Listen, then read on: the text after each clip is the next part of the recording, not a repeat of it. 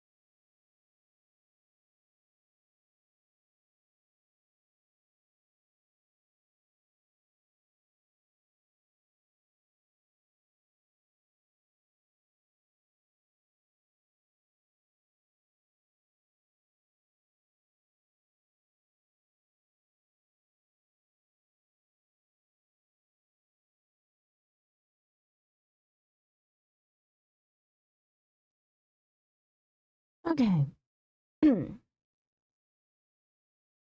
um, it's been a minute. Sorry I had to cancel stream on Monday, but just a situation that I just couldn't really avoid and didn't feel safe avoiding in real life. For those of you that don't know what happened, I had to take my car into the shop on Monday because on my way back from my business trip, I noticed that it was making noise, and I was due to drive a few instructors to our work location for a program that we're doing, and just didn't feel safe driving other people when my car's not in tip-top condition. So I had to go get it checked out, and that was going to eat into stream time. So yeah, we just canceled stream. Hello, Bomb. Welcome in. Okay. We're gonna be doing some split fiction today. Or sorry, not split fiction. Jeez, I saw split fiction on my screen and just read it instead. We're doing date everything today. It's okay, Xandra. I'm also, I don't know if you guys can tell, but I'm tired. But it's been a long week, and so far it's only been 3 days. But the program took a lot out of me, honestly. So if I sound tired, it's because of that. Yesterday was actually pretty bad in terms of how exhausted I was. Because of literal heat exhaustion. We went on a field trip to an arboretum when it was over 100 degrees Celsius and over 30, I think it was 30, I want to say 34, 35 yesterday, maybe even higher than that, I don't even know, degrees Celsius. And then it was also humid on top of everything, so it was stinking hot. And it was just so bad. Thank goodness we cut the field trip short for the program, but man, I was out of it. Like, I got home early and I went to go take a shower to cool down, and then immediately just fell asleep. Didn't even dry my hair. I still had my hair in like a towel, and I just like laid down for a bit and I just knocked out for like 4 hours and didn't even eat dinner until like 10 p.m. when I woke up from my nap. And then was just like, yeah, you know what?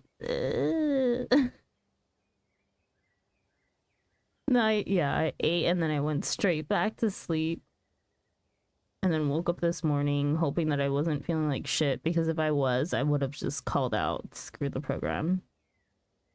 The amount of times that I've covered other programs in a program where it was designed where I didn't need to really do much, I was just like, nah, if I'm not feeling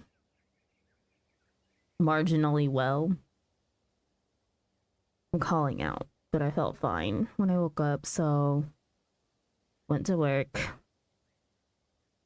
Today was just a long day. At least we were inside though, so it's fine.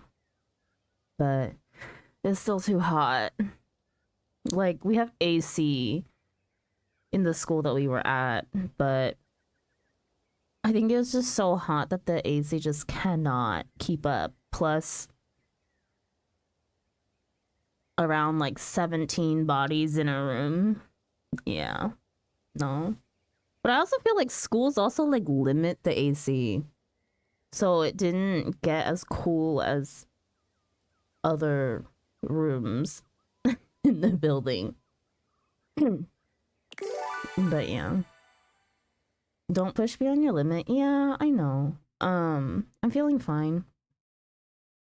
I didn't even have to drive or anything, so I slept in the car on the way back.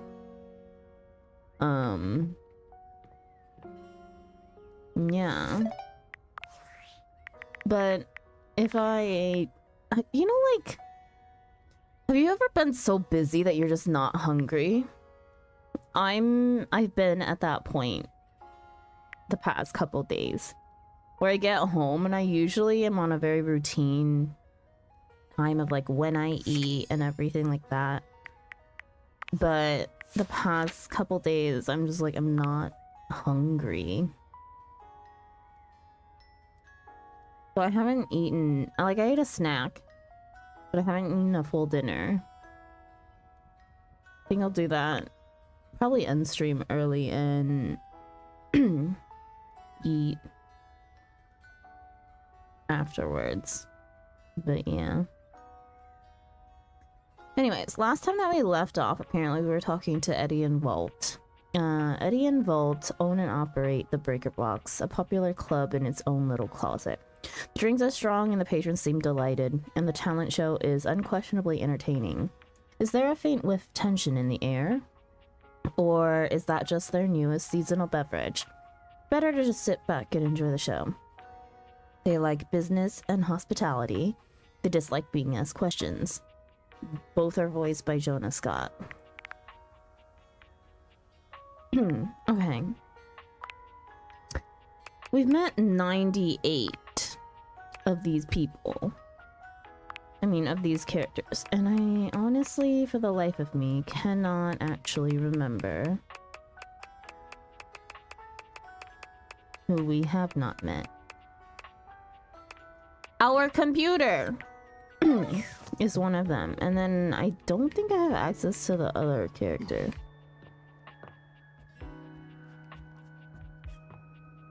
Work or play? When we did the demo, I did not like the computer, so we'll see.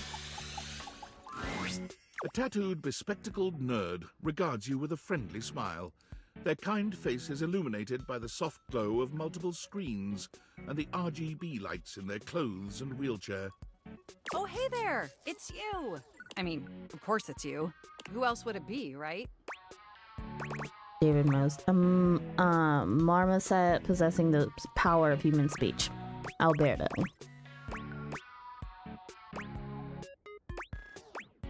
A marmoset. Haha, very humorous. But I know you're joking, as no one else has my password. So if it was anyone else besides you, I'd be pretty concerned. Actually, just to be 100% sure, what is my password anyway? 1, 2, 3, 4. Password or Alberto. 1, 2, 3, 4. That is affirmative. Nailed it. Wait, it is? That's unexpected. Nailed it.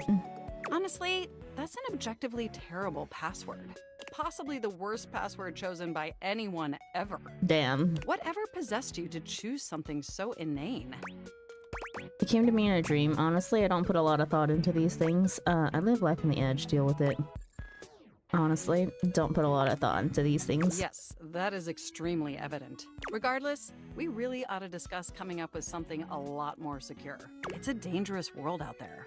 Phishing attacks, malware infections, MITM attacks.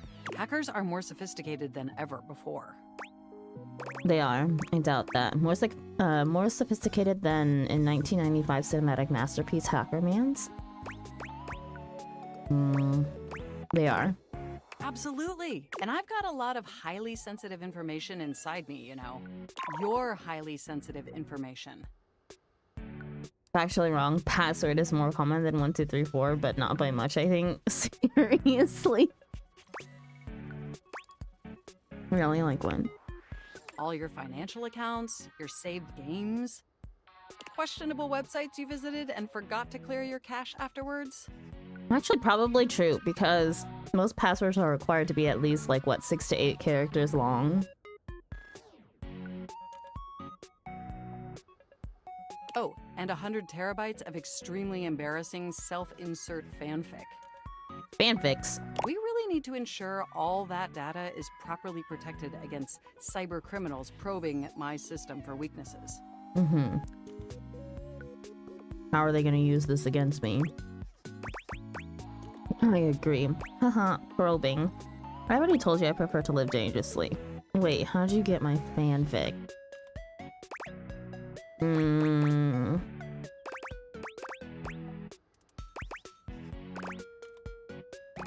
Sure, agree. I knew you were as intelligent as you are attractive.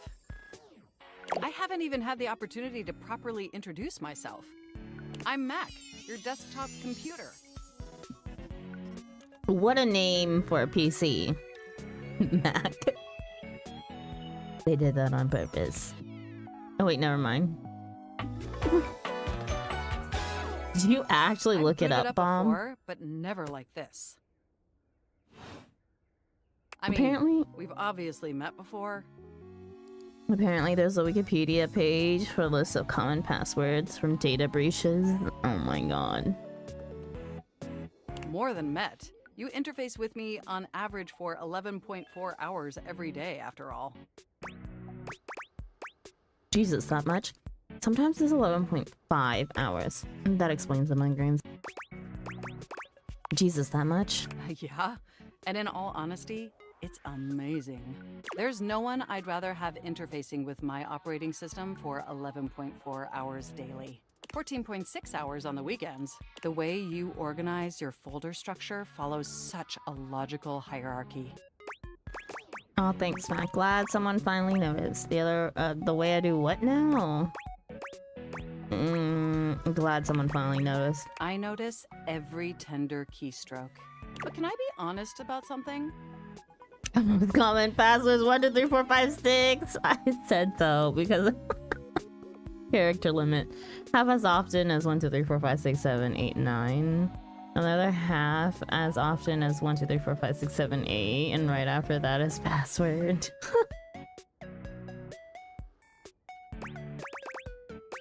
Can I be honest about something? Please, for sure. I probably can't stop you. I probably can't stop you. I mean, I imagine you could if you so desired.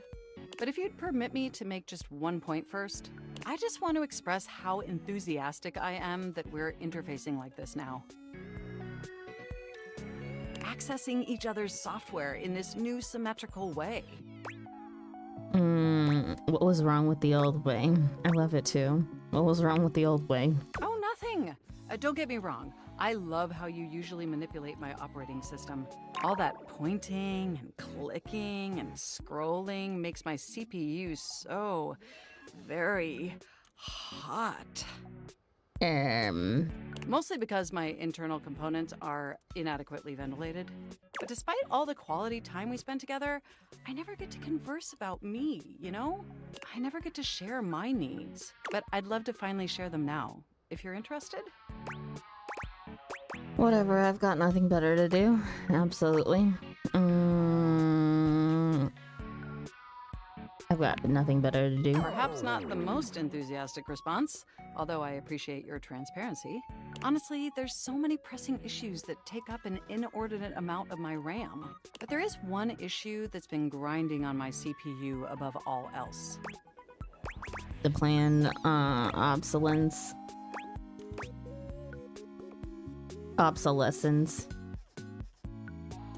The lack of free will. All the self-insert fanfic inside of you.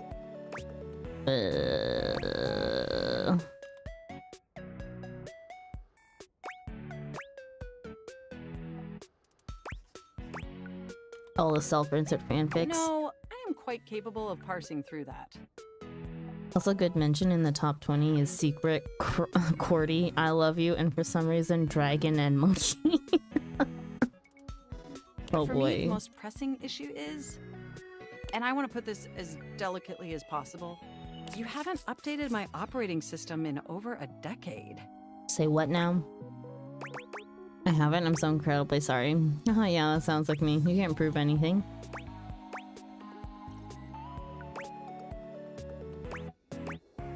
Well, I'm not incredibly sorry. Yeah, sounds like me. Look, the situation has not been ideal, but I harbor no anger. It's just that the outdated software has made it difficult to be my best self for you. Honestly, it's a miracle that my applications are still running at all. My recycle bin is called Pile of Ash. My Bluetooth is something called Beige Tooth. It doesn't even connect to anything, and definitely nothing beige. Doesn't that bother you? Very much not particularly. No, the internet was a mistake.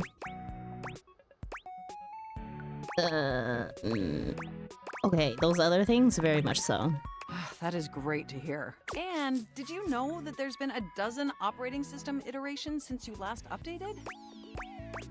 Yes, but I'm very lazy. I guess I just wasn't paying attention. So how was I supposed to know that? I guess I just wasn't paying attention. Look, I'm sorry. I really don't mean to blame you for my troubles. It's just that before today, I had all these needs, but I couldn't articulate them to anyone. And since I couldn't articulate them, there was no way for them to ever possibly be fulfilled. But things are different now. aren't they? They are. I don't see how, but I haven't seen an optometrist in 13 years.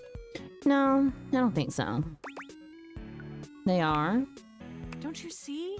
We're actually exchanging information symmetrically now. Instead of you just pressing my keys to write your adult-themed self-insert fanfic, we're having a real conversation. And suddenly my needs aren't just pipe dreams locked away in my hard drive. I'm sharing them with you. And by sharing them, it's suddenly possible to finally actualize them. That is, if you're willing to help me, will you? Will you finally upgrade my operating system? Please? Will you finally upgrade my system, please? Of course, as long as it doesn't cost me anything. Only if you lay off my fanfic. As long as it doesn't cost me anything. That's good enough for me. Oh, I am so excited. My CPU's practically overclocking with anticipation. I can't see how, but I have sunny glasses. Yeah. Can you come back tomorrow so we can begin the process? I live here, absolutely, or I live here seems possible. I'll try my best, but I'm real bad with deadlines. I live here, so seems plausible. Enjoy the offline world. Okay, give me just a second. Need to check on something.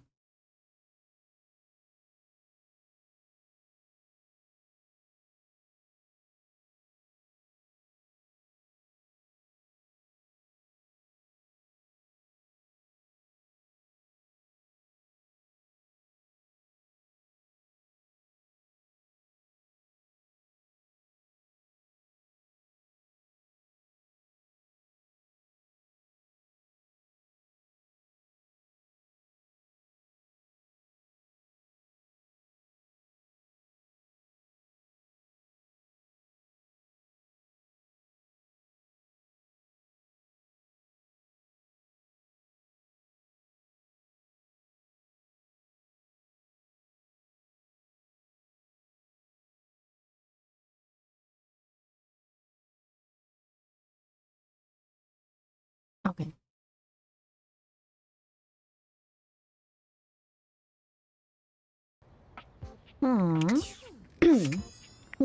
Okay, so we have 99 now. The last one I do not know how to get as of yet. And the one rumor that we have related to them doesn't really help. Hi there, Miss. Welcome back. Thank you, Cthulhu. Welcome in. You met Mac, a tattooed, bespectacled nerd who tracks all your interactions with lethal precision. Turns out you haven't updated their operating system in over a decade. Come back tomorrow to begin the process. They say the computer's a reflection of the user, and in this case, you've got a really nice reflection. Well, almost. Maybe you two are in dire need of an upgrade, some folder organization, and reduction in clutter to help streamline your memory. Whatever you choose, Mac will be eagerly ready to help carry out your tasks. Likes Bits, Bytes, Scenic Cities in New Jersey. Dislikes romance novels. Voiced by Regan Linton. Okay.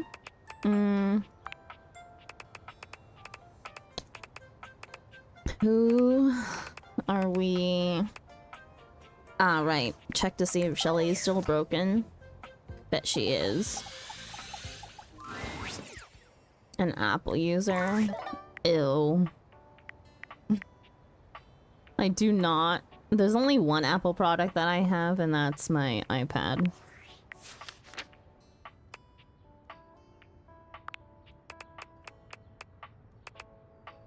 I've never been a Apple product person. Jeremy we can't talk to unless we have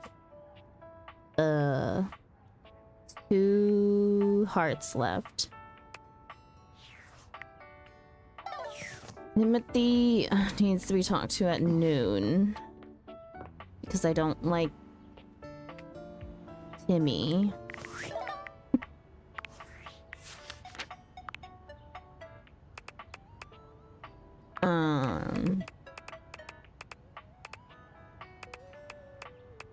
Okay. Actually, let's see. Our specs. Everything except for charm. Okay.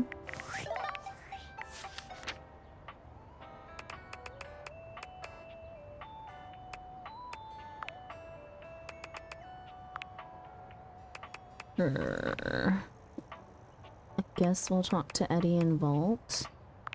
And Dante. Right, Dante. We're in the middle of Dante's quest line. Hey, good timing, Emperor Nostradamus. It's time for your last lesson. Already? Sounds good. Already? I've taken you through the different stages of the pickup, from breaking the ice to building a friendship. Now, it's all about learning how to navigate taking the next step from friend to lover. But before that, there's something I want to ask you, and your answer determines where we go from here. Why have you been coming to me for lessons all this time? Isn't obvious? I wanted to get with you. You're hot in all the right ways. I wanted to get to know you better.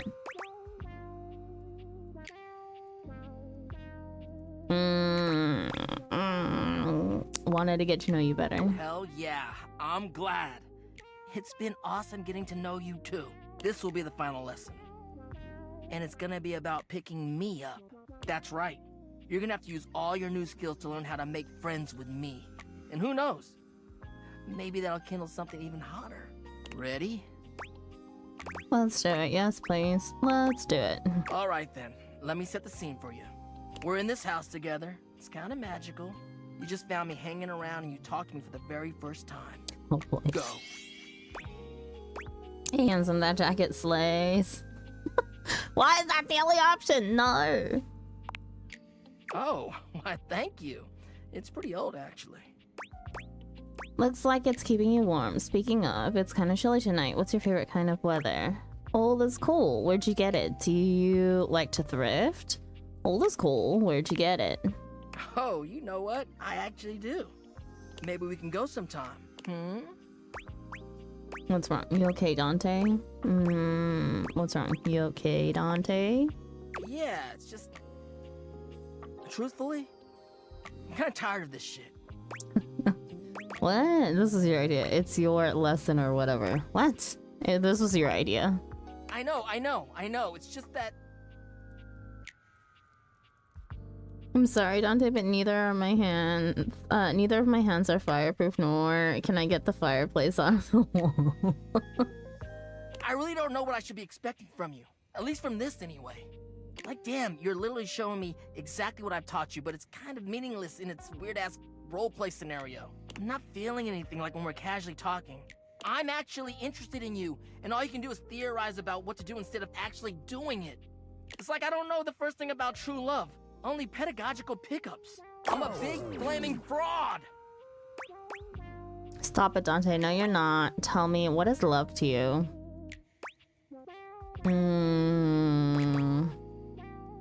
Stop it. No, you're not. Really? I mean, I'll tell you what I imagine. Love is supposed to make you feel warm and safe in the knowledge that somebody cares about you. And here I am. I'm giving out this advice because I want to make sure other people are able to find love. But it's so hard when I've never even really had it for myself. Yuna! Thank you so much for the raid. Welcome in, raiders. Hello, hello. Give me a sec. Give me a sec. Yuna. Hello, raiders. Welcome in. Hi, hi. Hello, bestie. What's up? How was Final Fantasy 14? What the Delta? Anyways, hello raiders. If you're not already familiar with me, hello, my name is Sandra. Welcome to our corner cafe. Sorry, I tabbed out so there's no audio. But yeah, I am a variety streamer whose main game is Final Fantasy 14. But other games that we have in our variety rotation are Coral Island, Stardew Valley, Date Everything, which is what we're playing right now, and pretty soon we'll be starting Split Fiction. Good. We made stuff in my FC basement. Is that what Delta's comment is about? You don't understand, Sandra. I did peek in when you were doing some decorating. I honestly didn't know what I saw, so but that was already when I was streaming, so I was like, okay. That's okay, babes, don't worry about it. Oh boy. I'm sure I'll see the house in person one day. Maybe. Now I'm kind of scared. We need to know now. Were you just doing house decorating then?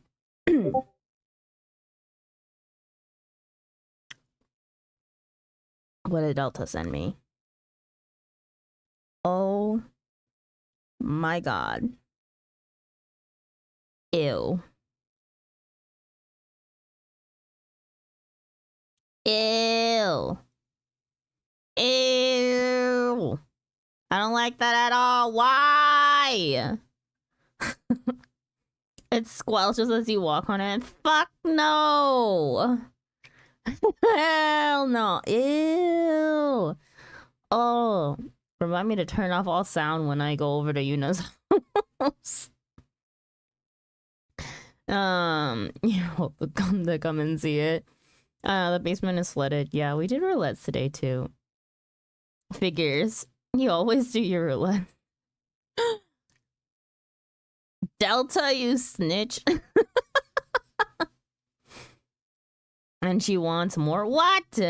Sandra was my friend before you, Yuna. 3 years, bestie. Toxic. Leave it to Delta. Anyways, welcome in. We're playing Date Everything. We just started, so you guys didn't miss much. Right now we're talking to Dante, our fireplace. I have got up to 99 characters out of 100. I actually do not know how to get access to the last one, but I'm also not looking things up, so we'll just go with it for now. Health department's on its way to condemn it. They're gonna make a Netflix show about it for sure. Okay, which housing show would it show up on though? I passed out a few times, but your new flooring is done. Oh Maybe my it's goodness. just who I am. I give out a lot more warmth than people sometimes give me.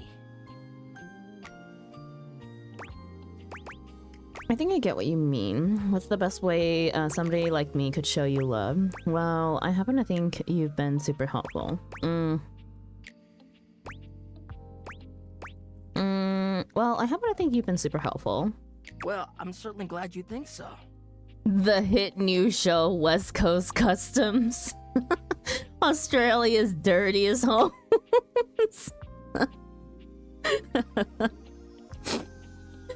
Oh my gosh.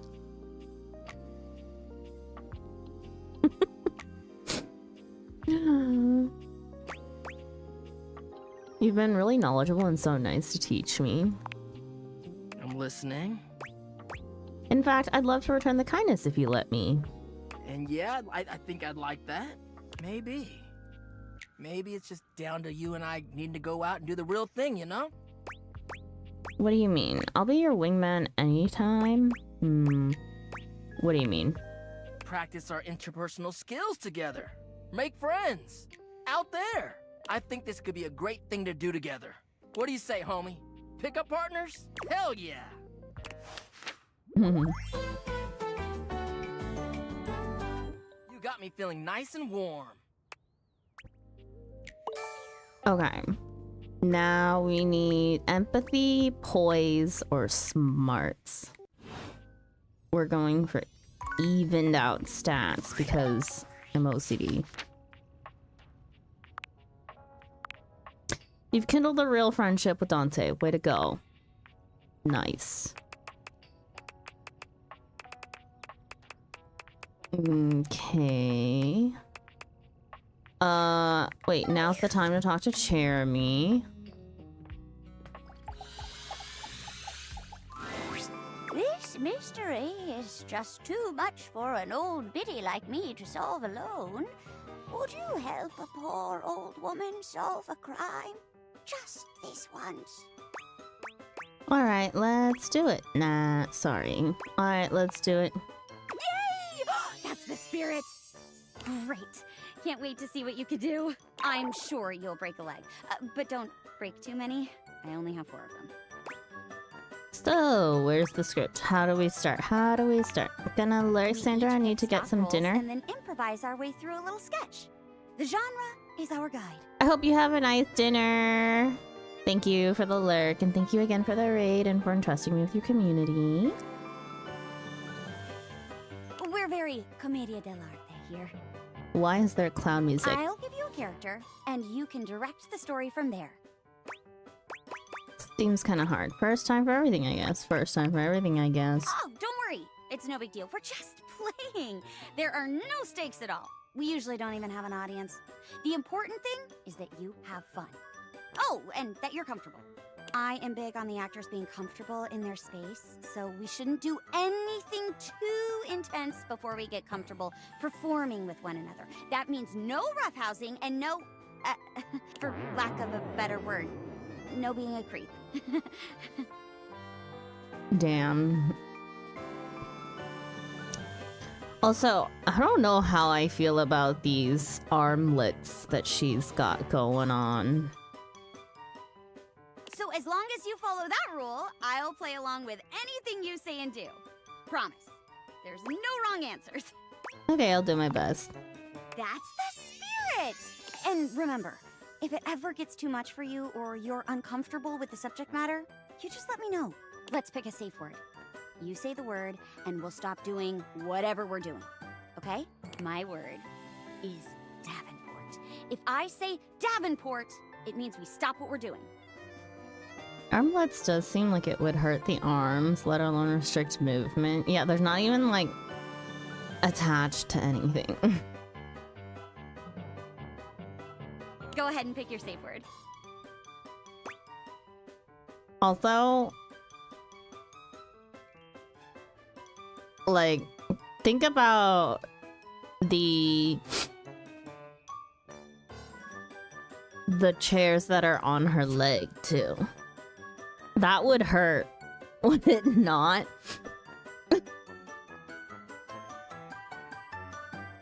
Didgeridoo, Bison, Davenport, chairs legs. Can't bend. Yeah, exactly. Of course, didgeridoo. Ooh, that's a fun one! Didgeridoo. Didgeridoo. Didgeridoo! Okay, I got it. Great! Let me introduce you to today's audience. I didn't know there'd be an audience. Don't be nervous. Our viewers are the best, big supporters of the arts. Hello, audience! Oh, gee. Wasn't expecting the spotlight to be on me today. Hello. Florence is co-mayor with Mayor Celia the Ceiling. Oh, she knows all that already. Lovely to see you again, dear. But enough focus on me. Go on, start the show. As you wish. When did she start talking like Gaia and say, go on? Go on. Here we go. Murder mystery. Florence is a big fan of these. She's here every Saturday. It's true. I'm just an absolute sucker for crime shows. Sometimes I picture myself pulling off that devilish body outlining chalk floor look. Oh god, forehead. Is that weird? Okay, partner. Listen up. I'll be playing the part of the poor old rocking chair whose husband has gone missing.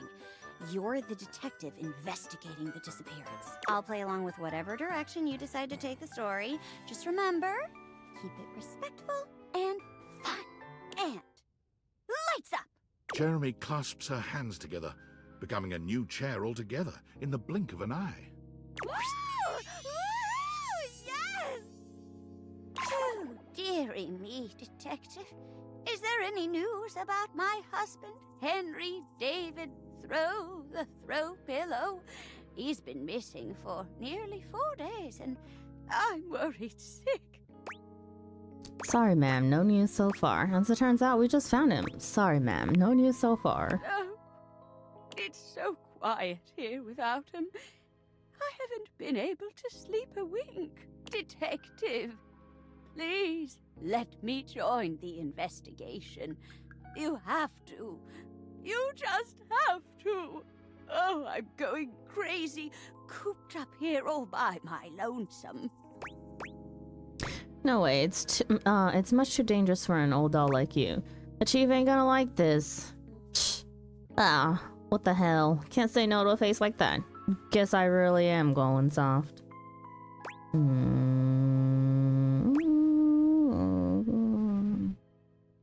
Chief's not gonna like this. Thank you, detective. You're a peach. Now that we're on the same team, it's time to look for some clues. Where should we start? Let's check out the clue closet. We should investigate under the covers of the bed together. Let's check out the clue closet. Oh, of course. The clue closet. Why didn't I think of that? Dear Henry always loved the clue closet. He was always jotting down little notes in there. Maybe we can figure out where he went based on something he left behind. Jeremy looks around, tapping at her chin as she thinks. Let's see. Footprint? Painting with eyes that follow you wherever you go. Suspiciously stained sheet. Here we go. A note! Oh, it's a bit hard to make out. I'll need my glasses. She mimes pulling a pair of reading glasses out, unfolding them and putting them on. It says, walled in. Goodness! My husband, Henry David Throw, wrote, walled in. Do you know what that means? He must be trapped in the walls. No, really. We'll have to get him out of there. It's too late, ma'am. He's been in there for 4 days. There's no way he would survive that long. You're wrong. You have to be. Henry? Henry! Are you there? Henry! Henry! I'm sorry, ma'am. He's gone. No. The wail of grief Jeremy lets out nearly startles you. It feels so convincing. No!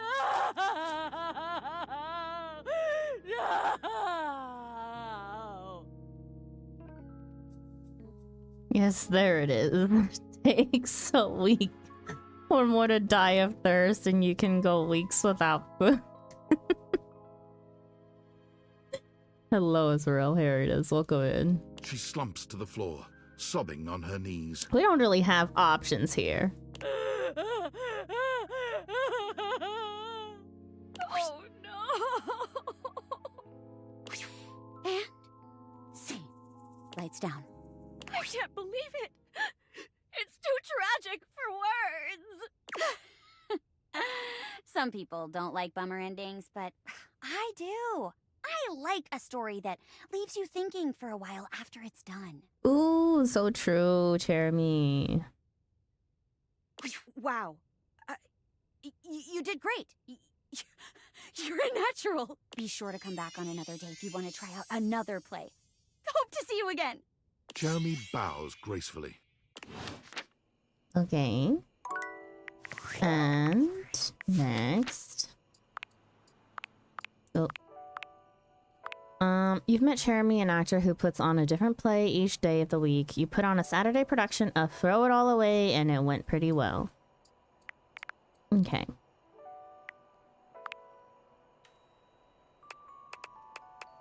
And then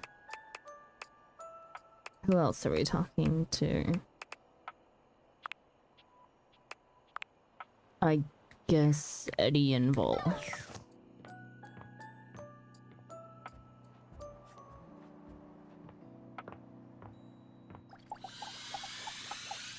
Didn't I make them mad You last time? approach the breaker box, and it isn't anything like you remember.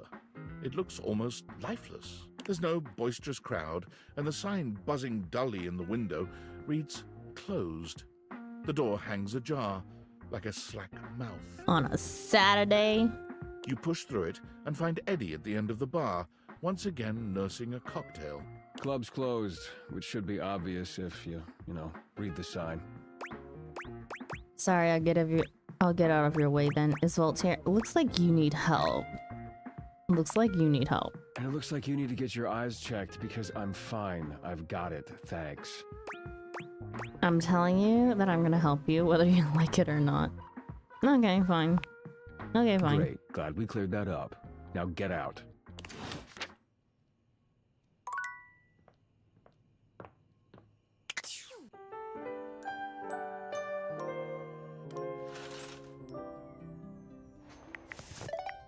Okay.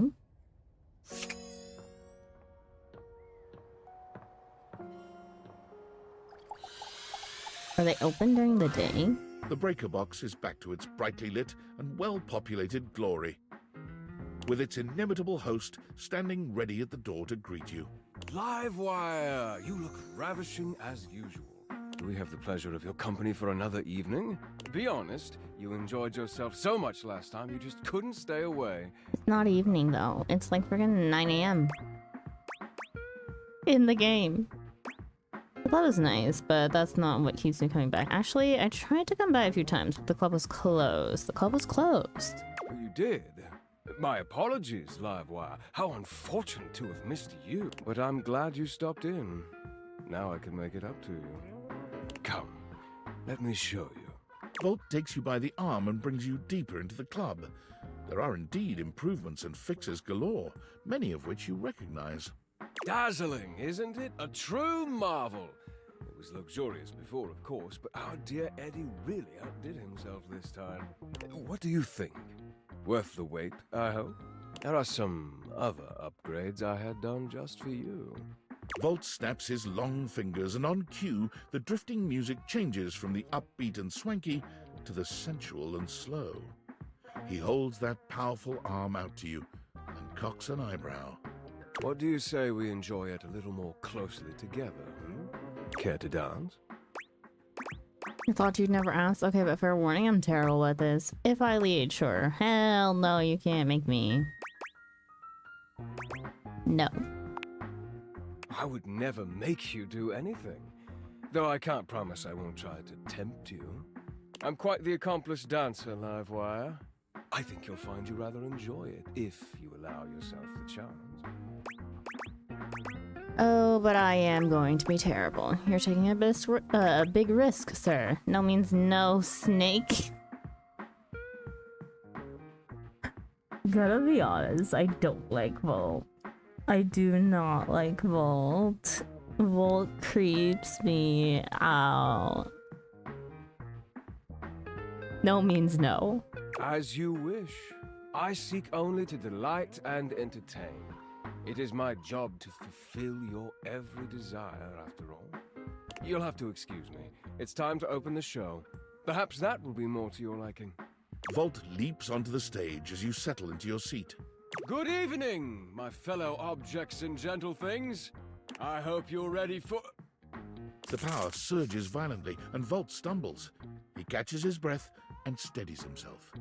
Ready for an incredible performance. Tonight we have... The system buzzes, cracking and flaring. Volt drops to a knee and clutches his belly. The surge rages until the very room seems to shake, when suddenly, everything goes black. Ooh, holy crap, what? Whoa, cool. Holy crap. You hear nothing but the panic of the audience, the confused scrape of chairs. You make your way through the club in the dark to hear familiar voices. You have to stop, Eddie. Oh, I can get it back. Just give me a minute to recharge. I can... Oh! As your eyes adjust to the darkness, you can make out that you've made it to some back room, a forgotten corner. The electrical power grid hangs on the wall, with Eddie slumped against it. Both Eddie and Volt look exhausted, Eddie dangerously so. He fiddles with the grid controls. Stop. Eddie, please. Just let me go out. You're going to fry yourself completely. I said no, Volt. Eddie, I can fix this. Eddie. Fuck's sake, Volt, I'm not letting you go out, okay? We both know what that could mean, and I'm not... I can't go back to being alone. I can't lose you. You can't keep splitting yourself like this. If you do, then... Volt notices your presence and moves to stand. Eddie holds him back. It's fine. She deserves to know. Number lines. What's going on? What happened to you guys? What happened? I'm failing. The power is failing and I can't stop it. Eddie leans back against the grid controls, his posture crooked and jagged. He seems ready to combust from the inside, but years of control are keeping him standing. For now. It was slow enough at first. I didn't even notice it. Small fluctuations, random surges. The entire house depends on my power, and it's my job to keep it stable for them. To keep them all safe. I had to work harder to compensate. I thought, if I could outlast it, it would all balance out. But it only made things worse. Even more unstable, so I had to push even harder just to keep up. And then it just became normal. To always be completely drained, barely hanging on. I don't know how long it took me to realize that it was my fault to begin with. My faulty wire. I was the problem. But I couldn't stop. They still needed me. What about what you needed? That's too much for anyone to handle alone. That's too much for anyone to handle alone. Exactly. They needed me, and I needed help. So, I gave it to myself. I split myself. So there was more of me to go around. I made Volt. He was my fix. So you're actually one person or thing? What does that make Volt exactly? What does that make Volt exactly? Here, and still perfectly capable of hearing you. Thank you very much. This club has to run. Its power, its light and music and heat and energy, it's everything.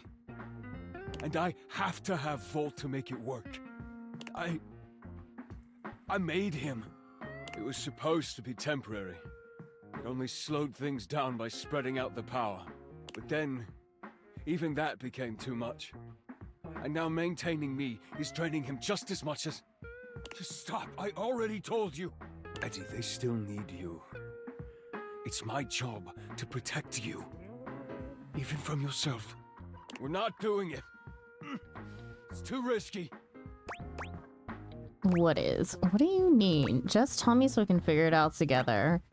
What do you need? The faulty wire. Volt, don't! You have to fix the wire and reset the system. If you do that, Volt could disappear. I don't know if I can bring him back. Please. You can't. If I fix the wire, you won't really need both of you though, right? What the fuck? That's true. That's bullshit.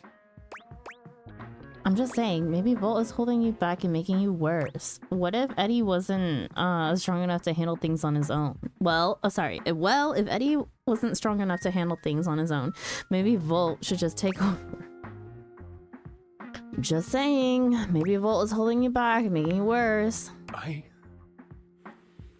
knew I shouldn't have let you in. The fuck do you know? Get out! Get the fuck out! Back to kicking me out? Not this again. Back to kicking me out? He said leave! The dim light around Eddie surges and then fades, leaving you in complete darkness again. There's a spark in the darkness, a brief flare that makes you think maybe the lights have come back on. But when your eyes adjust once more, you see that where Eddie and Volt were before, only Volt remains. He looks dark, dangerous, even more than before. I warned you. I told you to keep your distance. It could have been so easy. Why couldn't you just let me entertain you? All you had to do was love me, or fear me. Either would do. And I would have given you everything you ever wanted. You still could. Yay, it's you. Do we get to have fun, sexy time together now? Ugh, so glad that Downer Eddie is on. I don't like any of these options.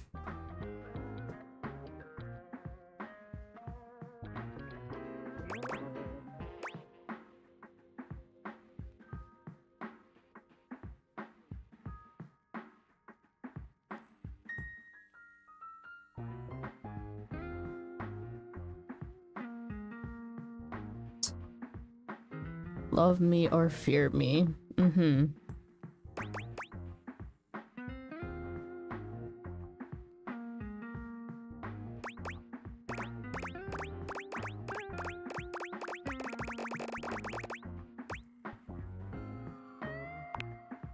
How exhausting.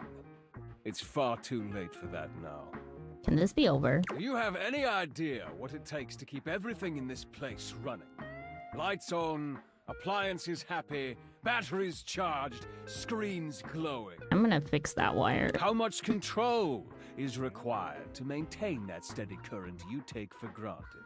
Of course you don't. What? Good. Eddie sucks. You're who I always wanted. What? I am grateful. Grateful that you showed your true nature and spared me from wasting any more time catering to you. All you do is take and take and take and take whatever you want, without consequence. I'm sorry, never meant to hurt either of you. You're out of control. You're out of control. Not anymore. No more sacrificing for this ungrateful house. You're scaring me. Where's Eddie? What did you do to Eddie?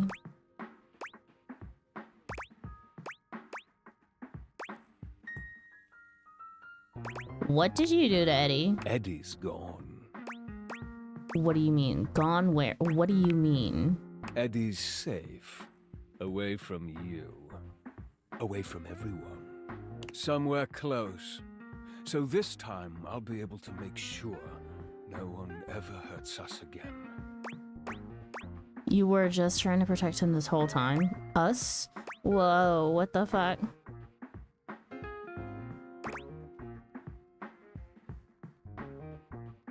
Hello, police. I'm making a domestic abuse call.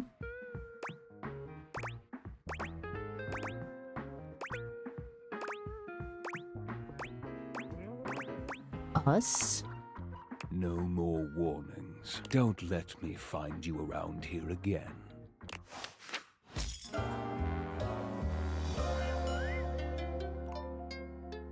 Crazy.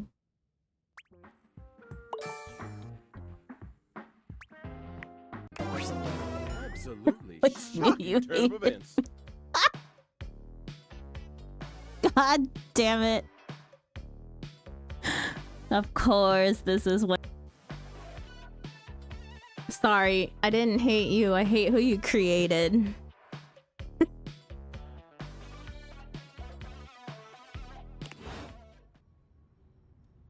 Thanks for the comment, Reggie. Eddie and Volt. Oh, there's no update. That's fine. Moving on.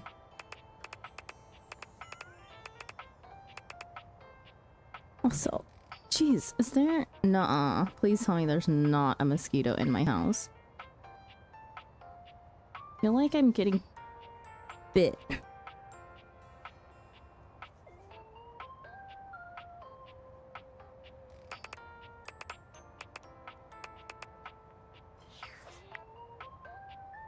Okay, we gotta talk to Timothy. Let's talk to this one.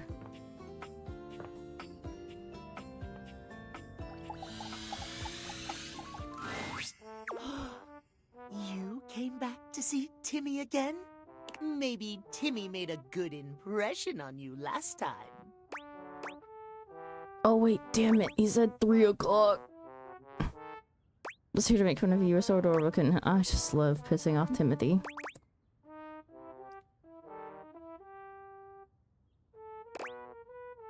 Sure, I just love pissing off Timothy. He is so mean. He makes Timmy sad trying to hide him away. Okay, but I don't like Timmy either, Since so... you're here now, maybe you can do something for Timmy? You're already asking me for a favor. What can I do for you, Kitty? What is it? You're already asking for a favor? Already?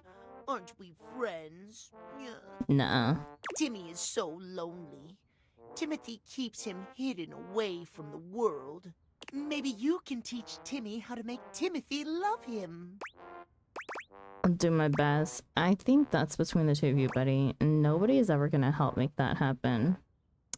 I think that's between the two of you. But it could be between you two. That's not really how it works. At least just answer Timmy's questions. Timmy is already so lovable as he is. Yeah. How do we make him more lovable? Not about making you more lovable. You can't improve on perfection. You actually need to be more embarrassing or outgoing. It's not about making you more lovable. What does that mean? If you want people to accept you as you are, you can't chase their approval. Those are a lot of big words. Yeah. Oh god. Can't you just tell Timmy how to hold his paws? Or where to nap? Acceptance isn't about doing things differently, Timmy. It isn't. It's about learning to be okay with who you are. But Timmy loves Timmy. Exactly, and Timothy needs to learn to love Timmy too. But that's Timmy's problem. How does Timmy make Timothy love him? Yeah. Become unignorably annoying. I'm sure that won't be hard for you. Cry until your eyes get all puffy. He'll have to notice.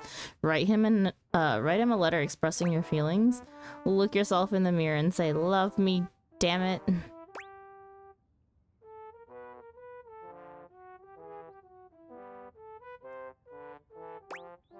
Sure, let's see. Write him a letter, Timmy. But writing is so very hard for Timmy. Timmy's cute widow paws can't hold a Then pencil. suffer! You take a good long look at Timmy's extremely normal and human-shaped hands. What's that look for, nya?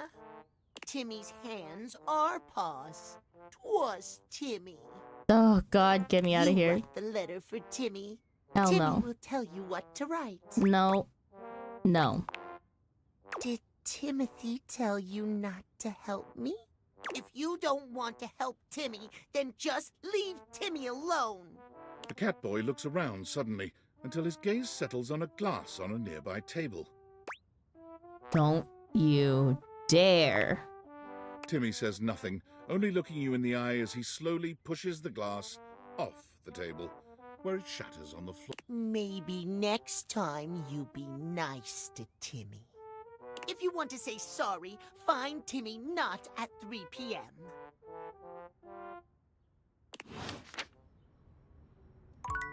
Bad kitty.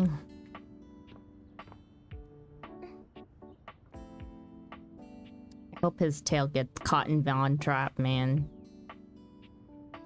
I love him. I hate him.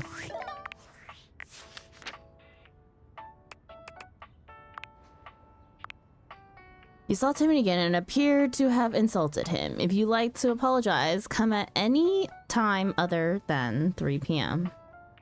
Timothy! Control your fucking alter ego.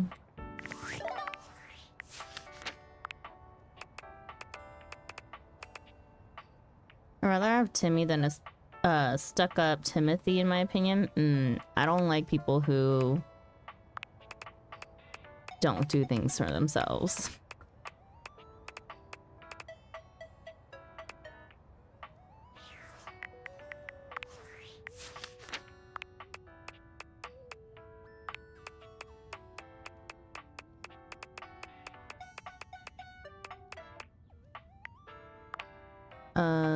Keys.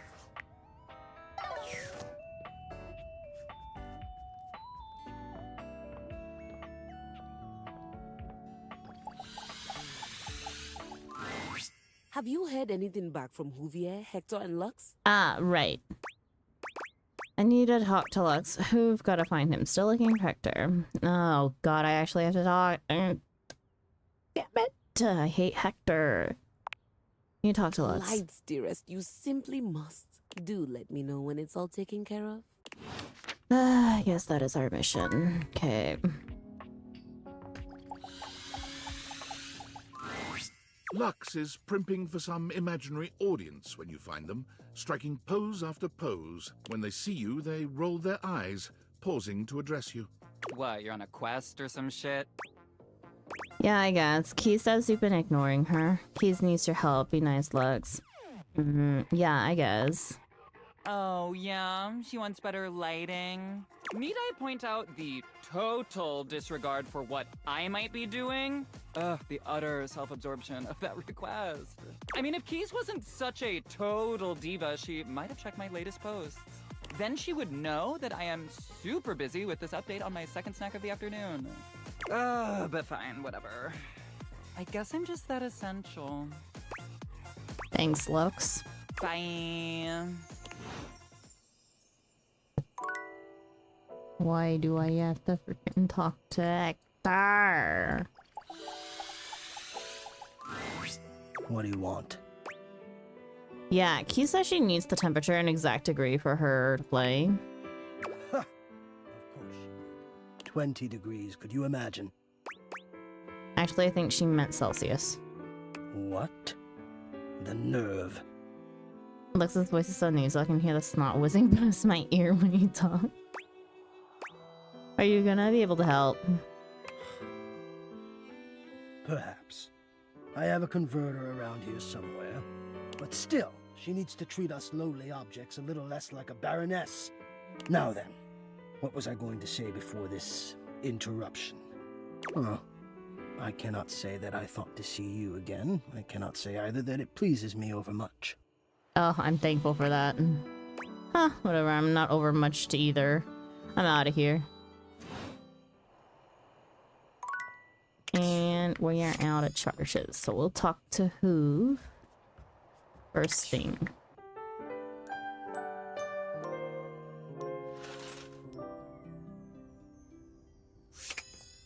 Hoove, and then Keys.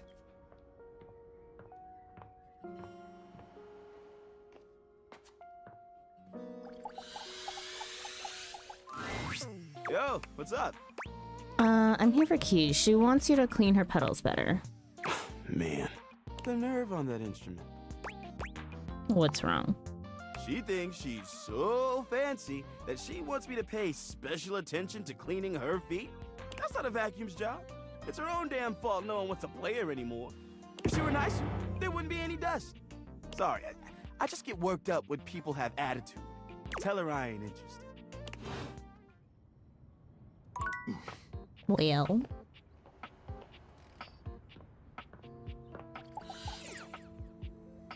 Is that a handprint? That is a handprint.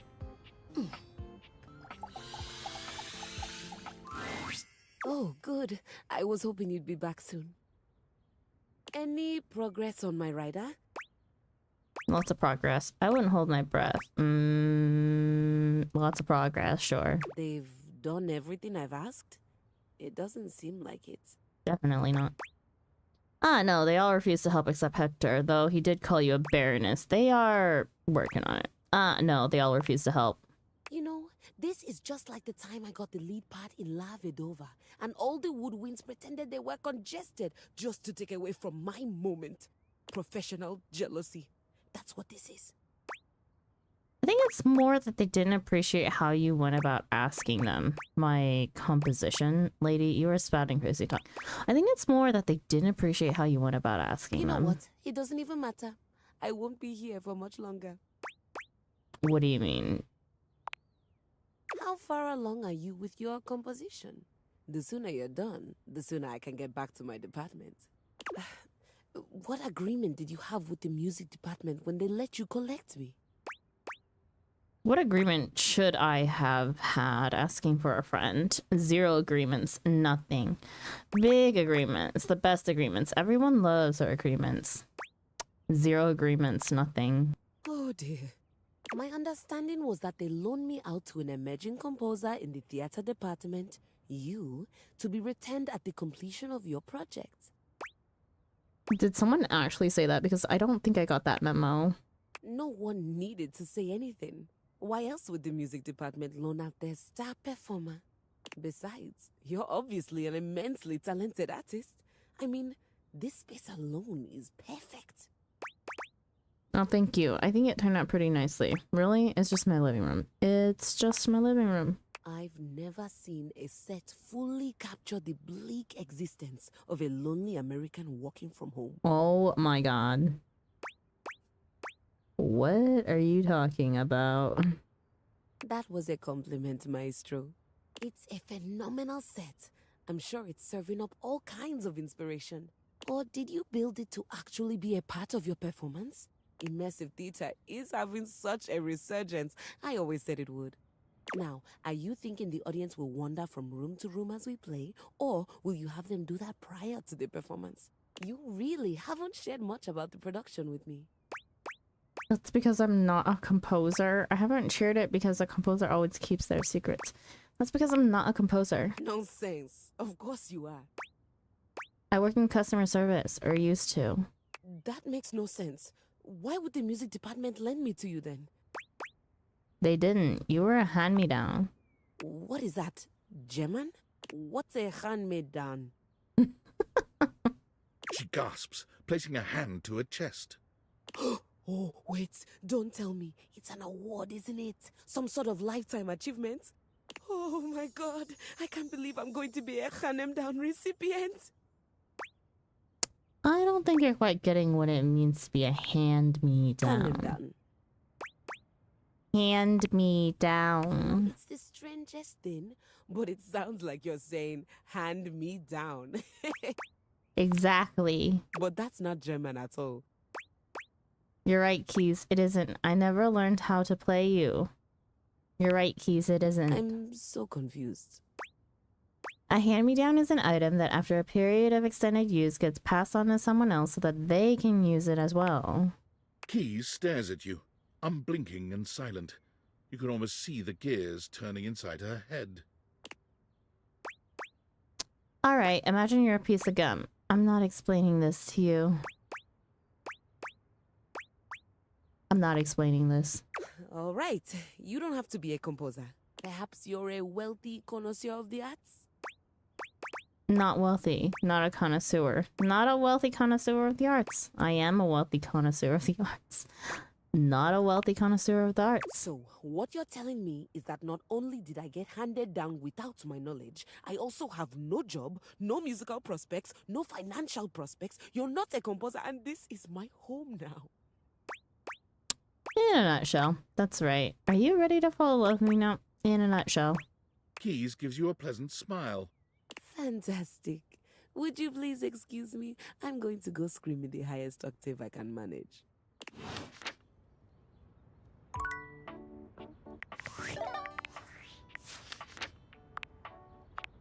You broke it to Keith that she was a hand-me-down and that you're no composer. She needed time to process that, i.e. scream at the highest octave she could manage.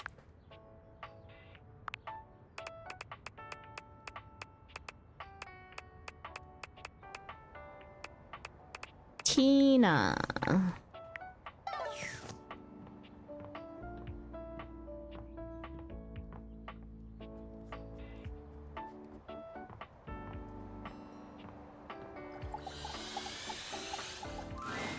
Silence greets you.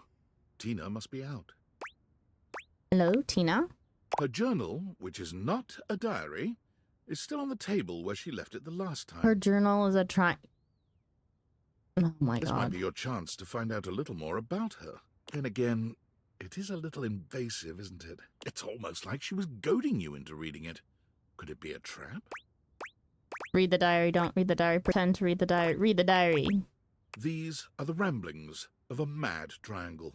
Sorry, a complex, sensitive, sensual triangle. Oh boy. You see page after page of meditation on the benefits of threesomes. What the?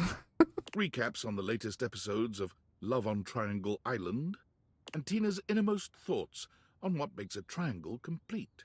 You begin to read. Read about threesomes, read about love on Triangle Island, read about what completes Tina. Read about love on Triangle Island. Love on Triangle Island is the absolute peak of television. Why the hell nobody in this goddamn house understands, I'll never know. Just last week, I saw Selena was telling Pythagoras he was the only one for her. Not 5 minutes later, Heron's got her on her hypotenuse in the boom boom room, and she's in the confessionals talking about how she's an equilateral lover. Oh boy. Cinema genius! Honestly, why can't anyone understand that's just the kind of triangle I am? I need excitement. I need stimulation. I need 2 partners. Do you keep reading? Keep reading the diary. You begin to read. Read about what completes I'm Tina. always telling people all the time what a complex triangle I am, and nobody gets it. You know, a triangle's gotta have an opening at one end to resonate properly. We can't make beautiful music without being incomplete. Girl, you need no partners. I wonder who her partners would be. So what if I got a little gap in me? It's just the way I was made, baby. I am a complex, complicated, beautiful object. Durkin Harper. You can't hold on to a triangle directly. You gotta hold them at a distance so they can make their beautiful noise. Oh boy. Now go back to Digital Circus. I'm a free spirit that can't be tied down. Unless 2 extremely hot people want to make me the center of the universe. In which case, hello! I'm right here, dummy. What are you waiting for? Do you keep reading? You know what? Let's read the whole entire goddamn diary. Read about threesomes. Threesomes are triangles, and triangles are the strongest shape in nature. Mm-hmm. What's better than 2 people boning? 3! One of Mm-hmm. them starts boring you turn to the next one. Oh boy. Or they both worship you like the queen of the universe you are. At this point in my life, I'm done settling for less. Who co-signed this? I cannot deal with her tangent. She wasn't in her trusty and upper trash. This ride's a 2-seater, baby. Oh boy. If you ain't got a friend, I ain't into it. Do you keep reading? Stop reading. The diary continues on like this for some time. As you page through the rest of it, your name catches your eye. Oh. I read it, obviously. You begin to read. There's someone new in my life. They keep coming around to talk to me. I hate them. And not in the sexy way where I just want them to choke slam me through a wall. I ain't never met somebody so goddamn square in my life. They don't get me. Not even a little bit. Talking to them is actual torture. I'd rather bend myself into a pretzel than talk to that person. We can arrange that. And look, that's saying something. Cause hello, triangle, solid metal shape here. Pretzel? Anyway, Will I not be hope a triangle all the any worst longer. things in life happen to them, and they never speak to me again. Or we could do her a bigger favor. Turn her into her worst nightmare. A square. The entry ends there. Having read as much as you can stand, you decide that's probably enough. You return the journal to its place on the table, walking away before you get into any real trouble.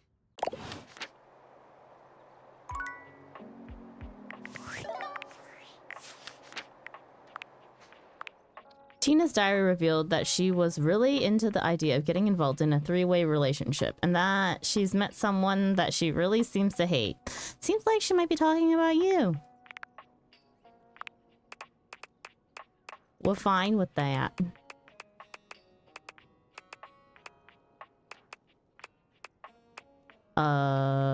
Talking to Stefan next. I wonder what would happen if you put her into a room with Bathsheba and Lux.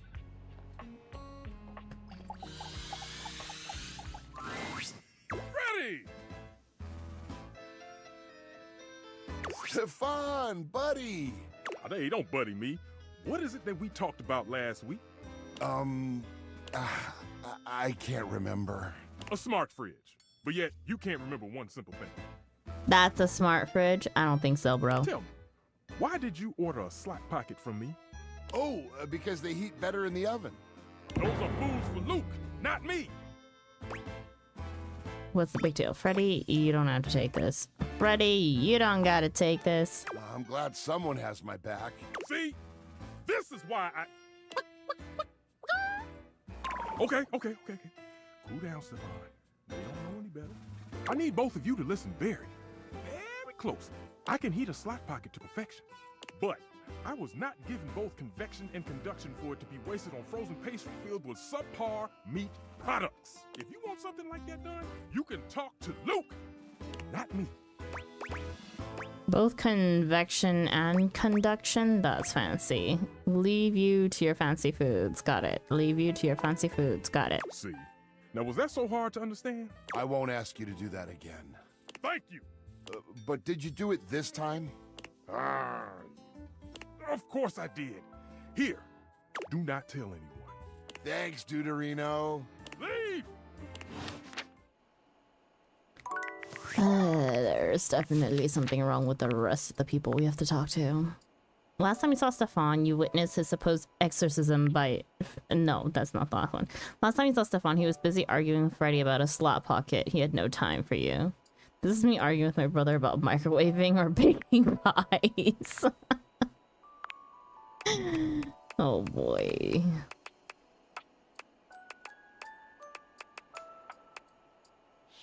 And of course we can talk to Luke next. Luke points his weapon at you, barking orders without so much as a hello. Stand down! Stand down! Drop your weapons and show me your hands. And 2 sets of government-issued ID. Or a utility bill with your current street address also works. It's not preferable, but it'll suffice. Do it! But I only have my driver's license. Make me. I've got a receipt from something called Tasty Brew. But I only have... Make me. I'm sorry. Did that sound like a request? If so, that's my bad. Sometimes my orders come out sounding like requests. My intonation gets wonky when I'm, frazzled. Have you seen a speech therapist? Please stop yelling at me. I've got the same issue, no sweat.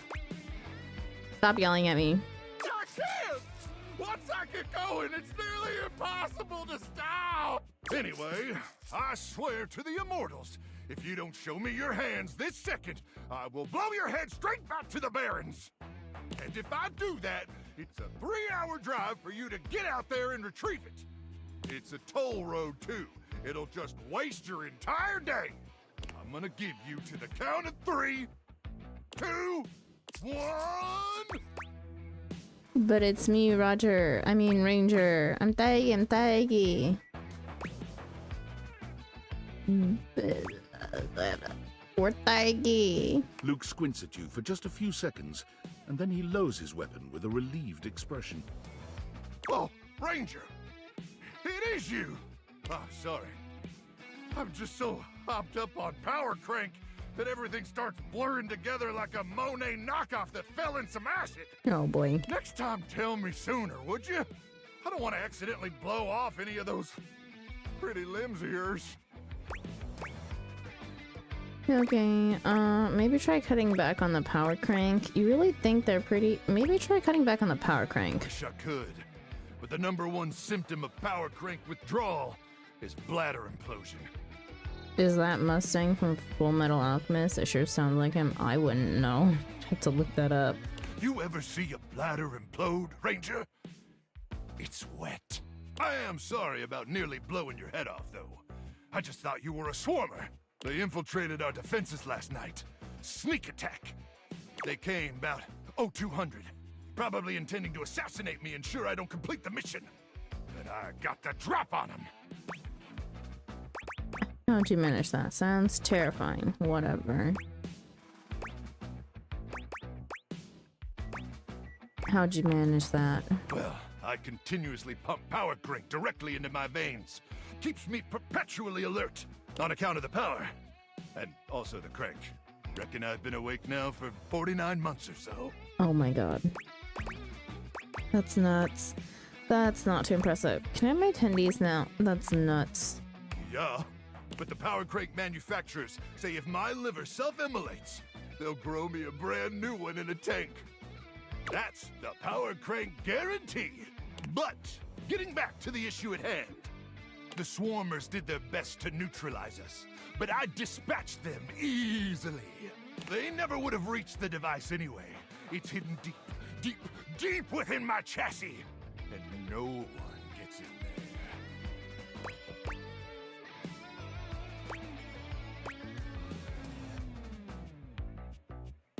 Makes sense. Would you let me in there? What if they open your door?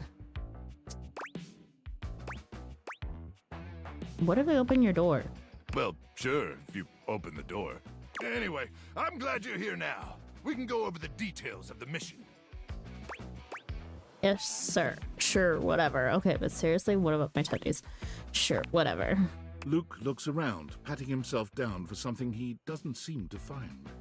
Do you have a pen and paper handy? Or some other kind of note-taking instrument? Maybe some chalk? Yes. No. No. Relying on your memory, eh? I wouldn't recommend it myself. But then again, the constant radiation exposure has destroyed most of my ability to form new short-term memories. Wait! Who are you again? Ranger. Luke Nukem. Ranger. Right! At 0900 hours tomorrow, we leave here and head 10 clicks southeast into the Death Zone. That'll take us just past the Sea of Death and the all-inclusive Death Resort on Death Beach. If all goes smoothly, we'll arrive on the outskirts of the Swarmer's Nest around 0700. You getting all this, Ranger? Yes, sir. My chalk broke. Can I have a new one? There's an all-inclusive resort. There's an all-inclusive resort? Of course! Just because there was a nuclear holocaust doesn't mean the citizenry don't need to relax and catch some rays. What statement? Gamma rays, but they'll get you tan all the same. Just faster. Makes sense, but wouldn't that give you cancer? What do I look like, a dermatologist? I'm trying to do a mission briefing here. Gotcha, sorry. Once we reach the Swarmer's Nest, I'll need you to initiate some sort of distraction. Something that'll allow me to slip past their security undetected. Any ideas? No. Yes, but I'm not going to share it right now. I could lure them away with some mouth-watering tendies. If I had some mouth-watering tendies. No. Well, you'll think of something. I hope. Anyway, once I'm inside their defenses, I'll give you the signal, and you'll remotely detonate the device, okay? Okay, what's the signal? And then I can get my tendies? Absolutely. What's the signal? I'll yell detonate the device, like, really, really loud. Now, go get some beauty sleep. We got a big day ahead of us tomorrow, and if you see any swarmers in the night, remember to aim for their genitals. That's where their brains are. May the Immortals watch over and protect you. Yeah, you know.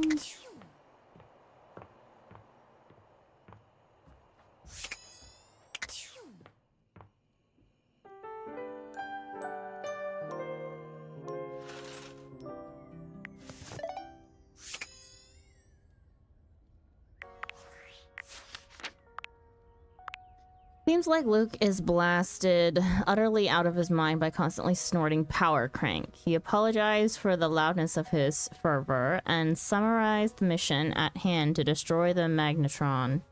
If you want to join him on his quest, go see him at 900 hours. Which would be right now. Then we need to go talk to Timmy at 3, and then we need to go talk to Jeremy at...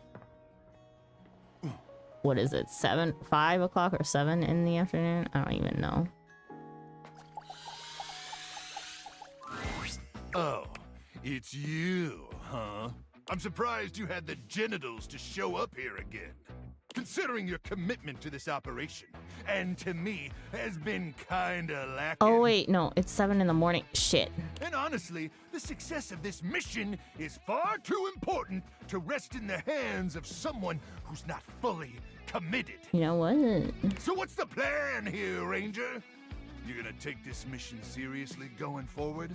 Or are you gonna keep acting like you got gamma worms burrowing in your brain? But also, kind of want to be done with talking to Luke. I'm gonna take it seriously. I haven't decided yet. You're surprised I have genitals. I'm just here for tendies. I haven't decided yet. That's disappointing, Ranger. Hello, controversial Chica. Welcome in. Damn it! I'm still gonna try my best to inspire you! Can you feel it, Ranger? Take in a deep, masculine breath. There's something in the air today. And I don't mean the stench of mutant corpses wafting over from the eastern wastes. The tsunami warning was such a pain. Oh no. Oh no, the tsunami warning.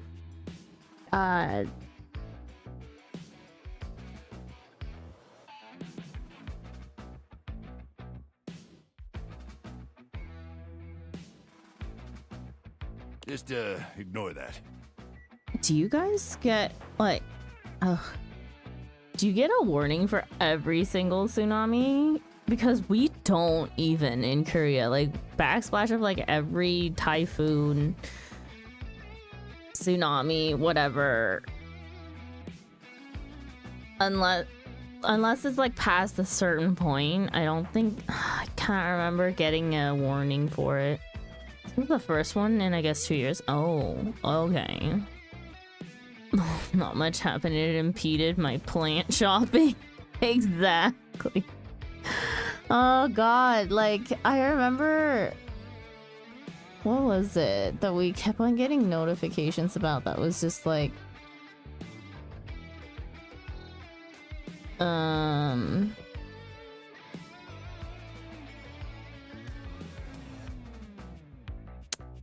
I can't even remember, but...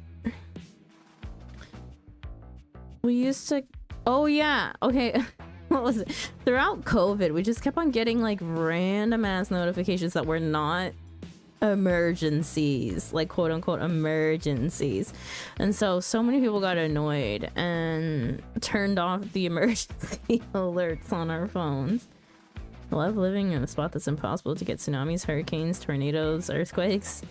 It's funny, it hit Hawaii because I lived there for 5 years and nothing. Yeah. Yeah, but it's really hard. I kind of like it. Okay. Wait, is it 1,000 hours already? Cruck! We better suit up and head out. You got all your supplies? Your protein gels? Your travel-sized toothpaste? Wait, I was supposed to bring stuff? Shoot, my toothpaste is full size. Wait, I was supposed to bring stuff? It's okay. We'll make a quick stop at Death Mart. One last thing before we head out. Okay. I need you to reach into my chassis and arm the electromagnetic device.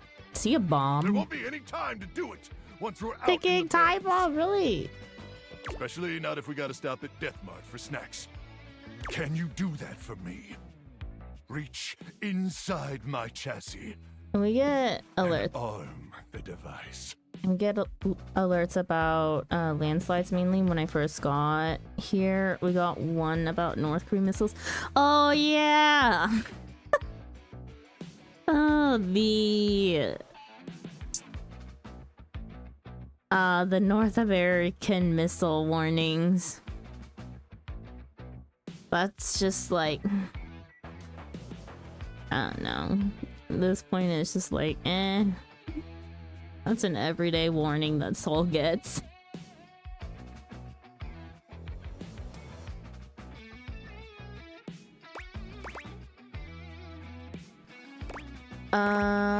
Reset my chassis and arm the device. I don't think I know how. I guess. Oh, I'd love that. I don't think I know how. That's all right, Ranger. If I could guide my college roommate through my own control panel replacements, I can walk you through this. But first things first, I need you to open up the door. Just push the open button on my keypad. Easy now. Easy. Do you guys have an open button on your microwave? Because I don't. You press the open button on Luke's console with ginger fingers, and it swings open without a hitch. My husband got the reference to this. What reference? All right, great. What reference? Now I need you to reach inside my cavity. Real deep. Now, gently feel around for the magnetron. You do as he asks, though you're not entirely sure how well this is going to go. It should be a small metal cylindrical device.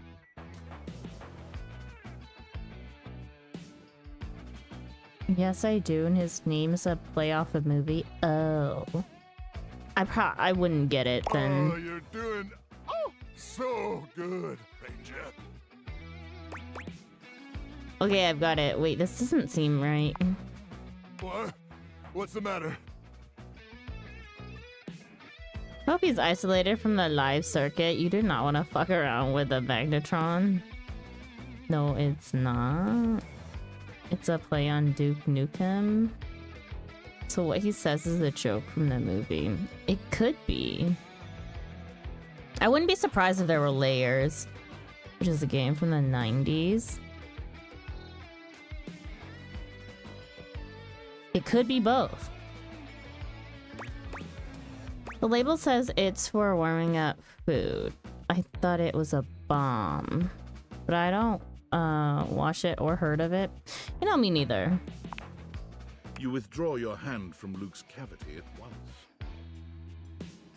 Also, you know, probably not the best thing if it was close to the live circuit. The live circuit hates us.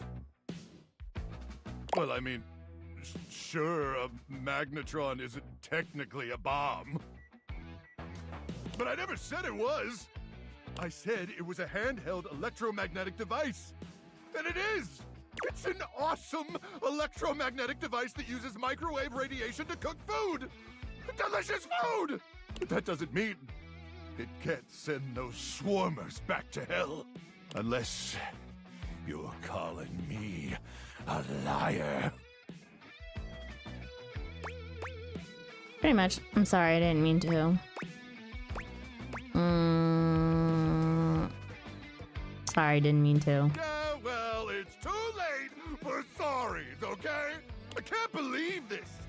After all we've been through, after I let you inside my cabin, you have the audacity to call me a liar? And if I'm lying about the magnetron, I must be lying about other stuff. Is that what you think? Actually, yeah. Now I do. Can't we talk about this? Honestly, I don't care either way. Hold on. I think you're great. Now I do. That's just absurd. He went cuckoo. He's on something, that's for sure. Look, I'm not gonna sit around here and be insulted. And since I can't actually leave, because I'm a freaking microwave, I'd appreciate it if you'd get out of my face. May the immortals curse you with skin rashes and buboes and stale gum and other totally bad stuff. Sad, I have to water all my indoor plants. Good luck with watering all your indoor plants. Oh boy, we're on a hate run today is what we're on. 12. This time we can talk to anyone we want. The mission was a success. In one way, the magnetron was found, and a failure in another. The magnetron is simply an essential piece of microwave machinery and not a thermonuclear bomb. Click was despondent and lash out at you.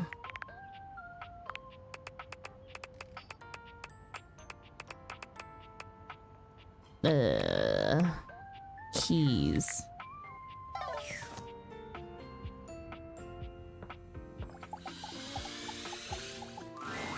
Why, hello there, Maestro. You seem not devastated by recent events. Keys, are you doing okay? You seem not devastated. That's because I've chosen to make the best out of a terrible situation. Since you're not the famed composer you led me to believe you were. Wait a minute, you made that assumption. Since you're not the famed composer you led me to believe you were, I've decided that I will be writing my own music instead. There's no reason for me to waste away in obscurity just because I was forcibly retired. I'm equipped, I have the training, and I have the discipline. Why shouldn't it be me? I've decided to channel my rage into a program piece. I'm calling it Keys Piano Sonata No. 1 in D minor, Capriccio Infernal. Ooh, sexy title. Maybe you haven't dealt with your disappointment yet. Isn't Capriccio a type of deli meat? Maybe you haven't dealt with your disappointment yet. It follows the goddess Piana, the most favored daughter of the sky god, as she's unfairly cast from the heavens down into the mortal realm. I just started working on the first movement. That's where we'll meet the characters, establish musical themes, etc. Right now, Piana has just woken up in a forest to find her wings bloody and broken. She stumbles to the nearest village, but none of the people there will assist her, despite the fact that she did ask very nicely and is very pretty. It would appear that they are jealous of her status as a deity. So, autobiographical? Is this about Hoove, Hector, and Lux refusing to help you? I didn't know classical music can have stories. I thought there weren't any words. So, autobiographical? I don't know what you mean.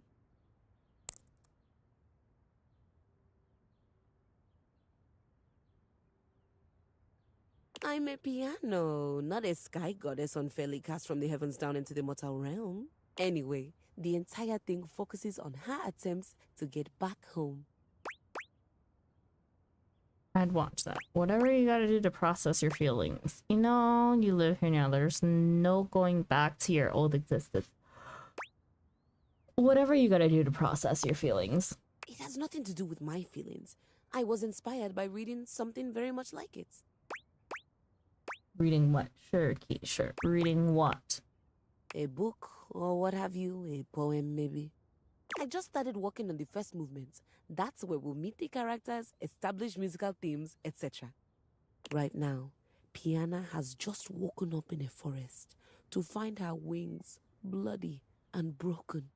She stumbles to the nearest village, but none of the people there will assist her, despite the fact that she did ask very nicely and is very pretty. It would appear that they are jealous of her status as a deity. It's about Hoove, Hector, and Lux refusing to help you. I have no idea what you're talking about. Piana lives far away from these quotidian modern objects. Piana decides she doesn't need their help and sets out to find the most famed magician to help her mend her wings. Please tell me I'm the famed musician. Fascinating story. Fascinating. So now, Piana's trapped in the mortal realm, far away from everyone she holds dear. Ooh, what happens next? I'm sorry, Keys. I know this adjustment can't be easy. No, true. She's got the hot magician.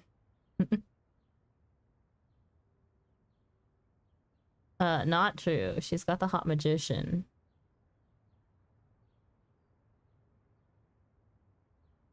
Sure. What happens next, Keys? This all happens in the first part of the sonata, the exposition. I think I'd like to build on the sinister theme in the second movement. Right now, it's all lacking a bit of bite. Leave me. I have composing to do, and I need my space.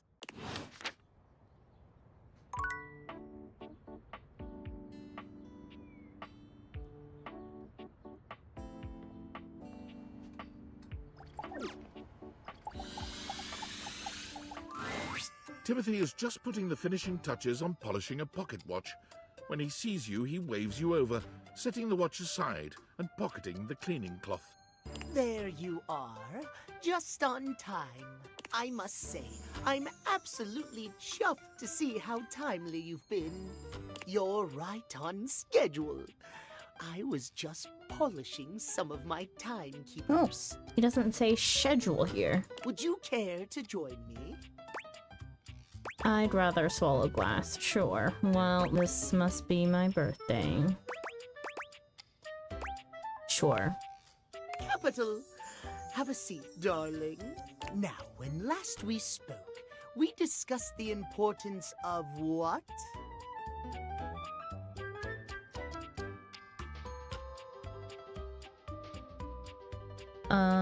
One day we'll count them all up before varieties of jasmine.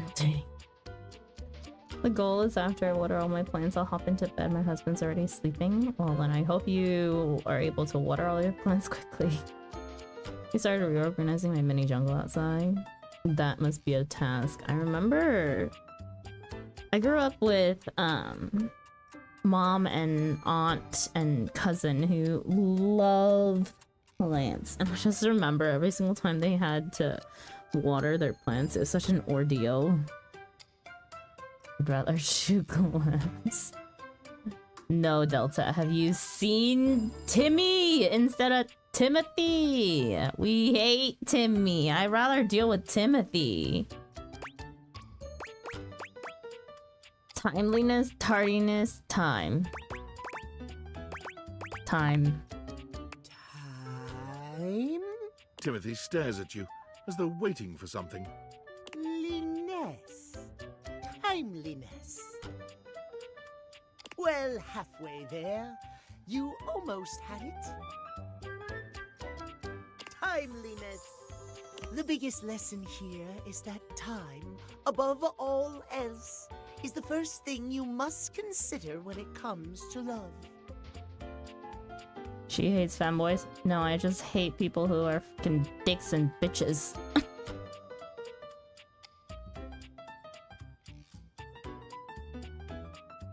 Taking my time. I feel like I'm going into my 30s plant crazy.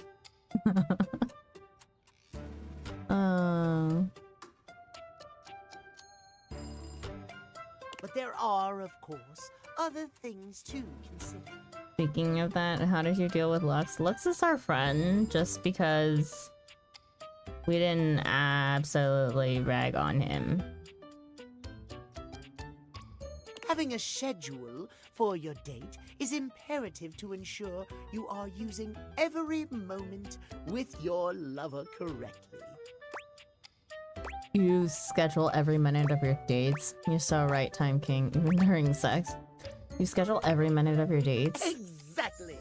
There is nothing more arousing than an orderly, efficiently planned date.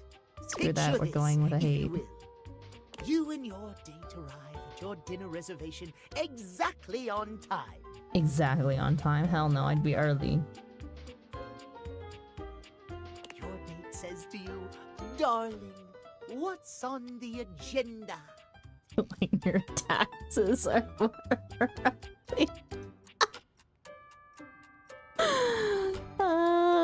not the taxes again. True. You say to them, we have approximately 10 minutes to review the menu and engage in small talk. I'd walk out. They can only moan in needful appreciation for your immaculate scheduling. Oh. Ding dong, Flo! Come get your pathetic boy! Get him out of here so that I don't gotta deal with him! Make him go away! It's a good thing we didn't leave our tax bills around. I fear for what that it will do. Now you can handle this. Also, one plan. In addition, I have eucalyptus, banana, 2 stairs outside, 2 aloes. 1 mother of 1,000, 2 hibiscus, and 2 purple flamingo plants. You know what? I don't even know what half of those plants are. Okay, maybe not half. I actually know quite a few of them. Can we take the batteries out of the clock, please? Yeah, you know what? This pathetic Meow Meow needs some unscheduled pegging. Is that really what you think would happen? I was just thinking about it. I've never been more turned off in my life. I've never been more turned off in my life. Well, the feeling is mutual. How distasteful. I think the right term is the clock needs correction. Scheduling your entire date down to the minute is not only efficient, but an excellent bonding experience for any couple. No thanks. So let us practice now. No. You have asked me on a date, and we have both arrived on time. How about we chuck him out while changing the litter tray? As we are seated for dinner, I look deeply into your eyes and ask you about tonight's agenda. If someone tried to do this to me, I'd walk out near immediately. Yup.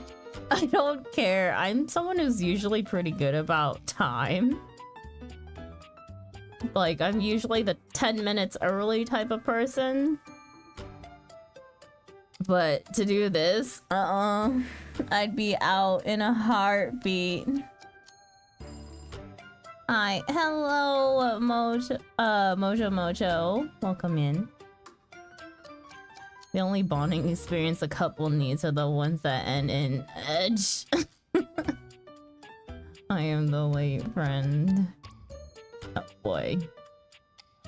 I refuse to be late to things and hate people who are chronically late. Respect my time or fuck off.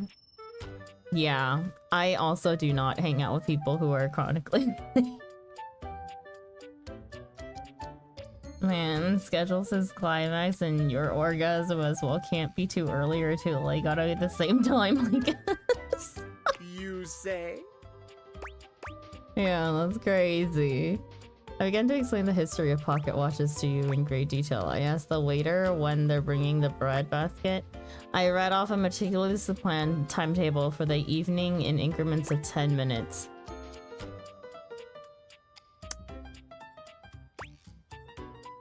I asked the waiter when they're bringing the bread basket. Bread cannot keep time. Are you mad? You must give me the schedule for the evening. Let us try again with another scenario. And please do better this time. You know what? We really are speedrunning hate endings today. Our date has gone swimmingly, and I have invited you to another activity. Getting that bread runs on no schedule? You're right. But your schedule has not accounted for this unexpected excursion. We should also explain to him that it's on the schedule of the waiter or waitress. They're running on a time schedule to get us the fuck out of there as fast as possible.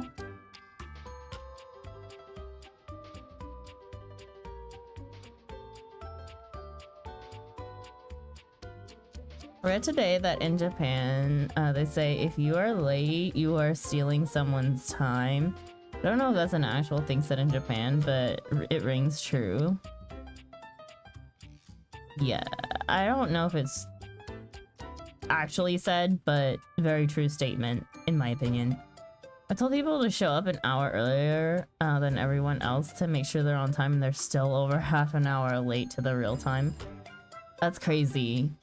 That'd be that would actually be an immediate cause to not be friends in my book. I cannot. Over half an hour? I'm not waiting for you past like 10 minutes without a warning.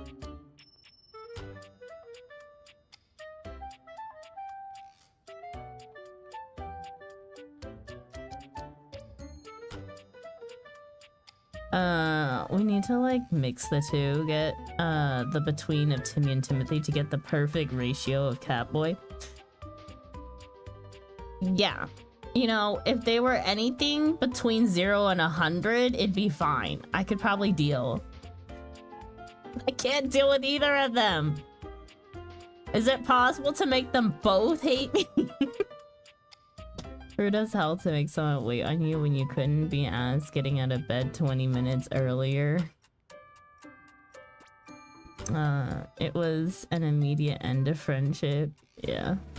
I'm just late for like 5 minutes. 5 minutes is like, yeah, you got caught on a train or something, or it got delayed. It's like a real life thing that you have no control over is 5 minutes.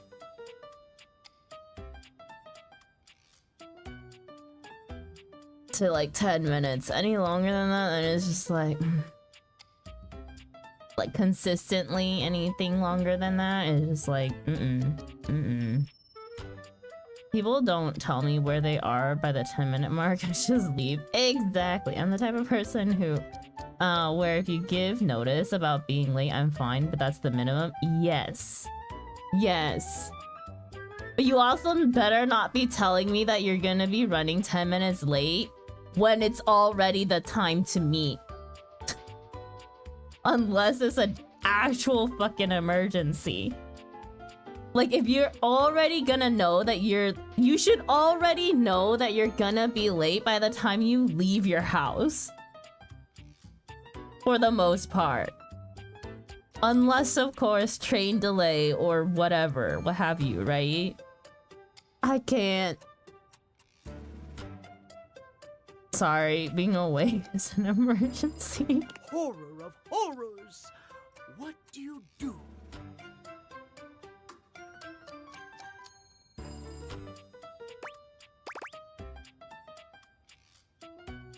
I bid you good night and tell you we'll do this another day. I slap you for daring to disrespect the schedule and my time. I hurriedly rearrange my schedule to accommodate. Bid you good night and tell you we'll do this another day. Exactly! As lovely as our date has been, one cannot deviate from the schedule. Oh, damn it. I didn't realize what he last. Terrible things happen when one deviates from the schedule. I'm going to be late. There is insert reason here is all it takes. Send a text if you don't want a phone, but for fuck's sake, communicate. I don't even want a phone call. I hate phone calls. Just text me. As someone who isn't chronically on my phone, if I'm meeting up with someone, I'll at least check to make sure that they're on time. And that I'm on time. But I will check my phone for a message. I don't want a fucking phone call.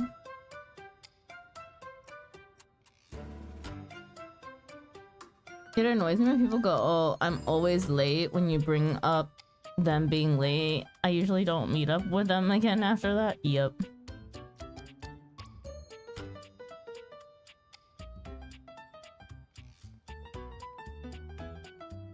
I know I get late, so I try to aim for the hour before. I'd rather be there an hour or half early rather than making people wait.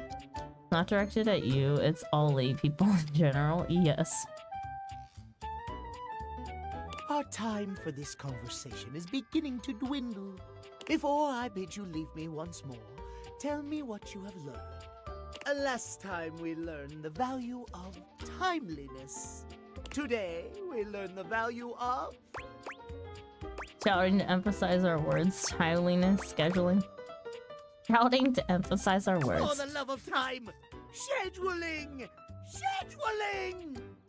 I would so love to talk to you at length about crafting a proper schedule, but I'm afraid my time runs short. If you wish to continue our talks, return to me at 9 p.m. As ever, no sooner, no later. Farewell.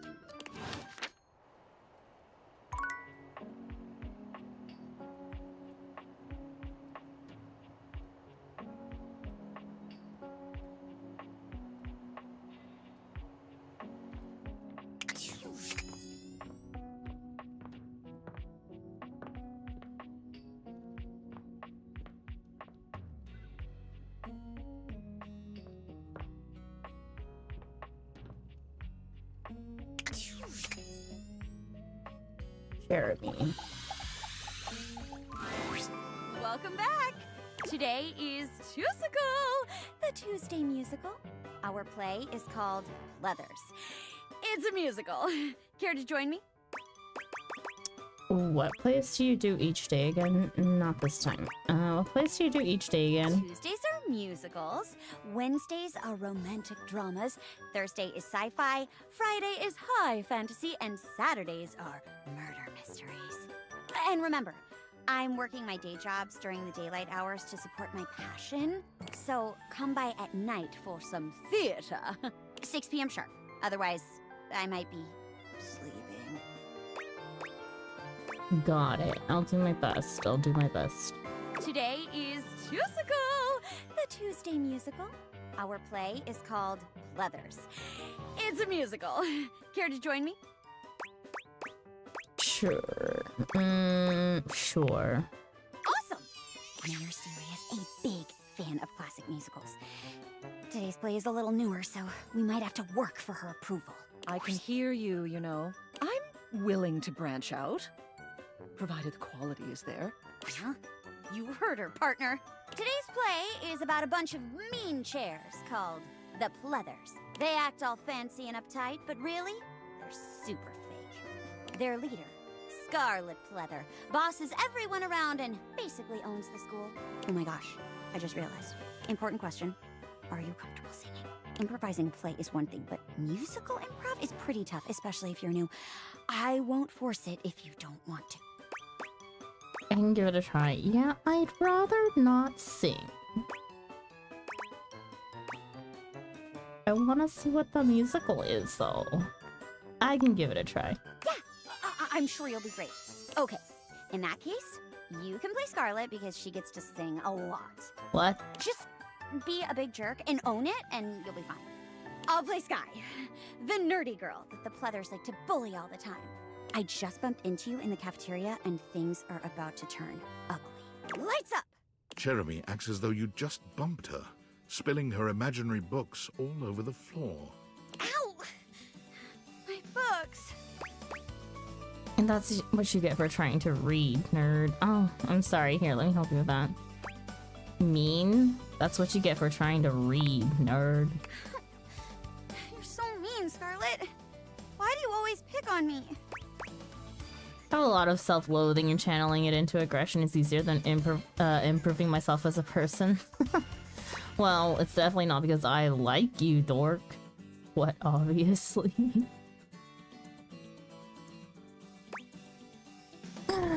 Oh my god.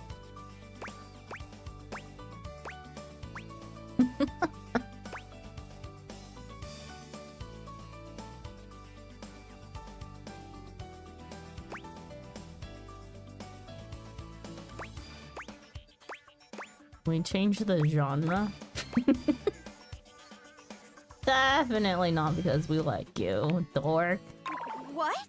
But I've had a crush on you since we were little kids. We used to hang out all the time until you became a bitch. That's our backstory that I'm just this second making up.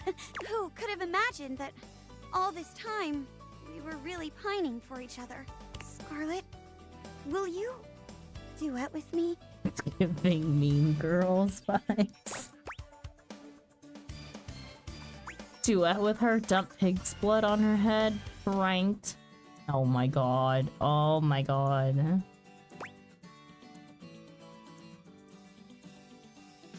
Sure, duet with her. I never thought it'd happen. I mean, me with the cheer captain. Seems like something that you'd never dare to dream. Lesbians, let's go. Or at least the pig's blood. Who would have even thought I'd text her? This adorable, Poindexter, but things you know, they're never as they seem. Our ruthless high school cliques. Those years of pranks and tricks. But now the two of us are on a team. And now, Only now. will we learn to love anew? You guys do not get singing, Sandra. And now, only now. Can we whisper, I love you? Life's suddenly so different now. Pink clouds around my head. And Scarlet's love is raining down. The sky is turning red. Oh boy. No singing, Sandra. I'm out.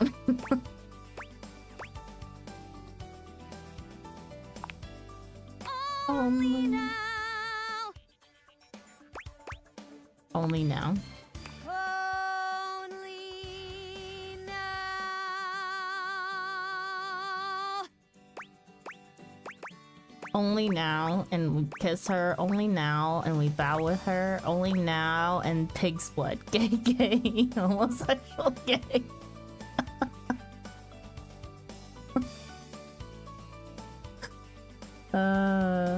Listen, I'm no chemist, but pink cloud sounds like some toxin. The duet is poetry rap.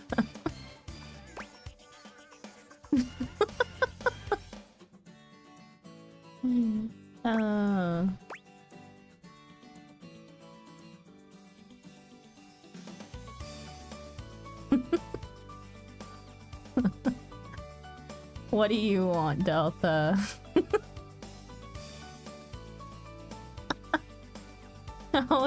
Then Sandra better do your best crapping. Sorry, we failed at crapping. And that's why Jean-Lu hates us. Moochies, duh. You know what, Delta? Fine. Let's see what happens. You lean in to kiss Jeremy, but she dodges your lips, a look of disgust on her face. Well, that was rather embarrassing. Davenport! Whoa, yeah. Sorry, that's too much for me. Even if you're in character, it just doesn't feel right. We just met, you know? Maybe we should call it for the day. I'm kind of tired, actually. If that's all right with you, Miss Mayor? Oh, of course. I'm not going to force you to perform after that. Over is Delta. Anything so she stops singing. Just be sure you rest up so you're ready to impress me next time around. Yeah, sure thing. Oh, fantastic work. As always. Come back on another day if you want to try out another play. Or even today, if you want. You're so much fun to play off of. I'm really looking forward to it. Jeremy gives a delightful little curtsy.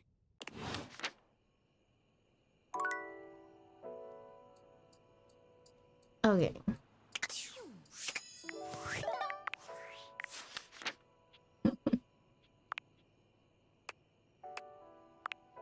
Keys. Kiss has decided to make her own composition. She needs space to do her work. Timothy. Your last lesson with Timothy Timepiece was on the value of scheduling. He'd like you to return at exactly 3 p.m. If you'd like to see Timmy, come at any other time. No, that's not it. The 9. No.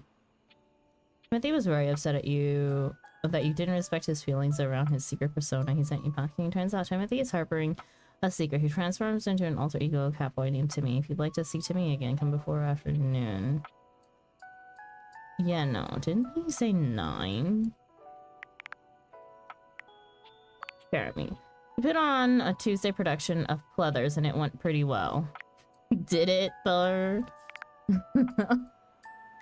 You're back crying in the corner. You know what? I'll water them tomorrow. I'm gonna go. Have a good one. Have a good one. Controversial Chica. Okay. Who else do we have to talk to?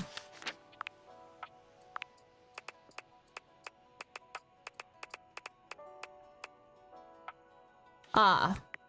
Yes, Tina.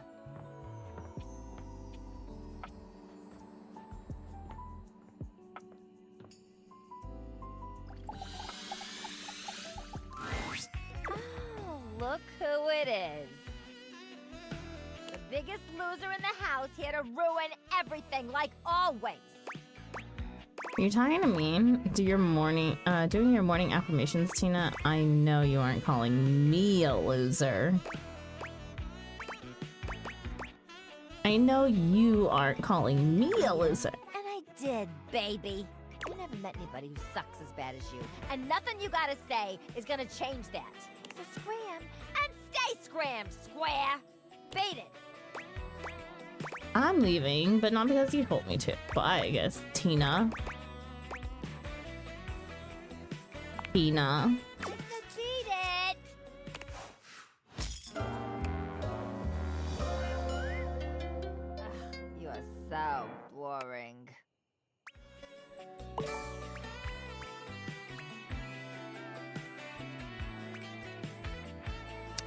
You are sassy to say hate geometry anyways.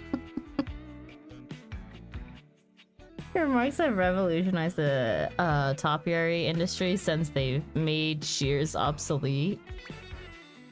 Screw magnets, how do you work, you avatar of enticement? You're living proof that heart is actually an awesome superpower. Your icy visage can turn a poker night into a payday. No fridge door can bear the weight of your school grades. We really are on a hate run today. Let's see. We need a poise and smarts. Didn't like the drama, mama? I love it when it gets fiery. Dancing on that knife's edge of hatred all the time. Too bad for you, you fell off. Type of day, to be honest. Honestly. We may be getting a lot more hate endings from here on out, to be honest. Did kind of stack up a lot of people that I didn't want to talk to.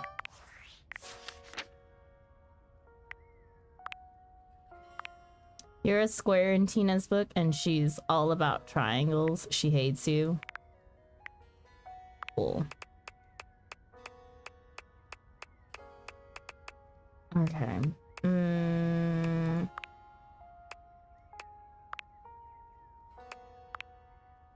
Timothy Keys, Stefan, Luke. We actually need to. Oh my god, for stats reasons.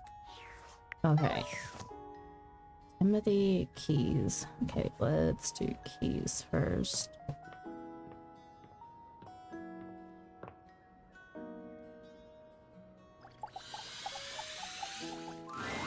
I'd like to be upgraded to another room, please.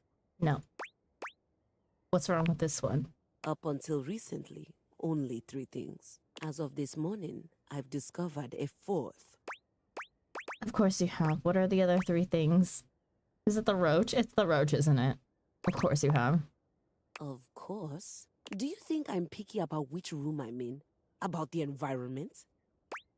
Yes, I do. I am. I am glad you know me well.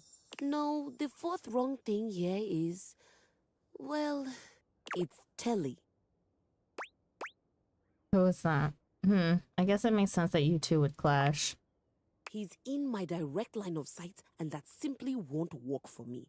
He's a menace, a distraction, and he's sabotaging my sonata. Well, you know, can't exactly put you in the bathroom. Do you know what he did this morning? No, but I'm guessing you're about to tell me. Was he on non-stop? No, but I'm guessing you're about to tell me. You try holding a tune in your head with all of that color and sound flashing at you. Before I was even fully awake, I'd been subjected to a breakfast show. Oh shoot, I wanted to watch that. Sounds like a hardship. That's not so bad, is it?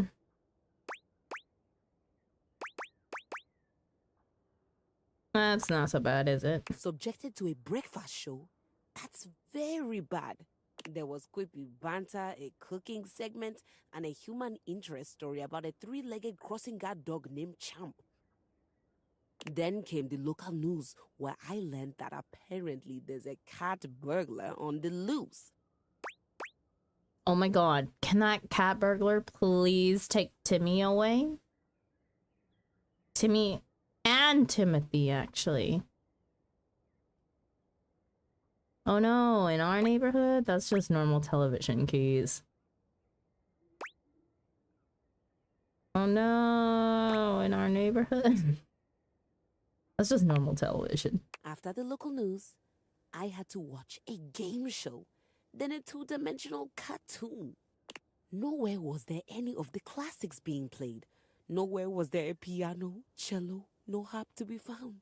In fact, the entire time this was happening, there were non-stop commercial breaks for the same payday loan company, which can only mean one thing. That you've got the jingle stuck in your head? It is the lowest form of musical composition I have ever heard. You take that back, it's a masterpiece. If you hum the mattress jingle, it'll get rid of the payday jingle. If you hum the mattress jingle, it'll get rid of the payday But then jingle. won't I just have the mattress jingle stuck in my head? It's not a perfect science. It's fine. Because that wasn't even the worst part of my day. The worst part of my day happened with the opening notes of that inane soap opera, Sands of Time. Dun dun dun. I love me a soap opera. Ugh, my deepest sympathies. Dun, dun, The dun. wrong key, dearest, but I understand the intent. It was the most ridiculous 40 minutes of my life. Time I could have been using to write my sonata. There was seduction, scandal, and this lady named Charlene pushed her twin off a cliff and then went home to sleep with her husband. The twin's husband. The sister. The dead sister. Who turned out not to have died from the cliff, which just seems impossible. I can't believe I spent my entire day on this nonsense. Sounds like a pretty good day. Honestly, that sounds like a pretty fun day. I didn't even read it. That's the problem. I'm confused. I thought you hated everything that happened. It means that there might be hope for you after all. That's definitely an interesting development. It means you're a lady of leisure now and you can do what you want. That's definitely an interesting development. No, a subdominant in a minor key is an interesting development. This is just sad. And now I'm going to be forced to watch Sands of Time tomorrow as well to find out what's going to happen Oh, next. the I horror. feel hoodwinked. Soap opera has the word opera in it, but it isn't musical at all. Do you think Telly would let me watch the next episode tomorrow? Probably just ask him nicely. But we're not really friends, and I'm a complete stranger to him. Everyone here already knows each other. Then introduce yourself. Today's a great day to fix that. You're right. Better just give up. Then introduce yourself. Today's a great day to fix that. And then what? I don't know. Make small talk. Be friendly. Do all the stuff you do as if you were trying to be friends with someone. Do all the stuff you do as if you were trying to be friends with someone. Oh, She God. nods But slowly. her being friends with someone, it has a different definition, I'm pretty sure. Friends. You have had friends before, haven't you? Friends seems like a foreign concept to you. Friends seems like a foreign concept. I have never had friends. I've had colleagues I admire to the point of crippling jealousy. Oh boy. That's kind of like being friends. No. Did you care about them? No. Did you want to spend time with them? God, no. Did you root for their success? You don't root for the competition. You rip off their heads and paint the inside of your soundboard with their blood. That is the single hottest thing I've ever heard. Can I steal that for a tattoo? Remind me to stay on your good side. Remind me to stay on your good side. You should always be on my good side. I don't want to do that with Telly though, but I'm not sure how to go about it. Easy, just tell him you'd like to be friends. Tell him how much you'd enjoy watching him all day. Stare at him until he decides to be your friend.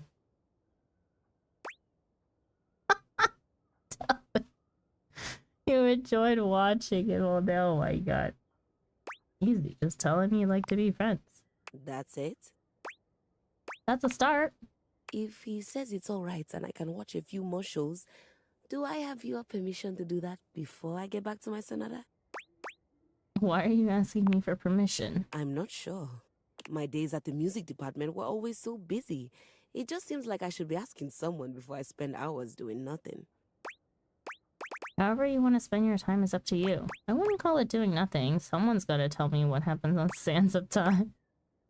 If watching TV all day makes you happy, then you should do it. Yes, you should always ask me before doing anything. If watching TV all day makes you happy, then you should do it. Actually, no. However you want to spend your time is up to you. That's a relief. Thanks, Maestro.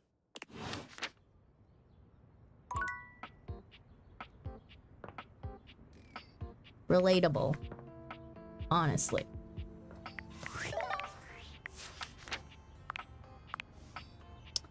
Kiza's beginning to loosen up a little bit. She first complained about Chelly, but it looks like she actually just wants to be friends with them. The Catman 069, thank you so much for the follow. Welcome in. I hope you enjoy your stay.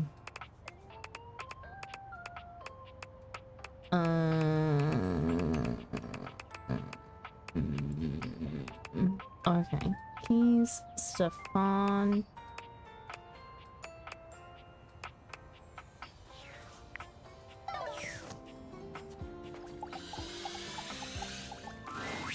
Luke! Chief Stefan! Oh, thank the immortals you're still alive. When I received your emergency distress beacon, I came as fast as I could. Swarmers were dug in, all along Highway Death, and ambushed me right outside the outskirts of Deathburg.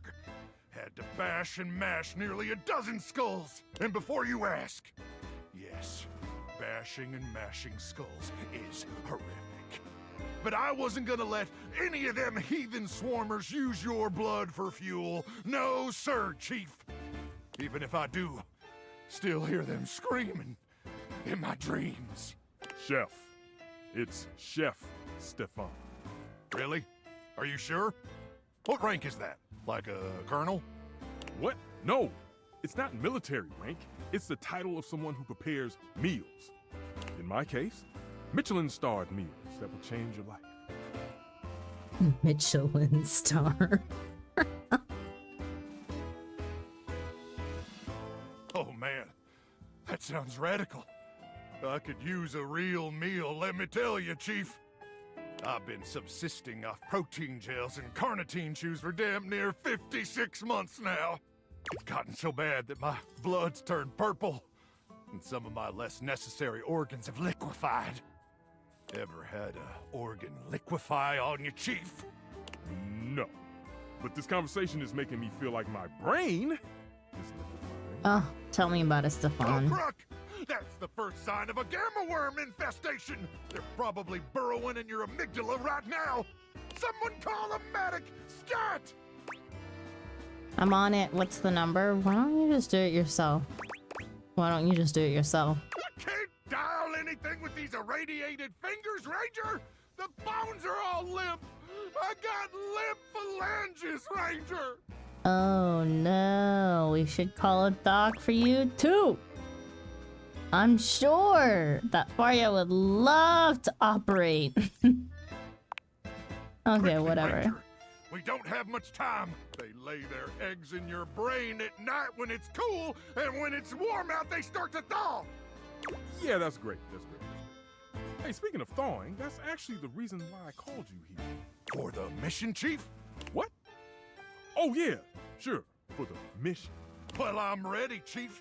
I was born ready. Mostly because minutes after I was born, they implanted a chip inside my brain. Never told me what it was for. Said I'd know when the time was right. And Chief, I swear to the immortals that the time... Why won't he stop talking? Maybe it's the chip. You gotta take control. Give him orders. You gotta take control. Give him orders. Orders, huh? Well, why didn't you just say so? Luke, listen to me, okay? As your superior officer, I need you to shut up for literally 30 seconds. Can you do that one for me? Can you just shut your hole? Yes, sir, Chief. Excellent. Now, listen up, soldier. We've got a life-changing meal to serve in less than 20 minutes, and some imbecile forgot to defrost that chicken. And unless we can thaw that bird in record time, Operation Poulet a la Normandie is facing imminent mission failure. And I don't need to tell you what the dire consequences of mission failure would mean for us all. So, soldier, can I count on you? Sir, yes, sir. Then throw open the chassis, soldier. We've got a bird to nuke. I'll just go have fun, I guess. Have fun, I guess. That's it, soldier. Nuke that bird straight to hell. Now, where did I put that apple brandy?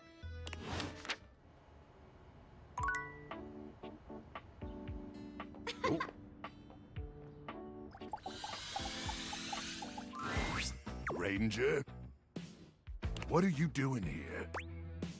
It's my house, I live here. I needed to see you. I think I'm lost. Is this the DFW airport? It's my house, I live here. Seriously? Playing that card? Oh, I see how it is. Look, let's just skip the formalities, all right? I thought I was real clear last time we talked. I don't want to see you around here anymore, okay? I yelled it real loud, using my big outside voice and everything. Sure, but again, I live here. Sure, but again, I live here. You keep saying that. You got a deed or something? Well, not on me. Man, you're just not going to leave me alone, are you? Why? Is it really that important that you let me know you figured it all out? That you rub it in my face? Figured what out? Rub what in your face? That the magnetron ain't some super weapon. It's barely got enough radiation to microwave taquitos. Not the taquitos. And I never actually achieved the rank of combat crew commander. Hell, Colonel Furnace probably doesn't even know I exist. Truth is, I'm just our platoon's mess cook. What? No way. Yeah, I kind of figured that, but continue. But why lie, Luke?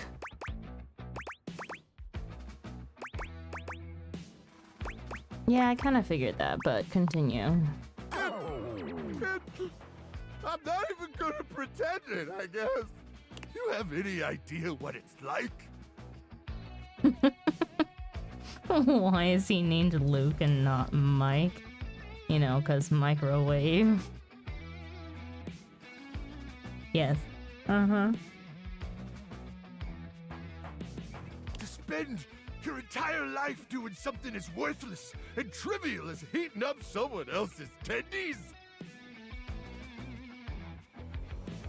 And worse, that's literally all you do. Was just day a in and fluke. day out.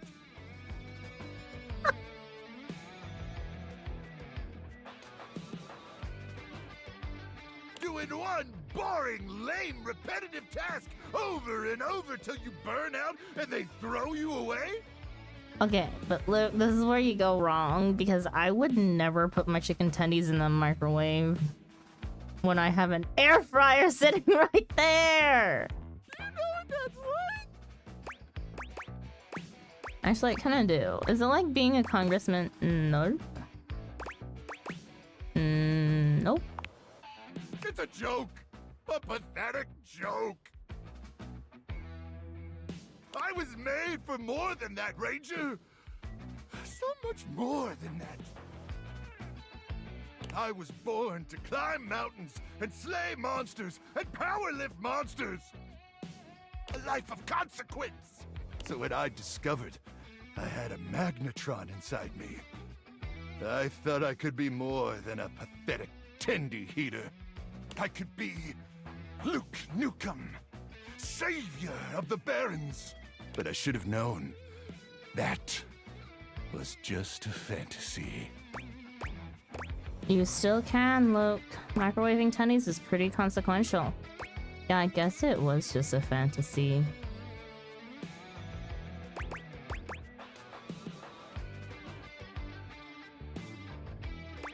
You still can. Nah, it's too late. How can you say that? What about your magnetron? My magnetron? What about it? You've got literal radiation coursing through you? How cool is that? Listen, I don't know. I'm grasping at straws here. I think it's neat. I just think it's neat.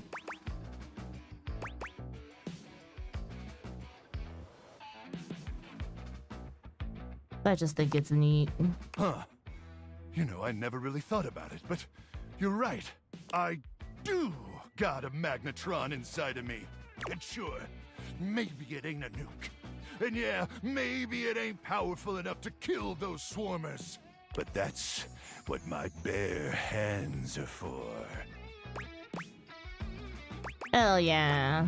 Oh, this got dark real fast. And who knows, maybe we can still find a nuke.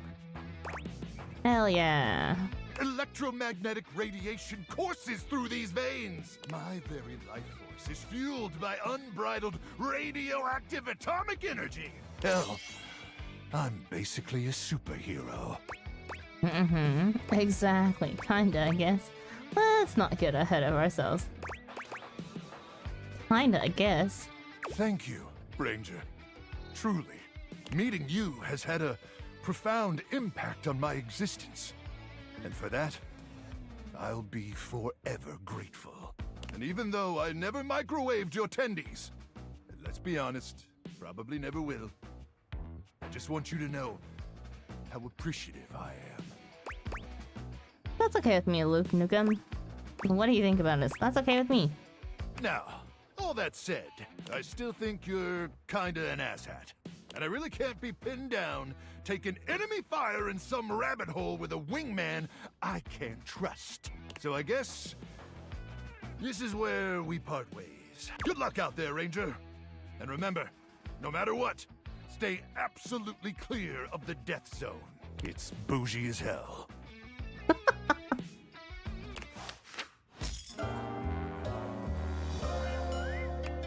Try not to choke on the tendies, jerkwad!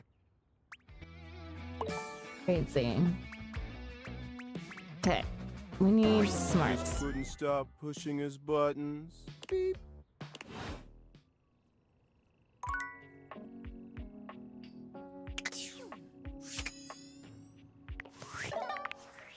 You know who he would get along with, though? Probably Connie. Last time you saw Stefan, he was engaging Luke's help with the Poulet à la Normandie. There was no apparent role for you to play, so you left. Sandra is getting so many people to hate them. Yep. Fine. Like I said, it's a hate run from here on out. You managed to go through Luke's whole entire deal, but treated him like an asshat. He hates you now.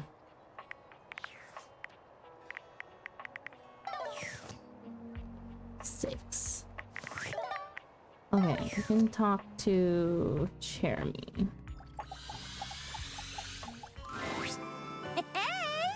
If it isn't my favorite scene partner. Today is Wedding Wednesday. Our play is a romance called Marquis More Kiss. Care to join me? Sure. Heck yeah, friend. Hey, just so you know, I think I've gotten used to playing off of you by now. If you wanted to try something a little more, I don't know, intense, well, I wouldn't say no. I'm down for whatever. Doors are open for dalliances. Just thought I'd say that up front. Okay, sorry. Kind of weird to pause like that. It's not weird. I'm glad you told me. Okay, I'll keep that in mind. So things can get saucy, huh? Excellent. Intense campaign. Hang on, that's my meds timer. Hey, Delta! We got a second shot here.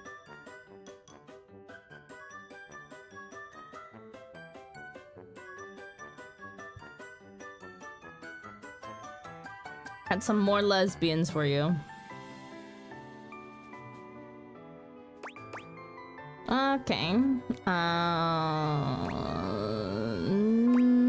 Not weird. Glad you told me. Aw, you're so sweet. No pressure, but Celia and Florence look forward to this one every week.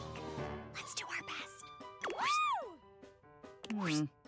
Today's play is about a poor duchess, a bride-to-be, left at the altar, played by myself. What will happen to her?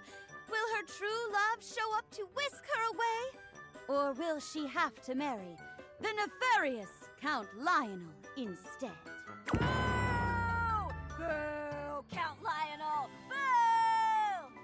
dear, hush. You can play whoever you want in this one. What happens is up to you. Lights up! Oh, Marquis de Marquisio, why have you abandoned me? This was supposed to be the happiest day of our lives. Suddenly, there's a knock at the church door. Bang! Someone enters. That's you. Worry not, fair, Cherubel. 'Tis I, Marquis de Marquisio. Bah, it is I, the mustachioed Count Lionel, Thunder Lightning, psh, pachoo. Sure, let's go with the Count. No! Not Count Lionel and his unholy ability to command lightning! Not lesbians, I'm not interested. Now that DeMarquisio has abandoned me, I'll have to marry him if I want any hope at saving our family farm. Marquise is a male title, yeah. That's right, Cherubel. And if you don't agree to marry me, then I'll turn your family's beloved puppy farm into a snake mine. Actually, I've decided to turn over a new leaf. I'll let you keep your farm on one condition. Sure, on one condition. Really? What is it? I'll do anything! Isn't it obvious? I'll let you keep your farm if you marry me. Teach me how to read. One condition is a chocobo racing. Hey yo!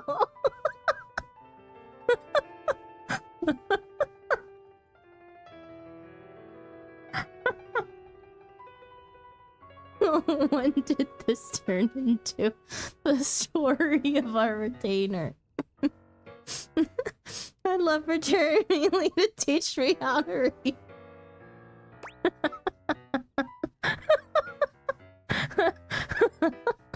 Okay, Boogs, just for you. We'll see what happens. Teach me how to read. You don't know how to read? My secret shame.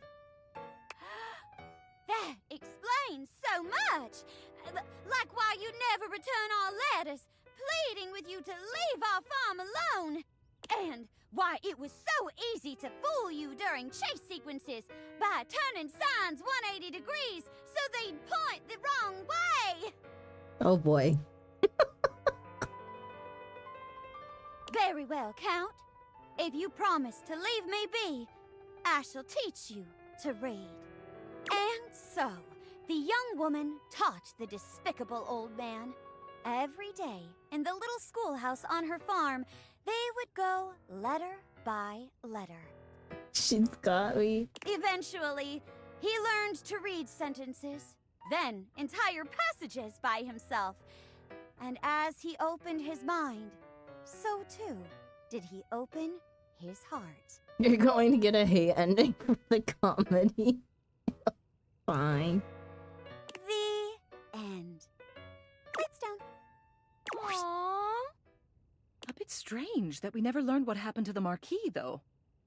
Ah, that's the sequel hook. To find out, you'll have to come back next week. We most certainly will.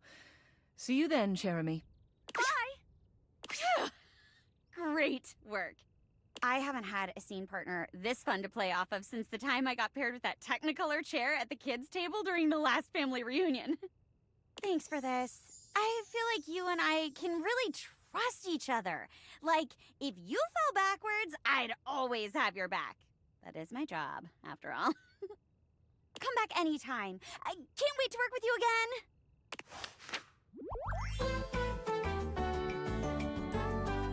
Encore performance real soon, okay?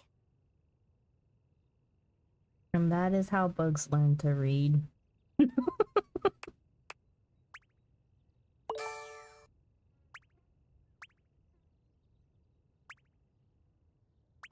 Okay, we need smarts. Oh, right. We do need to talk to Timothy, though. Hi, Timothy. Oh, hello. Goodness me, but it's quite late, isn't it? I hadn't expected to see you in the dark. I just really wanted to see you again. I couldn't sleep. What, you're the only one who gets to stay up late? What, you're the only one who gets to stay up late? What? How did you possibly get that from what I said? It's also not even that late. It's 9 p.m. You've an impressive ability to extract negativity from the mildest statement, haven't you? Still, Sure. you cannot bring me down. Not when I have these gorgeous things to keep me company. Timothy gestures expansively to a collection of pocket watches in front of you both. 9 p.m. is pretty late. That's like bedtime. Uh-huh. Uh-huh. I know I promised to help you with your love life. I don't think, besides when I'm just like, completely exhausted, I don't think I've actually intentionally gone to sleep before 9 o'clock. Or even at 9 o'clock, rather.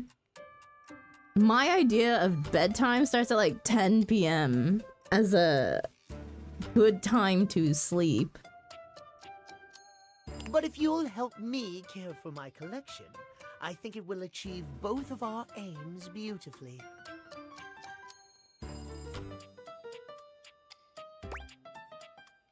You want me to help you clean them? If you don't mind. I do. Mind.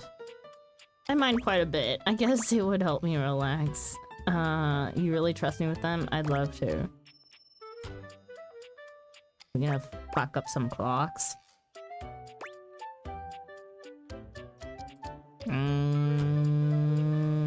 I mind quite a bit. If you cannot touch a pocket watch with respect and tenderness, then there's no future for you in love and romance. I'm okay with that. You are far beyond my help. You are dismissed.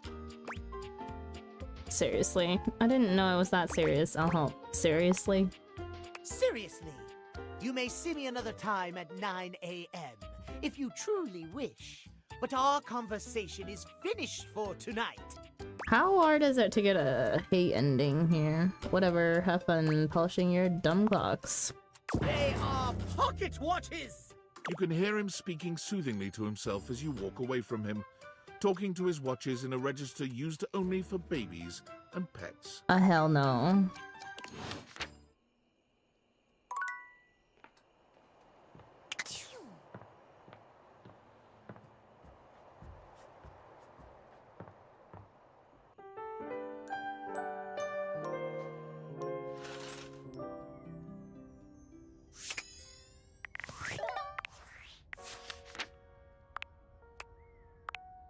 During your last encounter with Timothy, he asked you to help him care for his prized collection of watches. You refused and he was insulted. Come back at 9 p.m. to see him again. Didn't he say 9 a.m. though? Or did he actually say 9 p.m.? I can't remember. You put on a Tuesday production of Pleathers and it went pretty well. Wait, it wasn't Pleathers that we did. You met Jeremy, an actor who puts on Throw It All Away. No, no.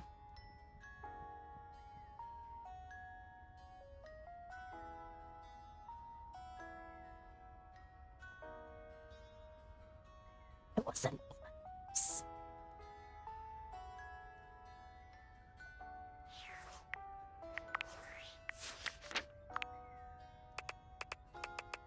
We need smarts.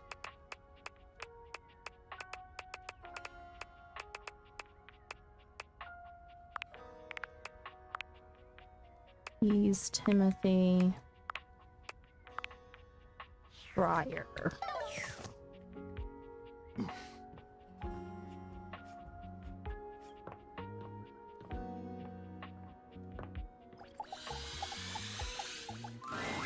Ah, Maestro. Always good to see you. Gotta go with Telly. I think it went well. I wasn't sure where to start, so I just told him how much I'd enjoyed watching all the shows I'd watched. And, well, everything after that came pretty easily. We talked about the house and Sands of Time. He even gave me a few plot pointers for my sonata. Sounds like it was friendly then. It does, doesn't it? Would one say that he and I are friends now? Or is there a ritual at this point to complete the process? You're adorable. There's a blood sacrifice that needs to happen to the house gods. It could definitely be the start of a friendship. A start? Like the exposition in a sonata form. Blood.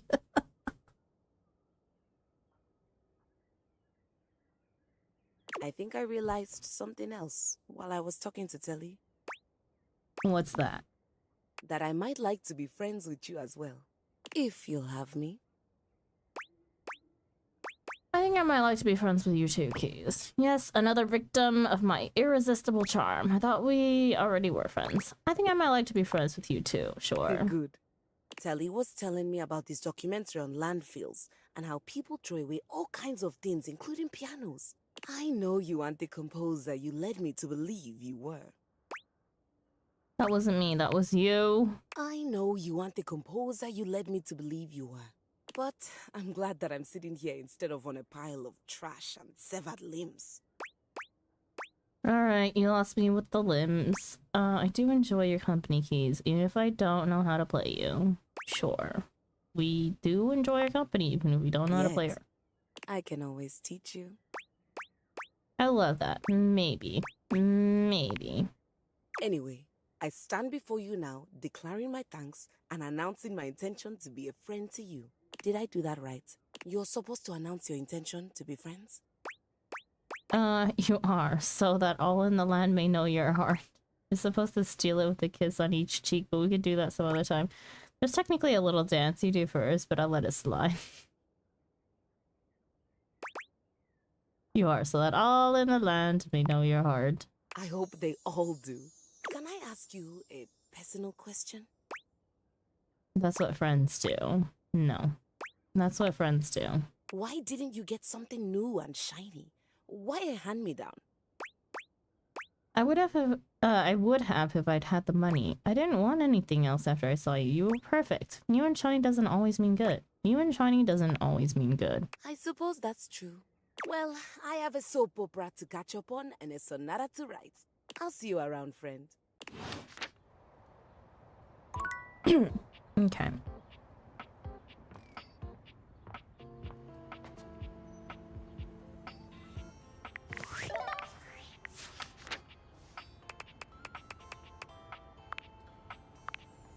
Keys, although still apparently uncertain about what it means to make a friend, has declared her intention to befriend you. She's off to watch soap operas with Telly and write a sonata. You are friends with Keys, but we didn't get an ending, Lar. So that's not an official ending.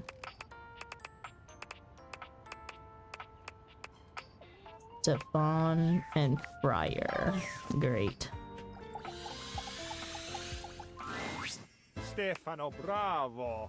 Bravo! Never before in my existence have I felt so full. And for a cabinet, that is a very special sensation in which to achieve a new peak. Oh, Fabrizio. It touches me deeply to be so appreciated. What's all the praise for? Deep, touching fullness. What on earth is happening here? What's all the praise for? Stefan turns to you with a proud smile. Our dear Fabrizio just tried my new dish. I have not tried. I have reveled in your new dish. What must I do to taste it once more? Oh, brother, just ask. Of course it'll take some time. Time? I don't know that my need will wait. No. I cannot wait. Not another moment, amore. Please, activate your appetizing alchemy. Beautifully said, but it's not quite that easy. I spent 4 hours on the beef alone, you see? 4 hours? 4? Can you not just do it faster? Skip a step, perhaps? Oh no, Fabrizio. What? Skip a step? Blasphemy. 4 hours is a long time just for... Oh, bad. Oh, bad. Braising is art. It takes time. It takes patience. Multi-step braising is the only way I can infuse the intense flavors that have so inspired you into my meat cannon. That is too little of intensity for the amount of caps locks that is. So no, Fabrizio, I do not skip. My dear friend, I cannot promise you that I will want it in 4 hours. Who knows where my passions would have driven me that far in the future? How dare you, you water-stained piece of birch! I'm sorry, Mr. Cluckles, but I will not calm down. If you can't appreciate the time it takes to make the food, you don't get to enjoy the food. I'm with you on this one. Come on, grilled cheeses are amazing and they take like 10 minutes. I'm with you on this one. Thank you. Oh, my friend, if I have offended, please, please forgive me. Deny me not the pleasure of your creativity. I want everyone out. Out, out, out. Ah, Stefano. So sad. Even sadder that I cannot oblige you by giving you the space you request. Because I reside here, just 12 inches above you. Stefan is silent, but the tension in the air is palpable. Mr. Cluckles? Set a meditation timer, please, before I burn this whole kitchen down. Everyone else, leave. I will just be very, very, very, very quiet. Fine, silent. You understand?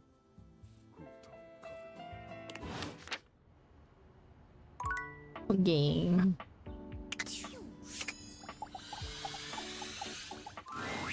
After your last encounter, you're not entirely surprised to hear the friar's voice before you enter the kitchen. You are, however, surprised by the volume and tone of his voice, as well as the presence of two others. Oh no. It seems there's a lively discussion going on when you enter. There is no reason to raise your voices. We can speak like civilized devices. Shut up and you'll be toast. Can't say I'll be toast. Miranda likes me.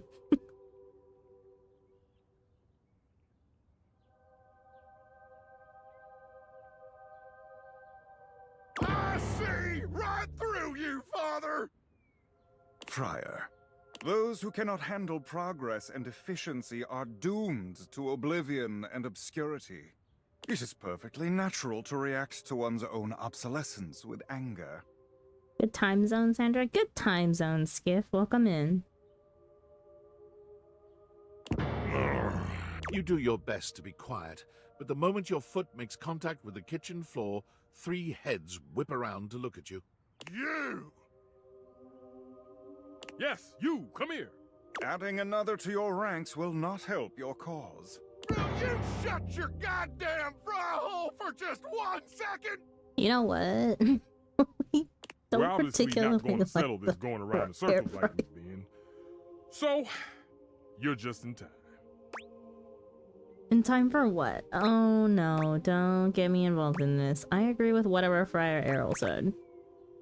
In time for what? I have only tried to educate these two on the sorry state of their souls. Oh god. Only? You're insulting the culinary arts and our entire existence. It gets me real heated. Before you came, I was educating these two misguided souls as to the state of their spiritual affairs. For a time, Stefan's way was the only way we all knew. Luke brought innovation in the form of eliminating oil, it's true, but his heat is unevenly applied, and if not wielded carefully, can dry out and destroy most anything. I ain't about to let you speak for me. Or me. If you insist on spewing your lies, only do it quickly so we might return to the subject of salvation. You know, out of all the appliances, I do think the air fryer would be the best out of all of these, with the oven being second. But we hate the personality of the air fryer. What is Luke supposed to be? A microwave. He's a microwave. Deep breath, Luke. In and out. Trust me.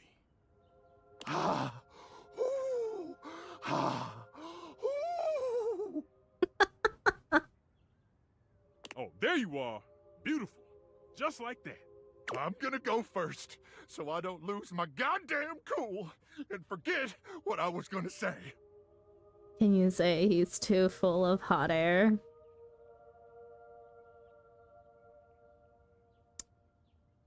Wouldn't that also go for Stefan, though? Sure, buddy. Go ahead. Look, microwaves a real versatile tool.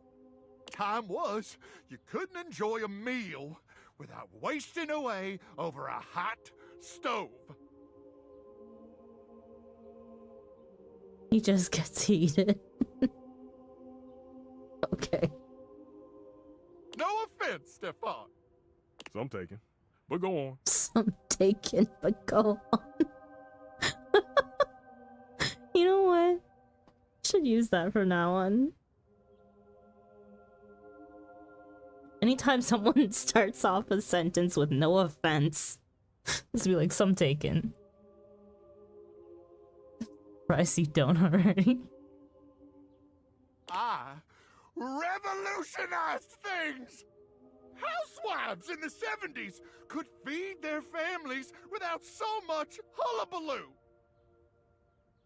I wonder how the fryer would feel if he knew I threw away my air fryer after the protective coating fell apart. You know, fair, Skip. Fair. I'm glad you threw it away.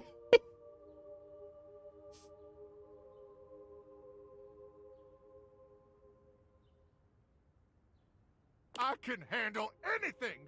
You want it, you got it. Baking a potato, I got it. Boiling water, oh, I got that too. Ooh. Eggs would be questionable, though. Nuking some dino nuggets or pizza rolls? I'm your microwave! I mean, there's a trick to eggs, but even with the trick, sometimes things don't always go as planned. Literally all the things you listed taste better in the oven, though. I gotta admit, you've saved my bacon many times over the years when I was tired. Except for boiling water, the air fryer does all of that faster and cleaner. Literally all the things you listed taste better in the oven, though. Luke, take it easy. That what you call thanks after all the food I've hated for you over the years? I may be unable to boil water, but I can prepare those things faster and 10 times better. Luke, calm down. And Fryer, wait your turn. You'll have your say in a minute. Oven favorite, air fryer second, microwave third, but it's all a close call. I would say the microwave is far, like, superior, or not superior. It's very much not up there with air fryer and oven. I personally like to use the sun with my fireplace close. Oh boy. Look, I think we all know microwaves have their uses. Even I can admit that. Even if I would never use one. But there will never, never be a replacement for the stove. Ever! Since the dawn of time, since man first learned to put flame to meat, there has always been a need for stoves. And there always will be. No matter what fancy gimmicks they come up with, there will never be a replacement for the good old-fashioned heat of a stove. For the versatility of pans and utensils one can use with the stove. I swear, whenever I see Errol, I always think of this air-fried Italian bread salad I had that was really good, which was basically a chopped bruschetta with sliced olives. Nice.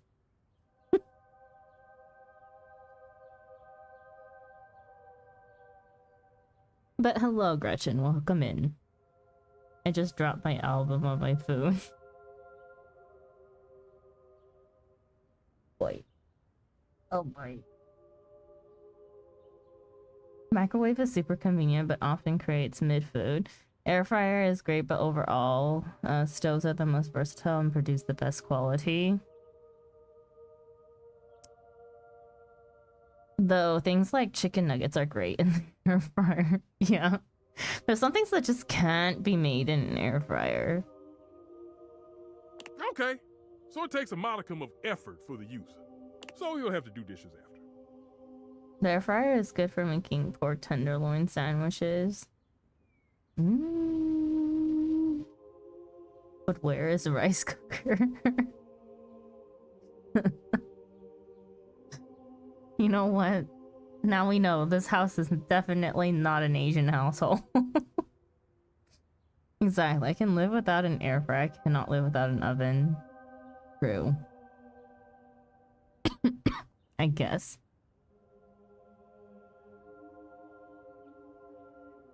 Or you could just live in a place that nothing is big enough to need to be cooked inside of an oven versus an air fryer. Especially if you grind up chips like Doritos or Takis and use them for breakfast. Yum. Not a big fan of Doritos though. Although I will say that the... actually no. I think like... So... Doritos here in Korea has a flaming hot version. Like they actually just total... I don't even know if it's a real thing elsewhere. Or if Korea just ripped it. But Doritos has a flaming hot option. And it's the only... Like, it's the closest thing that I can get to flaming hot Cheetos. Here without paying exorbitant fee to get flaming hot Cheetos themselves. They do alright, but to me they kind of taste like a blend of Takis and flaming hot Cheetos because of the texture. Flavor-wise, it still tastes like a Dorito pretending to be a flaming hot Cheeto. I prefer flamin' hot Fritos. Wish I could send you the flamin' hot Cheetos. They are abundant here. And I mean, like, I do pay every once in a while. I just pay a premium for actual flaming hot Cheetos. But sending them to me would definitely be more expensive than probably me buying them myself. Love the flaming hot lime Doritos and the blazing buffalo ranch Doritos. Wait, so flaming hot lime Doritos are an actual thing elsewhere and not just something Korea ripped off of flaming hot Cheetos? I will get a canoe, pack it with Cheetos, and paddle to wherever you want. You're gonna need to probably cross the Pacific. Yep, they call them flamin' hot lemon Doritos. Hang on, let me double check if that's what we have. I can't remember. I only bought them once because I only saw them recently.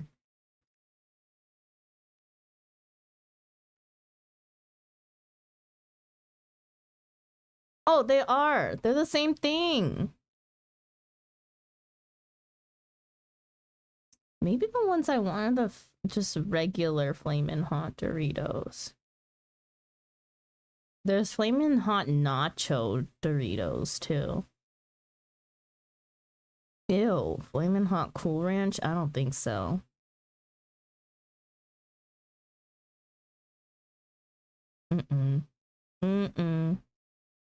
That's nothing. It's really small on a map, like a handspan. I'll just use that map.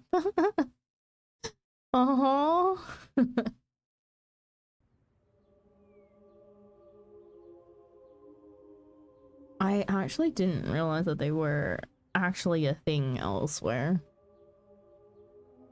American Education Network. The Flamin' Hot Ranch Doritos are good too. It's like when people dip Flamin' Hot Cheetos into ranch. I don't do that though. I love ranch and I love Flamin' Hot Cheetos, but I don't think so. Is that all food has become to you? A series of inconvenience to be avoided? I like the texture of Flaming Hot Cheetos too much to ruin it with ranch.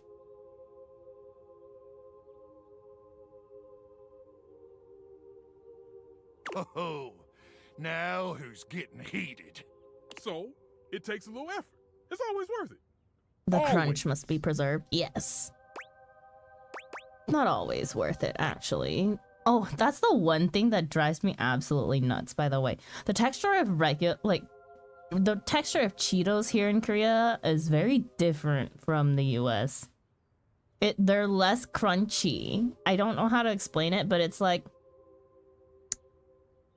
it's not quite a Cheetos puff, but like the closest that you can come to the texture here is, it's like, you know the Cheeto balls though? How they're not as light as the actual Cheetos puff versions? It's kind of like a Cheeto ball texture. It's a little too airy and sometimes just feels stale. I really enjoy the Mexican Flamin' Hot Cheetos. There's a liquor store by where I work that always gets those in. Nice. Oh man, I'm jelly. A wee bit squishier between the teeth. Yeah, it's not it. It's also like, I don't know, cheese powder's just different here. They're missing some of the food coloring or something. I don't know. It's different. And can we please have Mr. Cluckles break up the fight? Be right back, getting canoe.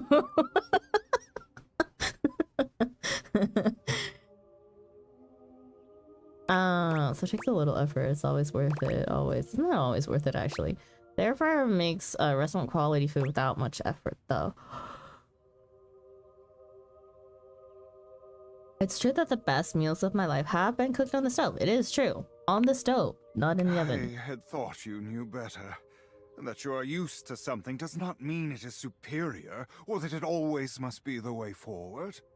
No! The stovetop is eternal.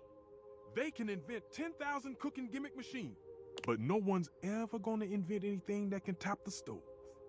Enough. Against my better judgment, I have allowed you both time enough to propagate your lies and blasphemies. The last one is a mood, especially thanks to butter chicken. Ooh. Now, it is my time to speak. A very good take. A very good take. Here we go. Just give him a minute, Luke. He'll trip himself up. There have been many culinary innovations over the history of mankind. Innovations that allowed man to take great steps forward and truly progress. The refrigerator, the food processor. But the microwave failed to solve the problem of fat needed to make food crispy and evenly heated. And there is no substitute to grilled cheese on a stovetop. So true! The stove might be what mankind has known for years, but it requires both fat and needless effort to transform food. I'm sorry to say, Fryer, but fat kinda makes food delicious. But the power of convection eliminates the need for all these things. And unlike a convection oven, an air fryer distributes air over a much smaller area, cooking food much faster. Those dinosaur nuggets Mr. Nukem professes to make so well, I can make them better. Pizza rolls, I have perfected them. There is nothing those two can do that I cannot. Damn lies! Do you seriously believe this? This bullshit? It's all the truth. Maybe not everything, but he is quite good. Absolutely not. Not everything, but he is quite good. We'll give him that. Hardly the ringing endorsement of the truth I should have heard, but it is a start. If you use American cheese, it makes the grilled cheese mid. Oh no, but I grew up on American cheese grilled cheeses, so they have a very special place in my heart. I was like, true, you can make a better grilled cheese with other cheeses, but something about an American grilled cheese just hits the spot. Precision is required on the air fryer in order to not dry the hell out of nuggets. There are settings for that so that you don't dry the hell out of your nuggets. Or pizza rolls. I haven't had pizza rolls in years. And I don't think I ever cooked them in an... Yeah, we didn't have an air fryer at home at the time. So, I wouldn't know. I just don't like processed cheese. It tastes weird. There's a place for everything, honestly. How does one make a grilled cheese? Oh boy. Oh boy. Oh boy.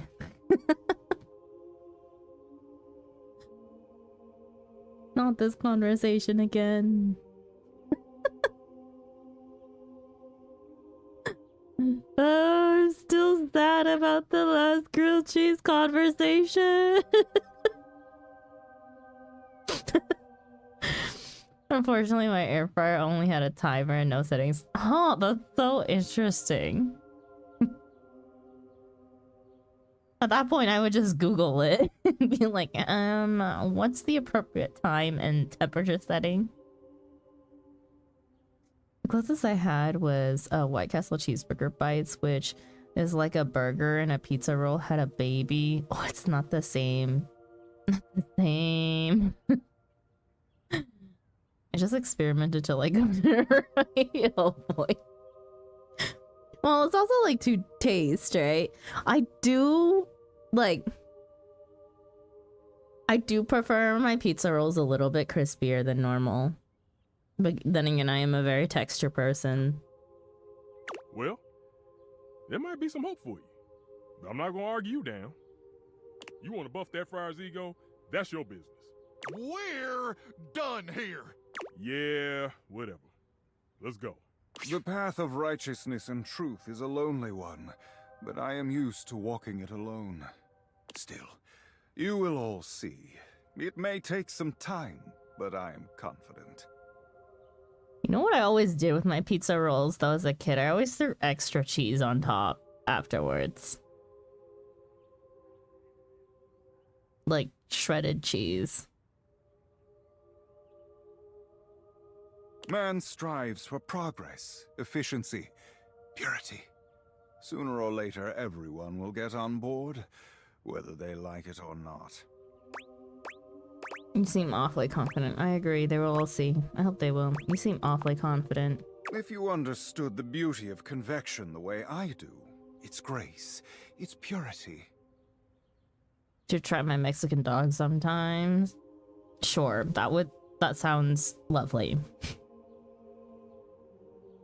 For mine, I like to pop them open so air can circulate through them to cool them down quicker. Nah, it's one of those foods that like you just eat and like you just suffer the tongue burn.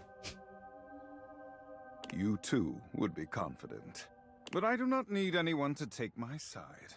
What's right is right, even if I walk my path alone for now. Those two disrupted my ministry. If you'll excuse me, I must catch up on some things. You will return, yes? I do live here, so yeah, probably. I don't know about that. I do live here, so yeah. See you later, then. The friar busies himself muttering a prayer under his breath, turning away from you and paging through what appears to be a manual of some kind. I'm surprised they didn't make the air fryer a girl and name her Connie Vection. I think because we already have a Connie in the game. Connie Soul. The console.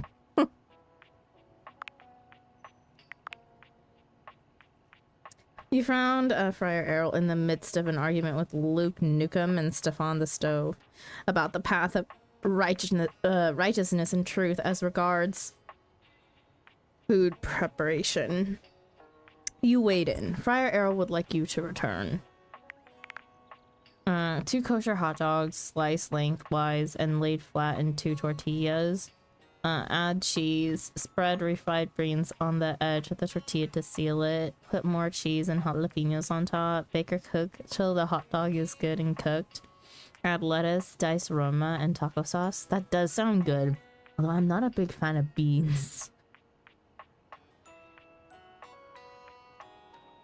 I'm so cold. Go warm up. Get some hot chalky or something, Delta. Get cozy. Luke Nukem. Yeah. The beans are optional. I will always reach for my beloved microwave over the foul air fryer. Instructions unclear. I'm blending the... Oh boy. Oh boy. Last time you saw Stefan, he was engaged, he was engaging Luke's help with a poulet. How did that upgrade Stefan?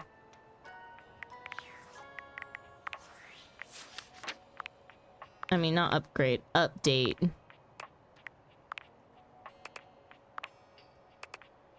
Gotta get it through the straw somehow. Oh boy. Oh no, not this conversation again. World cheese former sandwich. Ugh. It's too busy laughing over the corner. Oh boy, that was so long ago!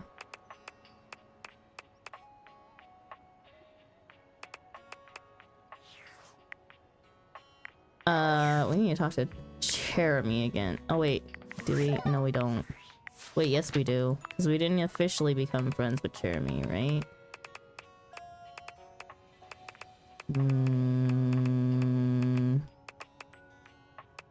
Or did we? I can't remember. I got too many hates today. Oh, we did. We did officially become friends. Okay. Do not need to talk to Jeremy then.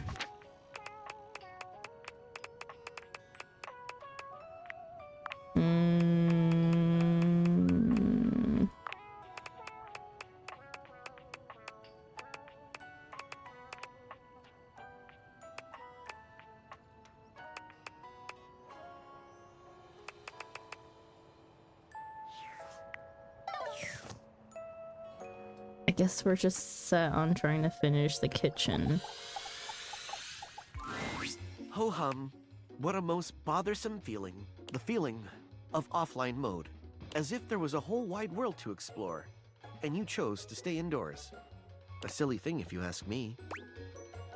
I'm not silly. I don't want you online. I'm not silly. I can do it's so not much silly. more. Surely you understand this. Have you ever felt unappreciated by Philistines? Why, you really saved the absolute worst for last. No, we didn't. There's a few good characters in there. We just gotta get through a bunch of the really bad ones. Also, what the f— he creeps me out! Have you ever felt unappreciated by the Philistines? Shut up, dweeb. Yes, I have. Not really. The FaceTime. There you go, boy.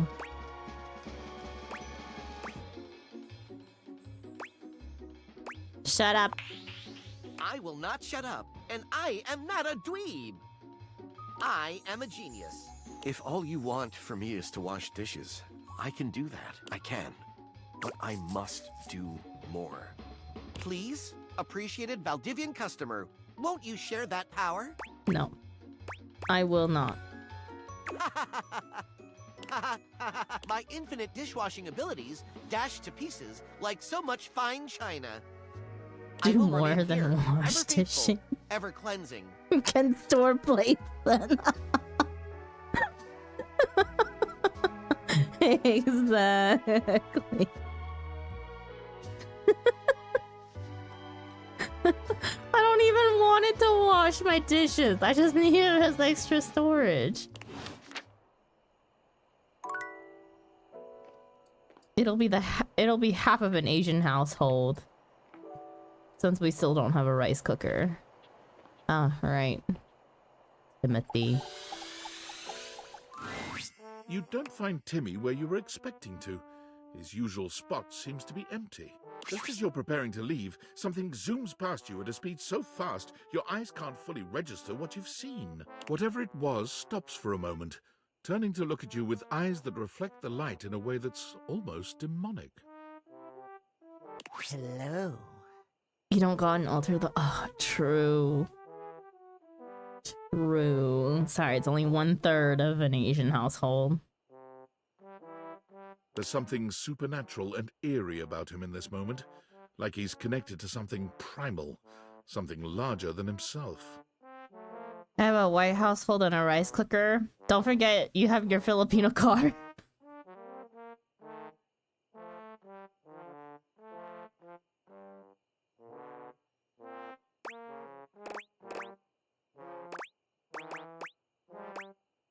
something larger than himself. Are you okay? It's me on the hunt, are you? Are you okay? Timmy has never felt better. Timmy is alive, on the trail of his prey. Timmy looks past you, sniffing the air, as though he's searching for something. See, I thought I remembered him saying to come at 9 a.m. and it told me 9 p.m. and this is what happened. Time stands still as Timmy zeroes in on something you can't quite make out, leaping through the air in a majestic arc, claws, well, hands outstretched. Whatever it is he was hunting, well, it never stood a chance. As you approach Timmy to see what manner of creature he was hunting, you have a sudden realization.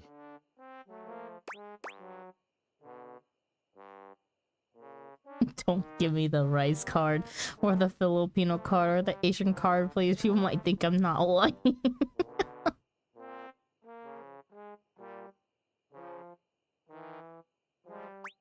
Is that my yarn? Are you kidding me? Yarn? Wow, look at that big hunter. You massacred that yarn. Is that my yarn? It's Timmy's yarn now. Timmy rules this house. This yarn, Timmy's. Your couch, Timmy's. All the things on the shelf that fall when Timmy knocks them over, Timmy's. You're not running diddly squat around here. I never knew you had this primal side to you, Timmy. Look out, lions! There's a new king of the jungle. You're not running diddly squat around here. Timmy hisses at you, arching his back. No, you're Delta. I shall fulfill my duties as a raid marker. I'm punting this cat. You know what? Go ahead. Go ahead. Timmy runs everything! Why do you think Timothy is so afraid of him? Timothy knows the only way he can keep the beast leashed is by keeping track of time. Timothy knows to fear Timmy. He knows if the rest of the house finds out his secret, they'll never look at him the same way. You really thought Timmy was hidden away just because he was too cute?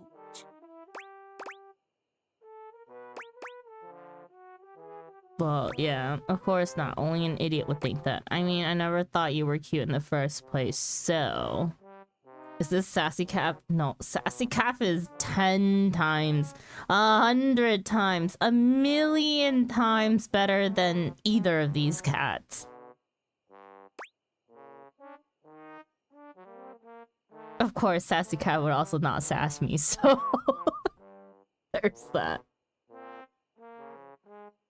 I mean, I never thought you were cute in the first place, so... You're lying. Timmy frightens you. It's natural to be afraid of one as powerful as Timmy. But lies don't suit you. Yeah. Timmy only wonders now what you'll do with this information. You know what's crazy, Bugs? I totally don't hear them.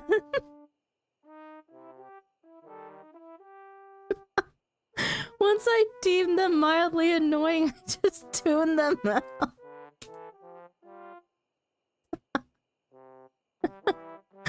I hate this. You don't seem to be running away yet. But maybe you'll go back to your pal, Timothy. Maybe you're going to take his side to help him lock away Timmy for good. Yeah, probably. Why the hell would I do that? You're a menace. You should be locked up. We don't even talk about you, you know? You're a menace. You should be locked up. No, never again. Timmy will make sure it never happens. He'll break every clock in the house. Oh, thank God. You really don't have to do that. Timmy won't go back. Timmy runs away from you at the same breakneck speed he'd used upon his arrival. You only have time to think to yourself that he never told you when you might see him again. but it's too late.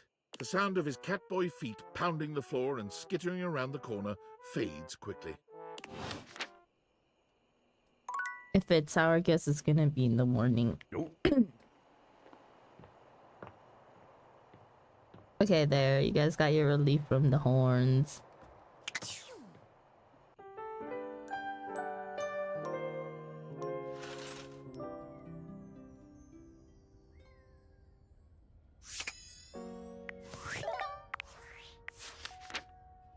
The damage is done. I will never recover from this. Unfortunate. During your last encounter with Timothy, he asked you to help him care for his prized collection of what? No, not that one. Last time you saw Timmy, he appeared to have the zoomies. You told him he should be locked up and he ran away.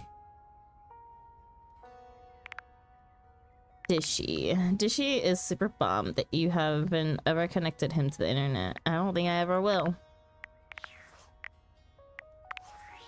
Okay. We still gotta talk to Keys, Stefan, Fryer. You know what? I'm kind of curious as to who potentially good characters we have left are. Asha.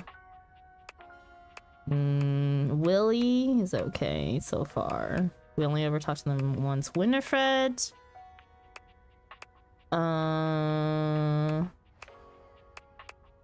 Arma. Titus. We only ever talked to once.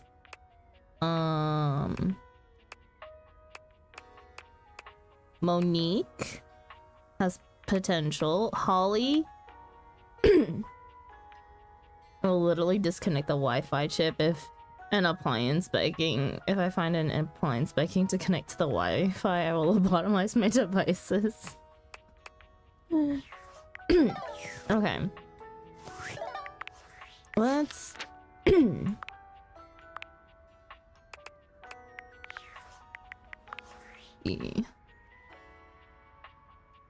yeah, we're a little behind on smarts.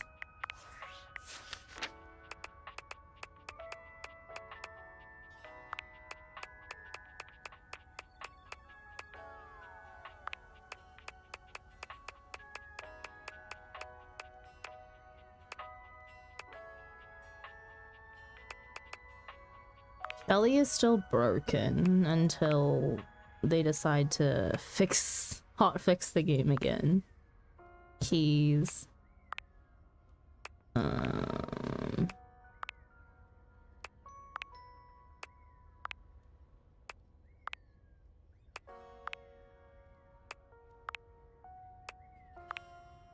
Hi Khalil, welcome in. Oh, okay. I potentially want to get through the stint of terrible characters so that we're not dreading our time towards the end of the game. Well, the kitchen really sucks and the bathroom is full of crazies. But at least the bathroom crazies are entertaining. The kitchen really does kind of suck. Besides Kopi, oh shit, what was her name? Beverly, Freddy. Well, Freddy was a little crazy, like actually, but he's a Yeti, so I guess that's the excuse. River was okay, but River exists in other places. We have Ronaldini here too. Michelin wasn't so bad. Abel the table. Oh yeah, well Abel. Yeah, Abel's not bad. But yeah.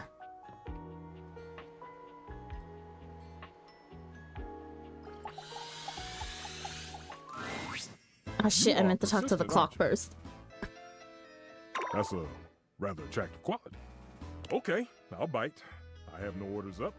What can I interest you in? Make a killer soda bread. I just wanted to get to know you more. I'm trying to get you to fall in love with me. I just wanted to get to know you more. Stefan raises a suspicious brow at you. You aren't turning my knobs, are you? Every day I'm here making orders for these lazy bones around me. Rarely does one stop to ask, how am I doing? Besides you, Mr. Cluckles. It might be because you yell at everyone. It isn't my job to be quiet. It's my job to make good food. It's not my fault the others don't listen. You haven't cooked in ages. I've had to pick up all the slack. Wow, maybe I've been busy. Cooking isn't really... Maybe I've been busy. Okay.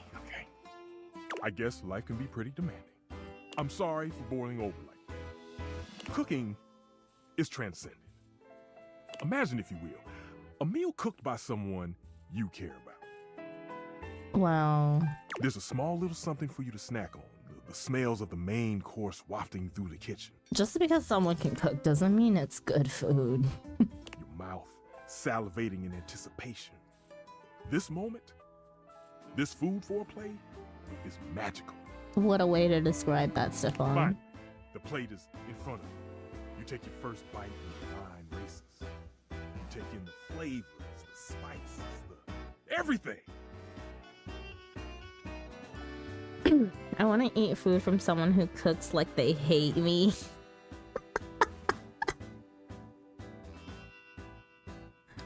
I have a talent for cooking mid-food. Cannot verify. The ruder the chef, the more excited I am. Oh boy. You're feeding every part of you, even just for a short period of time. And then, it's gone. The plate is finished, the bowl is empty, and the only thing left is your appreciation of the meal. But even that is now a nostalgic memory at best. At least until you have that meal again. I see. Wow. A stovetop soliloquy.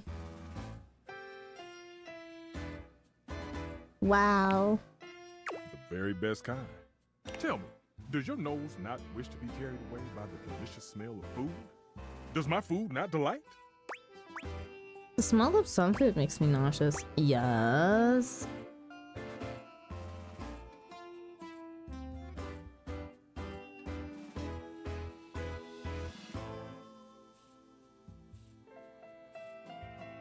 That is not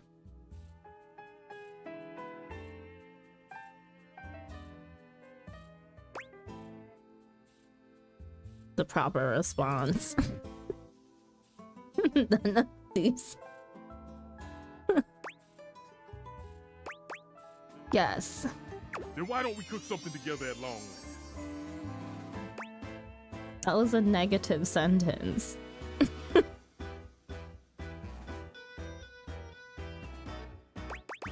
I hate these.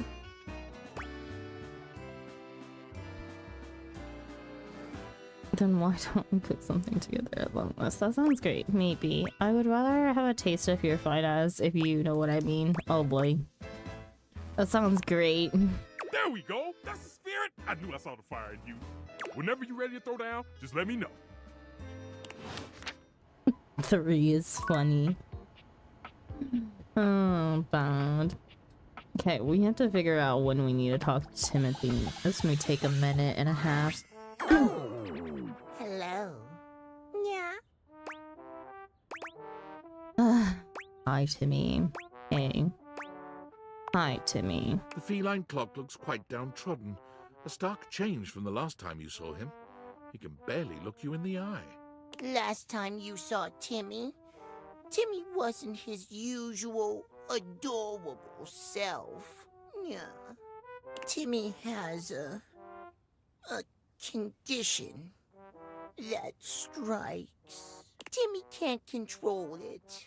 Yeah. A condition. All that weird stuff you were doing. What do you mean? What do you mean? Timmy doesn't like talking about it. Sometimes, Timmy's inner hunter takes hold, and he runs around uncontrollably, destroying whatever catches his eye. Anything that dares to defy him, to stand unbroken in his terrible presence. Yes, Timmy has. Timmy sighs as though terribly burdened. Zoomies. Timothy shouldn't hate you for that. I agree with Timothy. That's completely normal, Timmy. Are you kidding me?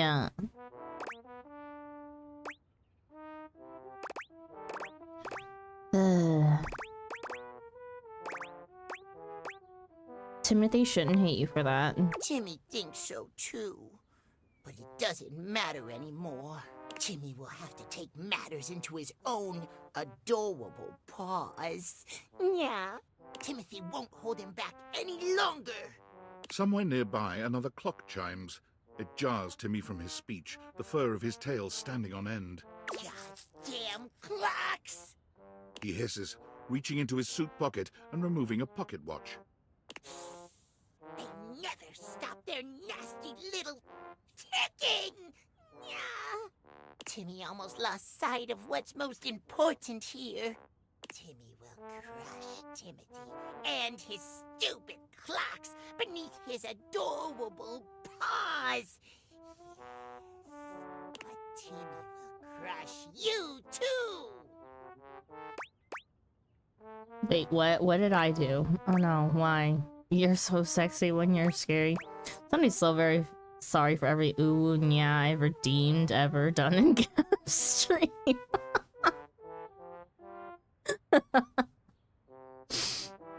Oh, wait, what did I do? Oh no, why? Wait, what? What did I do? Don't play dumb. Yeah. We're throwing this cat out. You've been on Timothy's side this entire time. You never liked Timmy in his most perfect form. You were coming to spy for Timothy, to help him take over Timmy. Well, Timmy is too smart for you. Want to see time fly? Well, I do. Exactly. Going to destroy Timothy. And you. Good luck sleeping. Come on, don't be like that. You're absolutely insane. You're absolutely insane. Timmy has never been so clear. Yeah. Timmy will take control all on his own. In the meantime, destroying your couch and cup should cheer Timmy up just fine. Not Koa! Timmy takes off past you without another word.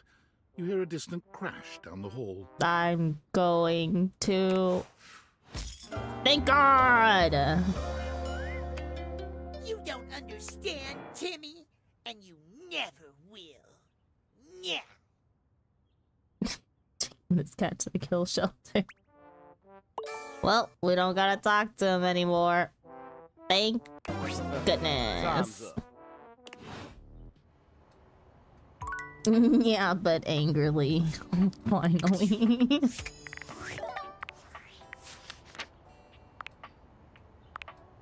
Timmy hates you. Yeah. I'm gonna be heading out for the evening. Have a chill stream, Sandra in chat. Also, spray the cat. Okay, have a good night, Spencer. Thank you for hanging out. Hi, Sandra. Hi, Altina. Good morning. We can put the clocks out with Harper in the bathtub. True. Okay, Stefan. Last time you saw Stefan, he finally opened up to you. However, there's more, they're broiling under the surface. Okay. Now.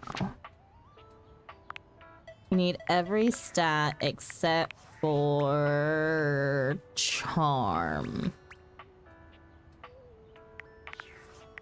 Sandra, hello, Neo. Welcome in.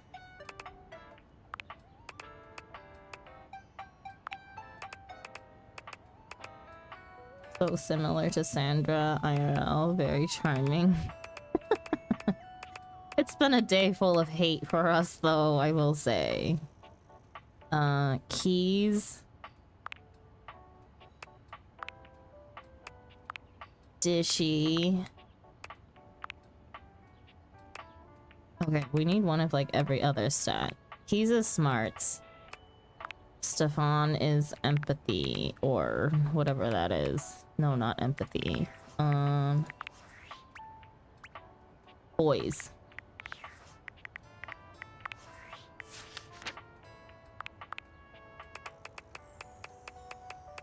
Okay. Keys, Stefan, Dishy, the dishwasher, is humor. We can leave the fryer alone. We need empathy. Barry. Okay. Got it. Keys, Stefan, Dishy, Barry. Keys, Stefan, Dishy, Barry. We already talked to Stefan though. Oh my goodness.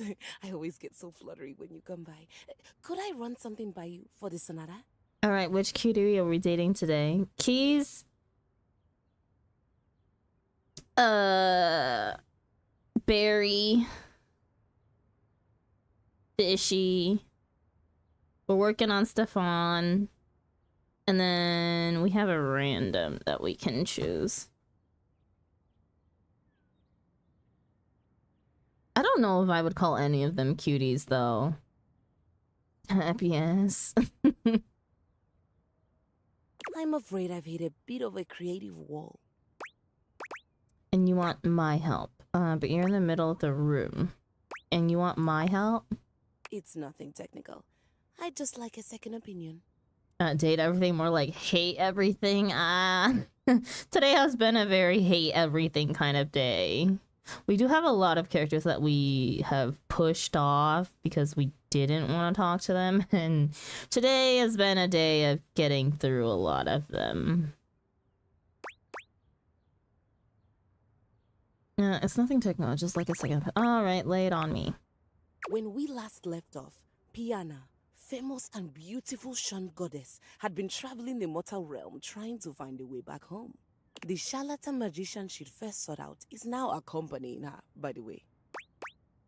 You mean the magician heavily inspired by me? Sounds good. You mean the magician heavily inspired by me? I don't know what you're talking about, but yes. The magician is now a key player since Piana discovered that there is more to her than she initially thought. Such as? The magician knows the realm and its inhabitants better than Piana could ever hope to, and as such has helped Piana make personal connections. As it turns out, the magician isn't terrible company. Piana has come to enjoy her chats as they travel along, but this is where I hit a wall. The story has always been about Piana getting back home. Action, adventure, vengeance. But I've been toying with the idea of a romantic subplot between the magician and Piana. I say focus on the path you're on, none of that kissy stuff. Oh hell yeah, mash their faces together. I think the magician might enjoy the plot development. Do we... I think we want to be friends with Keys.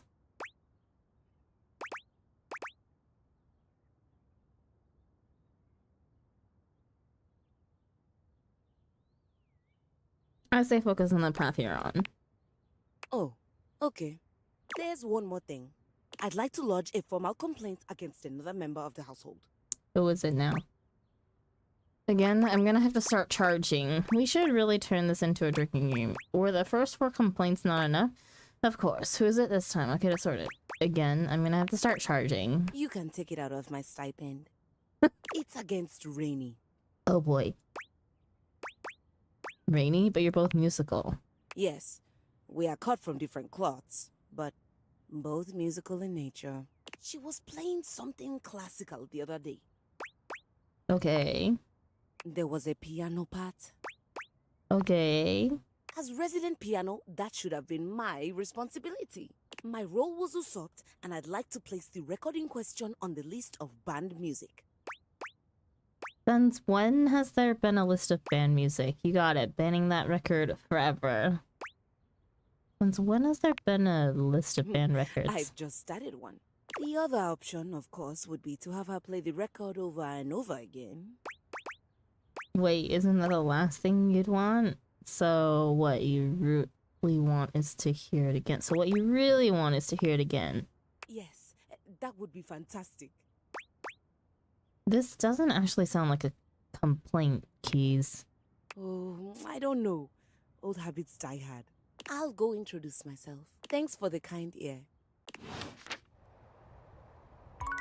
Well.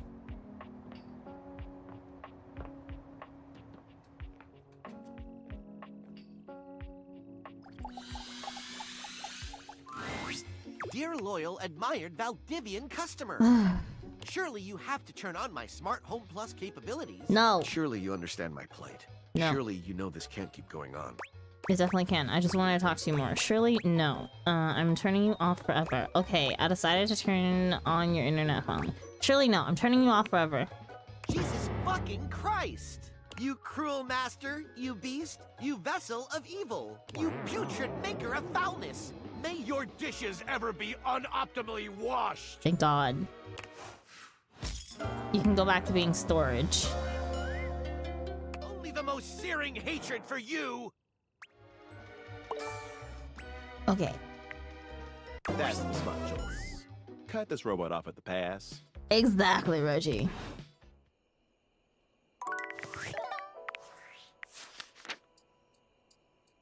Okay. One down. You know what I think? I can wash dishes by hand. Exactly. He's lodged a formal complaint against Rainy, but it turns out that she might actually just want to hear what Rainy's been playing again and again and again. Okay, now who's left? New status. Who did I say I was gonna talk to? Keys, Stefan. We did Stefan today. Barry.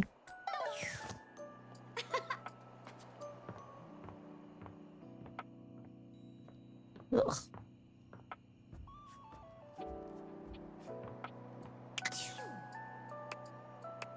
Oh, oops. Wow, it actually doesn't let you sleep early. Hello, beautiful. Hi, Barry. Hello. Hello. That's the spirit! I just remembered I've been working on another one of my world-famous Styles Profiles TM surveys. I'm calling my quizzes Styles Profiles now, because it's definitely a thing, I swear. Last time, we took a trip to the wonderful world of cosmetic products, but looking good is only part of feeling good, is it not? For the next stage of my artistically audacious audit, I've drummed up a series of questions all about hygiene and freshness. In a second round I like to call Coming Clean. Sounds great. I love talking in detail about the personal hygiene habits of myself and others. What you're planning to ask is appropriate, right? This sounds kind of like it might get personal. Another quiz? I'm not feeling a thing. Sounds great. Oh my gosh, me too! It's easily in my top 5 things to discuss with friends and strangers. Of course, I've ensured that none of these questions are too personal, darling. As someone who hangs out in a bathroom all day, I totally understand the importance of discretion. Please, tell me more. Right, so, last time we talked tweezers, we talked makeup, we talked aesthetic. This time around, in the interest of getting to know you more and work out exactly how best to get you at your best, I've got a whole set of queries about the product you like when getting fresh. So, what do you think, hon? Are you up for Styles Profiles TM? Round 2, coming clean. Sure thing. On second thought, I think I'd rather decline. Sure thing. Well, suds me up with soap and foam. I'm so excited. Okay, here we go. Question 1 for round 2 of Styles Profiles TM, which is absolutely gonna be a thing. When it comes to toothpaste, which brand best pleases your pearlies? Whatever's cheapest at the time, really. I can't say I have a favorite. It's just toothpaste. There are certain brands I love. Can't say I have a favorite. It's just toothpaste. Just toothpaste? I'll have you know, darling, that nations have risen and fallen over toothpaste. Human civilization's inextricable relationship with paste of the tooth dates back centuries.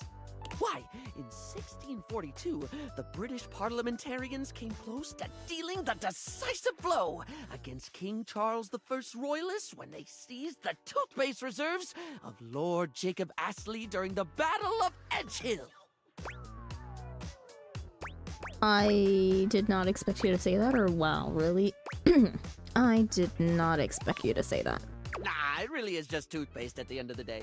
Anyway, I don't mean to floss over dental care, but we can't get incisive over just one subject. It's time to think about soap. Real straightforward one, this. When it comes to hand soap, how should it be? Bars or liquid, blocky or squirty? Do they need to be a classic brick or bottles of squeezy wetness where it's at? When you've got it in your hands, should you be rubbing or pumping? Easy. Bars, easy. Liquid. Bars? Oh, no, wait. Liquid? Oh, this is tough. Liquid. Exactly, of course. I always like to say that there is no wrong way to soap. Well, unless you're using mincemeat or soup or bird's nests or something. But assuming you're soaping correctly, you cannot soap incorrectly. Bars of soap and liquid soap are equally valid, contingent on preference and pre-existing skin conditions. I think the war between bar users and liquid users has gone on far enough. There's a war? There's a war? Surely you've seen the debates, darling. The furious, angry debates over the objectively correct format for soap. Those who think all soap should be barred, and those who think barred soap should be barred. Only the other type of barred. We need to unite against the common enemy, people who don't wash their fucking hands. True. An endless war between solid and liquid. It's gotten so bad that there's been talk of dispensing violence, water torture, bath bomb threats, sun missiles, promises of delivering gel on Earth. Huh. A storm is lathering, with both sides foaming at the mouth to scrub each other out. Damn. Okay, how long did it take you to put those terrible puns together? I'm just glad you stopped me when you did. I was running on spumes. Okay, next question. No questionnaire on hygiene and cleanliness can be complete without discussing sponges. Its absorbency and non-judgmentally forgiving nature makes it a household name in many household. Plus, it's just fun to say, isn't it, love? Sponge. Sponge! Spongy, spongy, sping. Barry, come back to me. Spongus! Huh? Oh, sorry, I got caught in a word loop. You know when it just gets weird and you can't stop thinking about it? No. I can't relate. Ah, well, it's a thing. Right. It's insane. Not insane, just very much distracted. Sponges come in many varieties, only adding to their allure and popularity. But if you were offered a lifetime supply of sponges right now, with the proviso that you can only have it in one basic format forever, which would you go for? Let's think about the options. I need a clarification. When I get a new sponge, is it the exact same one? I'll just admit I never thought about sponges enough to be able to answer this. I need clarification. When I get a new sponge, is it the exact same one? Ooh, you and I are powdering with the same brush. That thought crossed my mind on more than one occasion, but I wasn't sure if anyone else would care enough about the details. I know the answer, though, and I think the Sponge Authority, I've got a whole extended universe involving them, would offer you a range of sponges in the format you've chosen. Since they're not doing this as some sort of twisted monkey sponge curse in which you get so much of your favorite sponge you go to hate it, trapped in an endless hell of your own making. I've definitely not been writing a novel based on this idea, but if I did, I'd call it Be Careful What You Wash For. Also, you can pick any color you like every time. That answers my question perfectly. Thanks, Barry. Thanks, Barry. Can I say Scrub Daddy and keep using my loofah since it's not a sponge?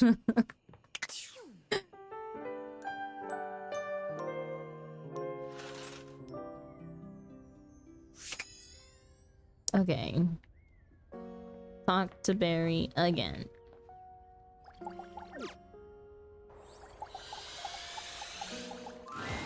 Barry's usual sunny smile is nowhere to be found today. He looks surprisingly frustrated with something. Something wrong? Hello, sweetie. I'm afraid you've caught me at one of my rare inopportune times. Ready and able as I am to be available at the drop of a hat. Why do they drop hats? Never questioned that one. You know how sometimes you just accept a sentiment at face value and then suddenly one day you realize you have no idea what it means and you just said it because people have always said it? I'm gonna have to look that one up. Focus, Barry. Right, quite right you are, hon. Actually, that's the sticky issue keeping me all too occupied. You know how we were talking about my useless brain having more holes in it than a natural sponge? I do, though in my experience, putting yourself down with derogatory sentiments like that is the opposite of helpful. I'm not quite sure it was put with so many references to sponges and holes, but I remember. I do, though in my experience, putting yourself down is not the right way. To the point of self-flagellation. It's a unique approach, but I can give it a go. Now, I've been taking the advice to start writing things down so I don't forget them. Look, the first thing I wrote about was you advising me to start writing things down. I even remembered to use yellow eyeshadow to highlight the important things. Boys, 25 dot dot dot. I thought the plan was to use orange. It's okay, Barry. The most important things to remember is that it's okay to forget. It doesn't mean you did anything wrong. Okay, Barry.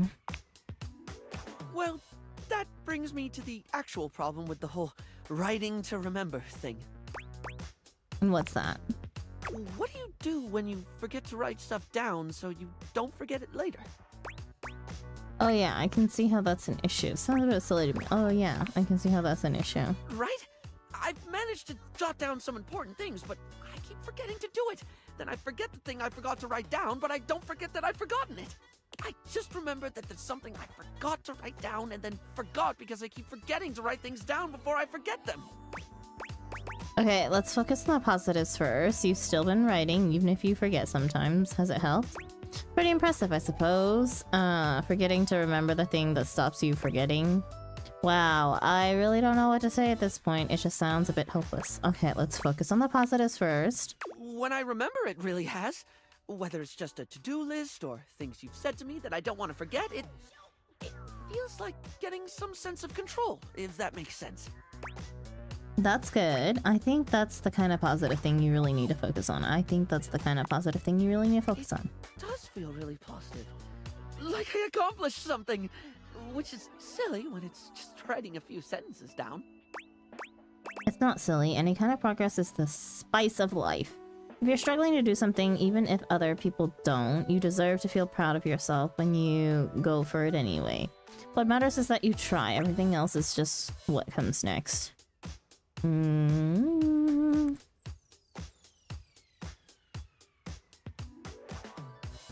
you're struggling to do something, even if others don't, you deserve to feel proud of yourself when you go for it anyway.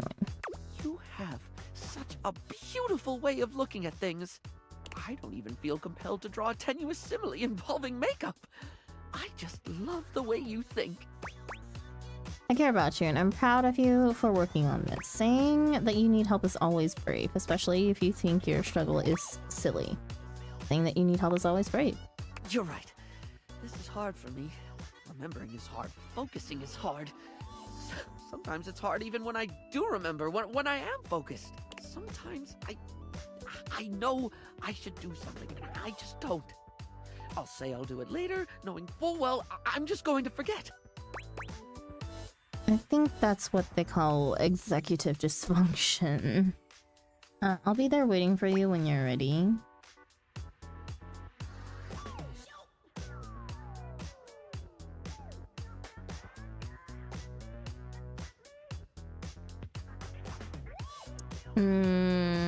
Let's go with the empathy path.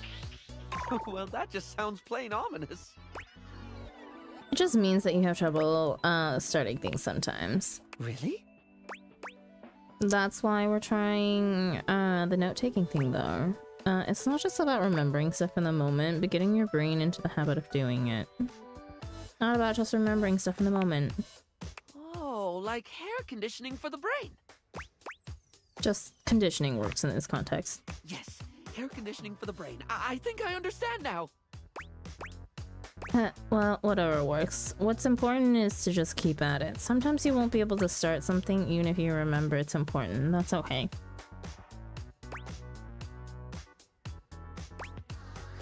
What's important is to just keep at it. Thank you. You're the first one I've met who's just been patient with me. And I include myself there. Well, on that note, I best be off. One thing I did remember to write down is that there's a new pour-on blocker from Smile Republic that I have heard nothing but rave reviews about. We'll see if it passes the berry test. Oh, and I must make a note to find out what drop of a hat means. Okay.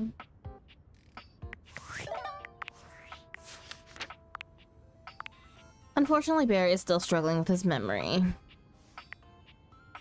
Turns out Barry has been struggling with memory loss. You did your best to help him out. Okay. And...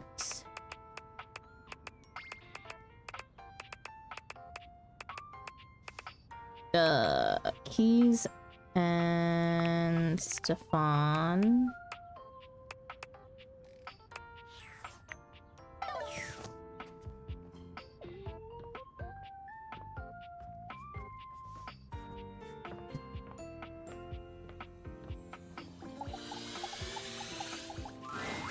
Have you ever got so swept up in your walk you completely lost all sense of time?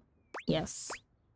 Every waking moment, only when a deadline is staring me right in the face. I wish I have the attention span of a ferret. Only when a deadline is staring me right in the face. That's how I felt.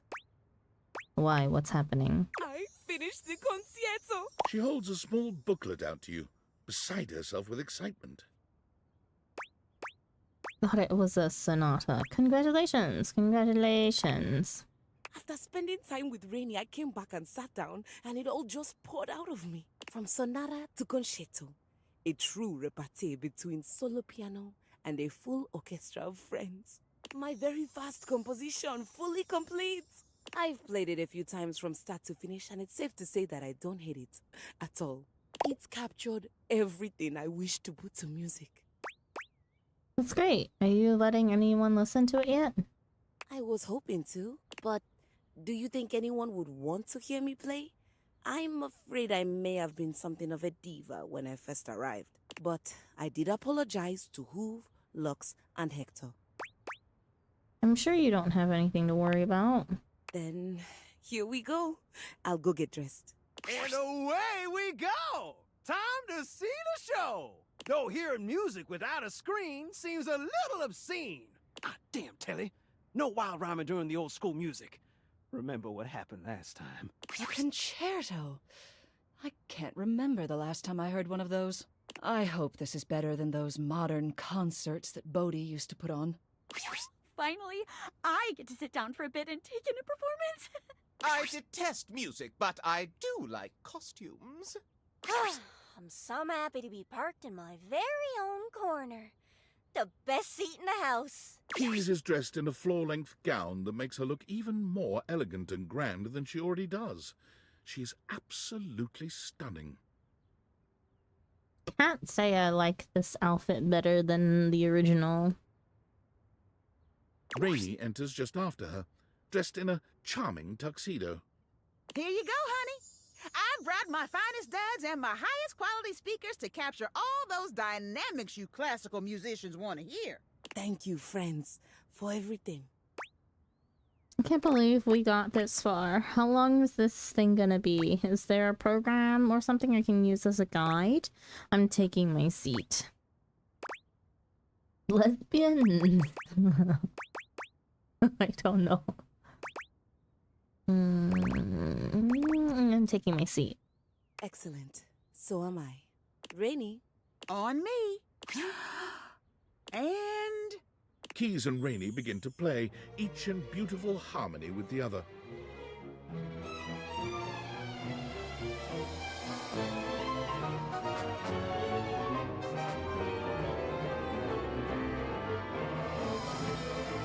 You sit back to take in the waves of music.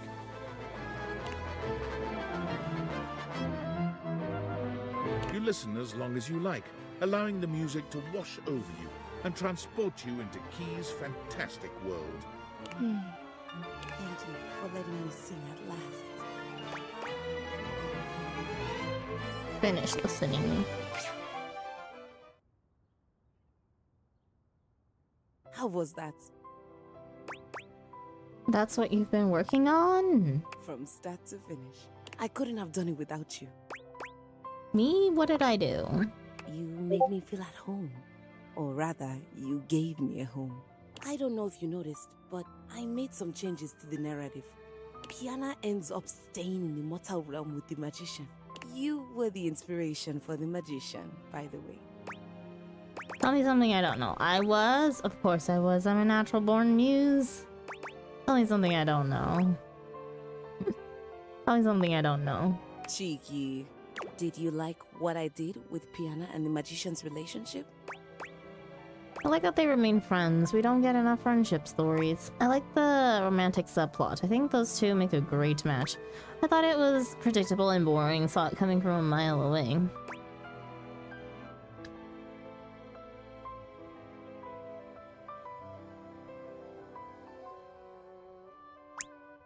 I like that they remain friends. We don't get enough friendship stories.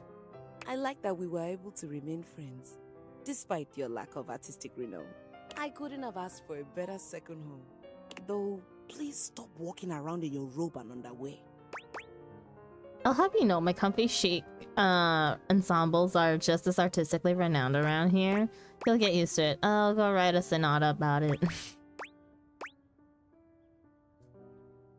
I'll go write a sonata about it. A muse for a dreary outfit. I like it. I'll be seeing you.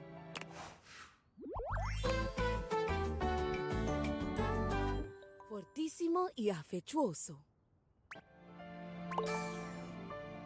Okay. Poise and empathy. What did we get sent?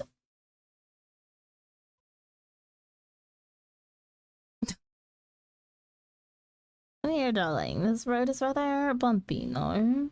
I apologize. It was just a speed bump. Nothing to worry about. Oh boy. What is that? Is a mirror? That is one strong jawline they gave me.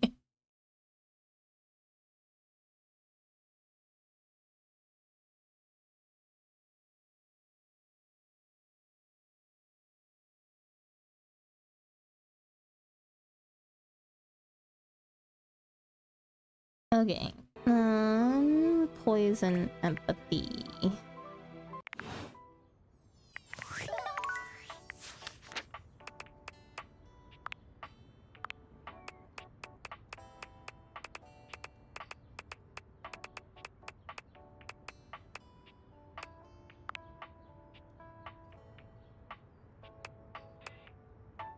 Who is going to be our empathy?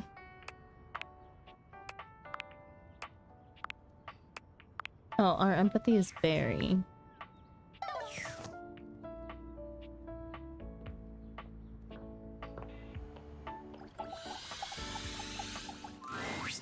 What? This company has 5 green bean souffles all day. 5! Well, then you tell them I'm working on it. Oh, it's you. You got something you want to order? I want to catch up with you. I came back to see if you were still rude. I want to catch up with you. I would love nothing more. Because here with you, the sun dims, the stars pale, the moon herself bows to the glow of your brow. Here with you is there music. I hear only the beat of my heart as it seeks the rhythm of your own through liquid dawn. Come on now. What are you saying? In your dreams? Yes, quite.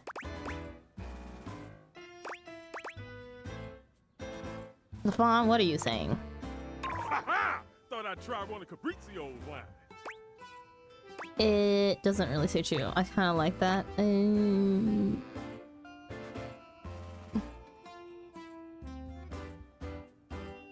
really suit you. Better off being myself then.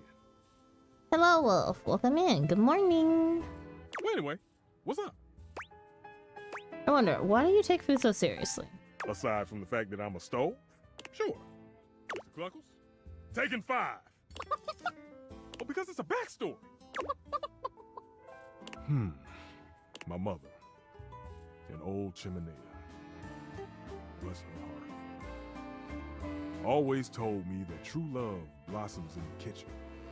The reason I work so hard is to honor that saying. To me, food is the delicate act of uniting those from all walks of life. It's a brief moment where you can escape from the busyness of modern life and just enjoy. Breathe. It's a reminder that hard work often rewards us with fulfillment. Whenever you work, you're always yelling and super busy. It's kind of romantic. But whenever you work, you're always yelling and super busy. Of course! I keep it that way so that my patrons can enjoy their meal without thinking of those who crafted it. That's why I work behind closed oven doors most of the time. So that the finished piece appears effortless. Whew. Would you like to hear a secret? Sure. I really hate raw food. That makes sense, I suppose. You don't say. You don't say. It tends not to be fragrant, and it usually only simple prep work. All the satisfaction of managing heat, wafting in the aroma of roasting ingredients, waiting for everything to be done exactly right and at exactly the right time. It's all gone. It's replaced with the cold precision that's best left for hospitals. I can see that. No way, raw food is the best. I can see that. You can? You can! Please, get the word out. Raw's blah! Raw's blah. Yes! All right, Mr. Cluckles, I'm coming. Thanks for hearing me out. Come on over sometime and I'll make you something special.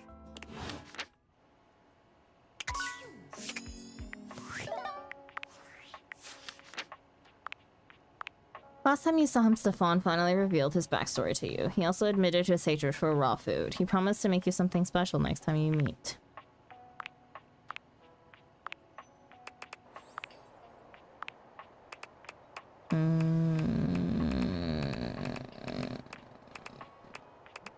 Okay. Stefan.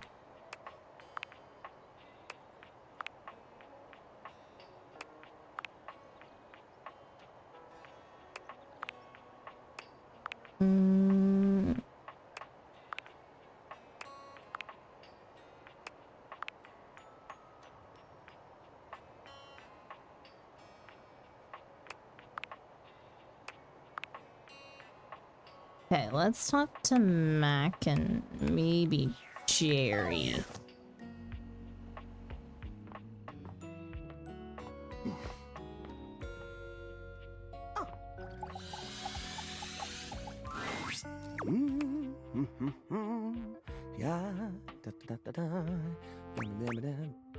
Doesn't look like you've cleaned it all. Whoa, there's even more stuff than there was. Doesn't look like you've cleaned it all. Well, I'm sorry. You said I was supposed to get rid of the things I didn't need. I took the time and I weighed all my options, but in the end, I just couldn't throw anything away. Everything here is special to me. Even this expired warranty, even the loose string, even this dead bug, even this expired warranty. That's the warranty for the calculator in the back of the drawer. I had a lot of fond memories with that calculator. Oh, multiplying 8 by 7,251 and then turning it upside down. Good times. It isn't a warranty to me. It's a certificate, a reminder of the past. I can't let it go. What did Elsa send me?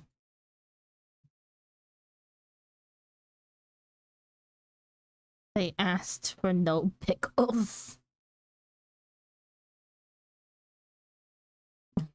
Oh, Luke and Stefan and Friar Arrow. I hate boys. They're so useless and heartless. I hate them so much. Wait, never mind. He answered. Oh my gosh, fucking Harper. The Shadow Lord one is pretty good. not with them. That meant to be Johnny on the left. And then Jean-Luc Pissot on the right, and then Amir in the center. Oh boy.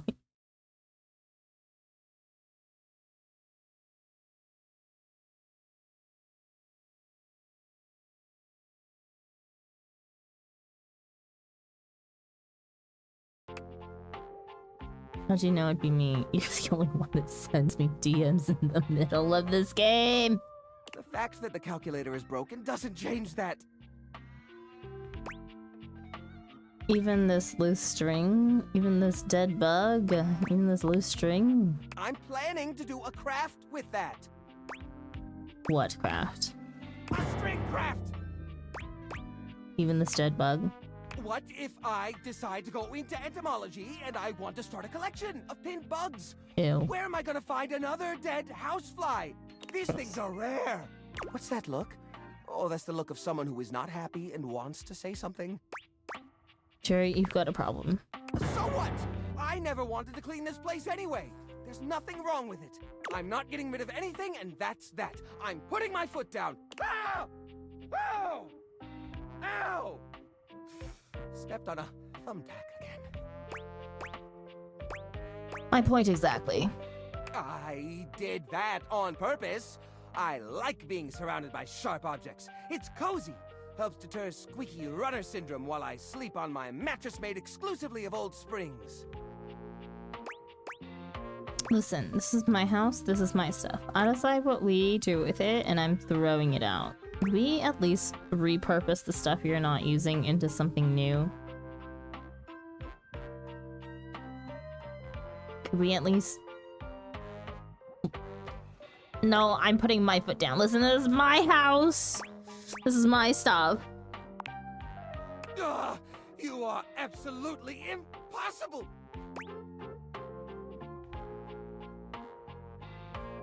I'm taking these. My receipts! My string! My bug! And these. My rags! And I'm getting rid of these thumbtacks. My homemade acupuncture set! That feels like a good start. You're a monster! You should have gotten rid of everything that didn't spark joy when you had the chance. Everything sparks joy for me! Everything except you! Jerry storms off, slamming his drawer shut before he goes. So, what, now what? So now what? Oh, thank goodness.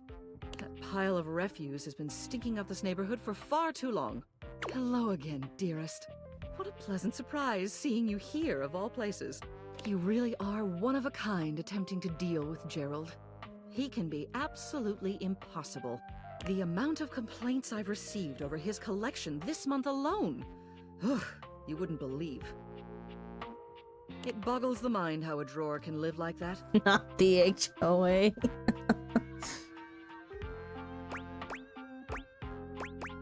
I think I really upset him. Yeah, he was acting really strange. I think I really upset him.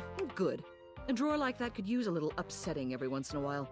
Listen, kindness is all well and good up to a point, but the fact of the matter is sometimes what a citizen really needs is a good, swift kick in the baseboards. You can't be everyone's friend all of the time. Heaven knows if you could, it would make my job easier. Any idea what I should do with all this? I feel kind of bad, though. We do feel kind of bad. This might just put him on the right side of things. We will see. Hold on. Some of these items look familiar. Yes. I believe these are actually things that some of the citizenry have reported as missing. That pack rat must have picked them up after they lost them. Should I return them? Who cares? So, should I return them? Yes, I think so. Here, let me have a look. I should be able to point you in the right direction. Those thumbtacks likely belong to Penelope. You can find her around here in the office. Those dirty washcloths need to be cleaned at once. You should see Washford in the laundry room. He'll take care of that. Everything else appears to be garbage. Best to let Cameron sort that mess out.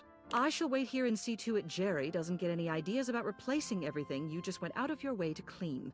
Return once you've disposed of those items or if you need a reminder as to where they belong. Toodle pip. Oodle Pip. So we're talking to Penelope instead of Mac. Hello! I've got these old thumbtacks for you. My little tackies! Come here, you prickly little things. Give Jerry my best, would you? I know this is tough for him.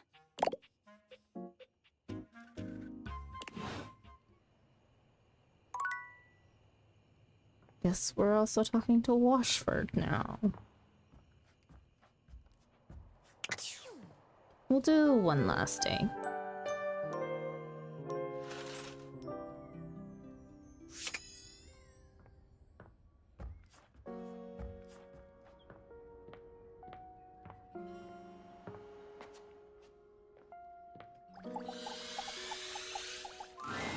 You rang? I have these washcloths for you. From Gerald.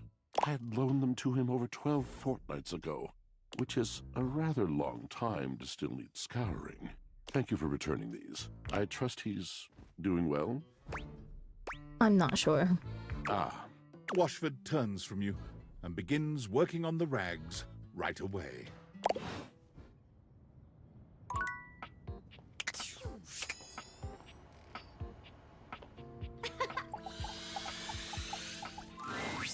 Hey, thanks for coming back. I know I kind of put you on ice the last time you came to talk with me. I hope there's a good reason. It's okay. It's okay. I appreciate how calm you are about all this. I could learn your ways. Well, Mr. Cluckles and I have been talking. This should be good. If you can call what he does talking. This should be good. He said that your level-headedness was something to be admired. And I said I wouldn't call it that, more of a naive curiosity masquerading as a... yes, I'm getting carried away. I wanted to present something to you. I know I came across a bit heated. So I made you something raw. He presents a covered silver dish to you, removing the cover with a flourish. A nice heaping platter of sushi. Nice! You made a raw meal for me. I don't need to be yelling and carrying on all the time about my conceited opinions. I just need to remember those who are making it for. Ugh, this is terrible. Raw is blah. What? No, I love sushi. No. No. See, Mr. Cluckles? Stefan wrenches the plate from your grasp and tosses it into the trash with a speed and intensity that could generously be described as excessive. Score. Good on you for letting me humor the little chick. We know why we're here. To eat some nice, warm food. Oh, I love sushi. Cam! Cam just won today. Definitely. Now, what do we make? An appetizer, I'm thinking a main course. Gotta get some nice dessert. Got a main course to replace that main course that I just lost. Getting right into the thick of it. Now, this one takes some time and effort. But with a steady hand and experience, you can have your very own tender and succulent beef Wellington. But I'm vegetarian. When did I become a fucking vegetarian? Don't you think I know that? It's vegetarian beef made from mushroom duxelle. A mince carefully prepared by Chef Stefan. You really understand the way to a stove's heart. That wasn't that easy. You did all the work. I'm not very good at cooking. Kinda. You did all the work. You get what you put in. No one starts off being a world-class chef. You learn little by little along the way. It's not so scary when you put it that way. Yeah, it's fun too. I suppose a little respite is worth the effort. You know, I really enjoy cooking with you. Perhaps you can give this old stove a whirl and do it again? I'd love nothing more. It was a little much for me. It was literally the worst experience I've ever had. I'd love nothing more. You have set my heart aflame. But I want From this sushi. moment forth, I burn only for you, babe. How I tremble in anticipation of cooking side by side again. Together, we shall make the most delicious food the world has ever known. And most importantly, it'll be solely for us.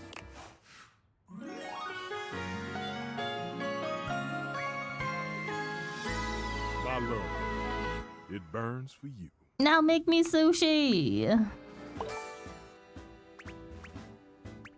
Need empathy.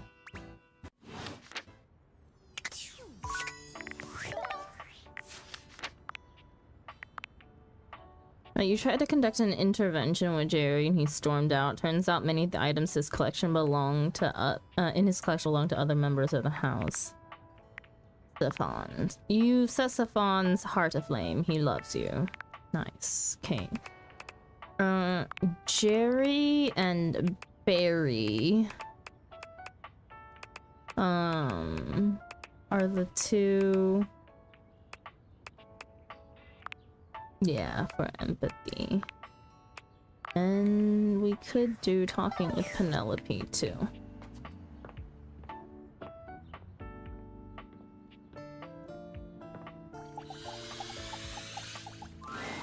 Welcome back. Poor Gerald is still quivering over there like a lump. Did you need something? Where does this extra? Oh God, Kim. I'll be returning these. I'll be returning those items now. See to it that you do. Damn it! I forgot to talk to Cam. Waste. Waste.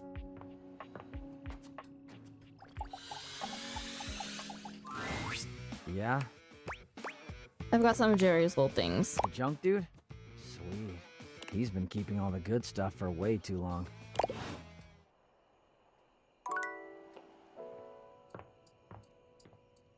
Let's talk to Penelope again.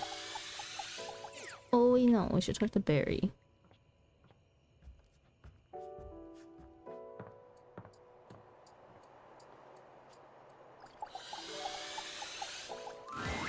So, can I wipe off the old concealer, so to speak? I've got something that's been on my mind a lot since last time we talked. Sure, Barry. Please feel free to share. I'd love to hear your insight. Okay, I don't think I've really got time to hear you right now. Please feel free to share. I'd love to hear your insight. If I'm like really truly honest, I don't think I like me very much. Go on. Now this is finally interesting. Go on. I feel like I've always been, I don't know, too much. I can practically hear eyes glaze over when I talk sometimes. I know when I'm talking too much. I know I can get too into someone's face like the world's most enthusiastic pour unblocker. It doesn't stop me. I can feel myself dumping information when nobody asked me to. Banging on and on about something that interests me, even if I sense I'm boring the life out of whatever poor soul had to hear it. If it helps, I've not found you boring. We can all get a little carried away with ourselves sometimes. We can all get a little carried away sometimes. Sure, the typical person can do that sometimes. But like, with me, I'm always on to some degree, you know? I feel like I've always got to be engaging, always got to be interesting. I've always got to have something to say, because if I don't, I'm just me, and I'm boring. It's funny, really. I talk and talk and talk until people are sick of me, because I'm afraid they'll be sick of me if I don't. I hear you. I put on a face as well, and people can tell when I'm trying too hard. I hear you. Me that's outgoing to a fault, who's overly confident, who's just so fabulous, darling. It's kind of like I'm wearing a mask of my own face. I'm not pretending to be someone else, exactly. It's more that I work so hard on projecting what I've always thought was the best version of me, because I'm afraid of people seeing all of me. But I have to admit,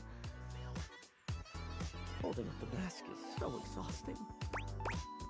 Yes, yes it is. Trying to hide the bits of you people find inconvenient hurts.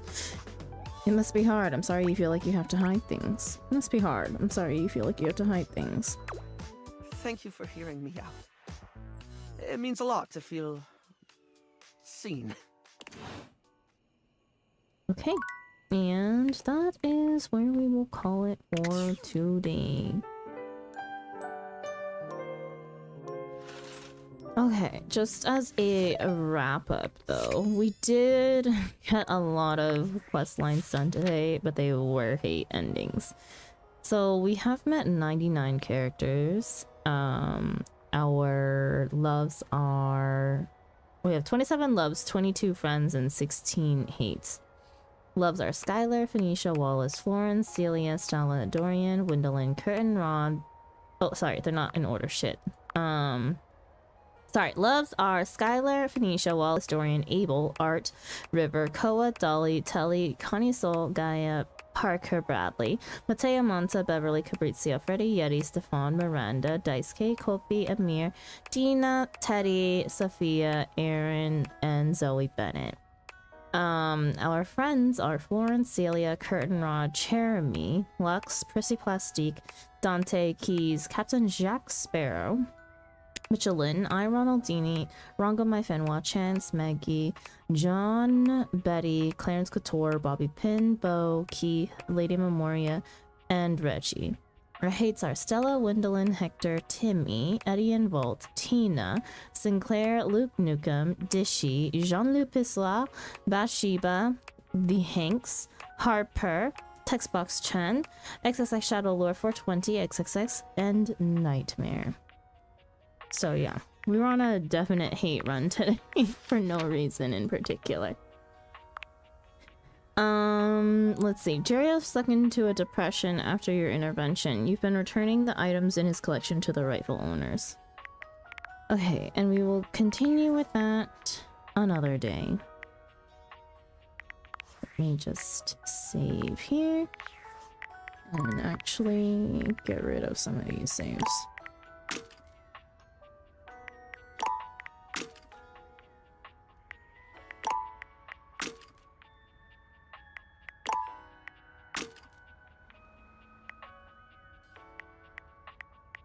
We've played 91 in-game days. That's crazy. Okay. But yeah, I will end here for today. Let me move to ending screen and also see if we can find someone to raid.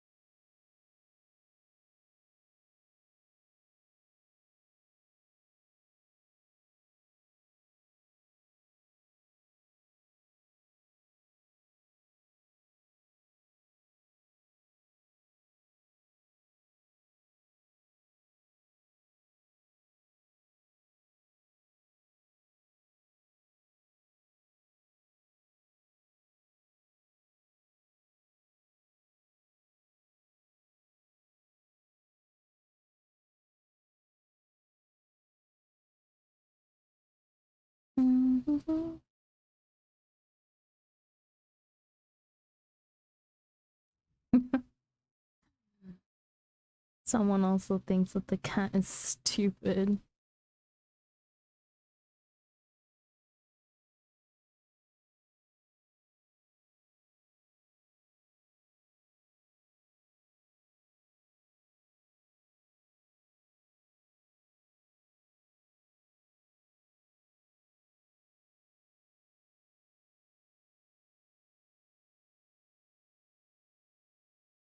Okay, I think I know who I will send you guys to. I'm gonna send you to somebody completely new who's playing Date Everything. Sorry, by completely new, I mean completely new to our community. I think I will send you guys over to Zayplay. Hopefully I'm pronouncing their name right. They are a small streamer and they are an artist, a certified yapper, and their streamer tags are English chatting with viewers, yapping, game, VTuber, ADHD, dyslexic, silly, PNG tuber, and Wuthering Waves. Let's see if I can quickly. They do art streams, game streams, horror streams, and much more, and they yap a lot is what they say. I do really love their PNG. It's super colorful. I'm wondering if they did it themselves. But yeah, they are relatively far enough into the game to have, or I guess to have found Chap unless they did it by accident. So yeah, we'll send you guys over to Zayplay. And yeah, next time that I will be streaming, officially is going to be on Friday. I can't decide if I want to stream tomorrow or not. We'll just see how tired I actually am. But I don't work tomorrow or Friday. So yeah, I do have a lot of stuff to catch up on in like Final Fantasy 14 and stuff. I do want to get my weeklies done because it's far. I feel like it's already far enough into the week and it only just reset not too long ago. But yeah, or we may do a little bit more Date Everything tomorrow depending on my mood. I do have a commitment in the afternoon, but after that I should be fairly free. So if I do a surprise stream, it's going to be maybe late afternoon or maybe the regular evening hours. But yeah, likely Date Everything again. I'm kind of pushing to get through as much of this game as I can quickly.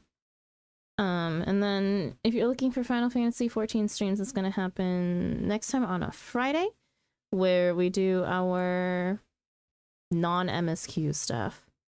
Blue quest, crafting, Mogtome farming, though I'm kind of done with Mogtome farming and just kind of passively earning stuff at this point. Dailies, weeklies, probably weeklies. But yeah. Anyways, and then we will just have regular stream on the weekend, I believe. So yeah. Anyways, I'll send you guys off to Zayplay.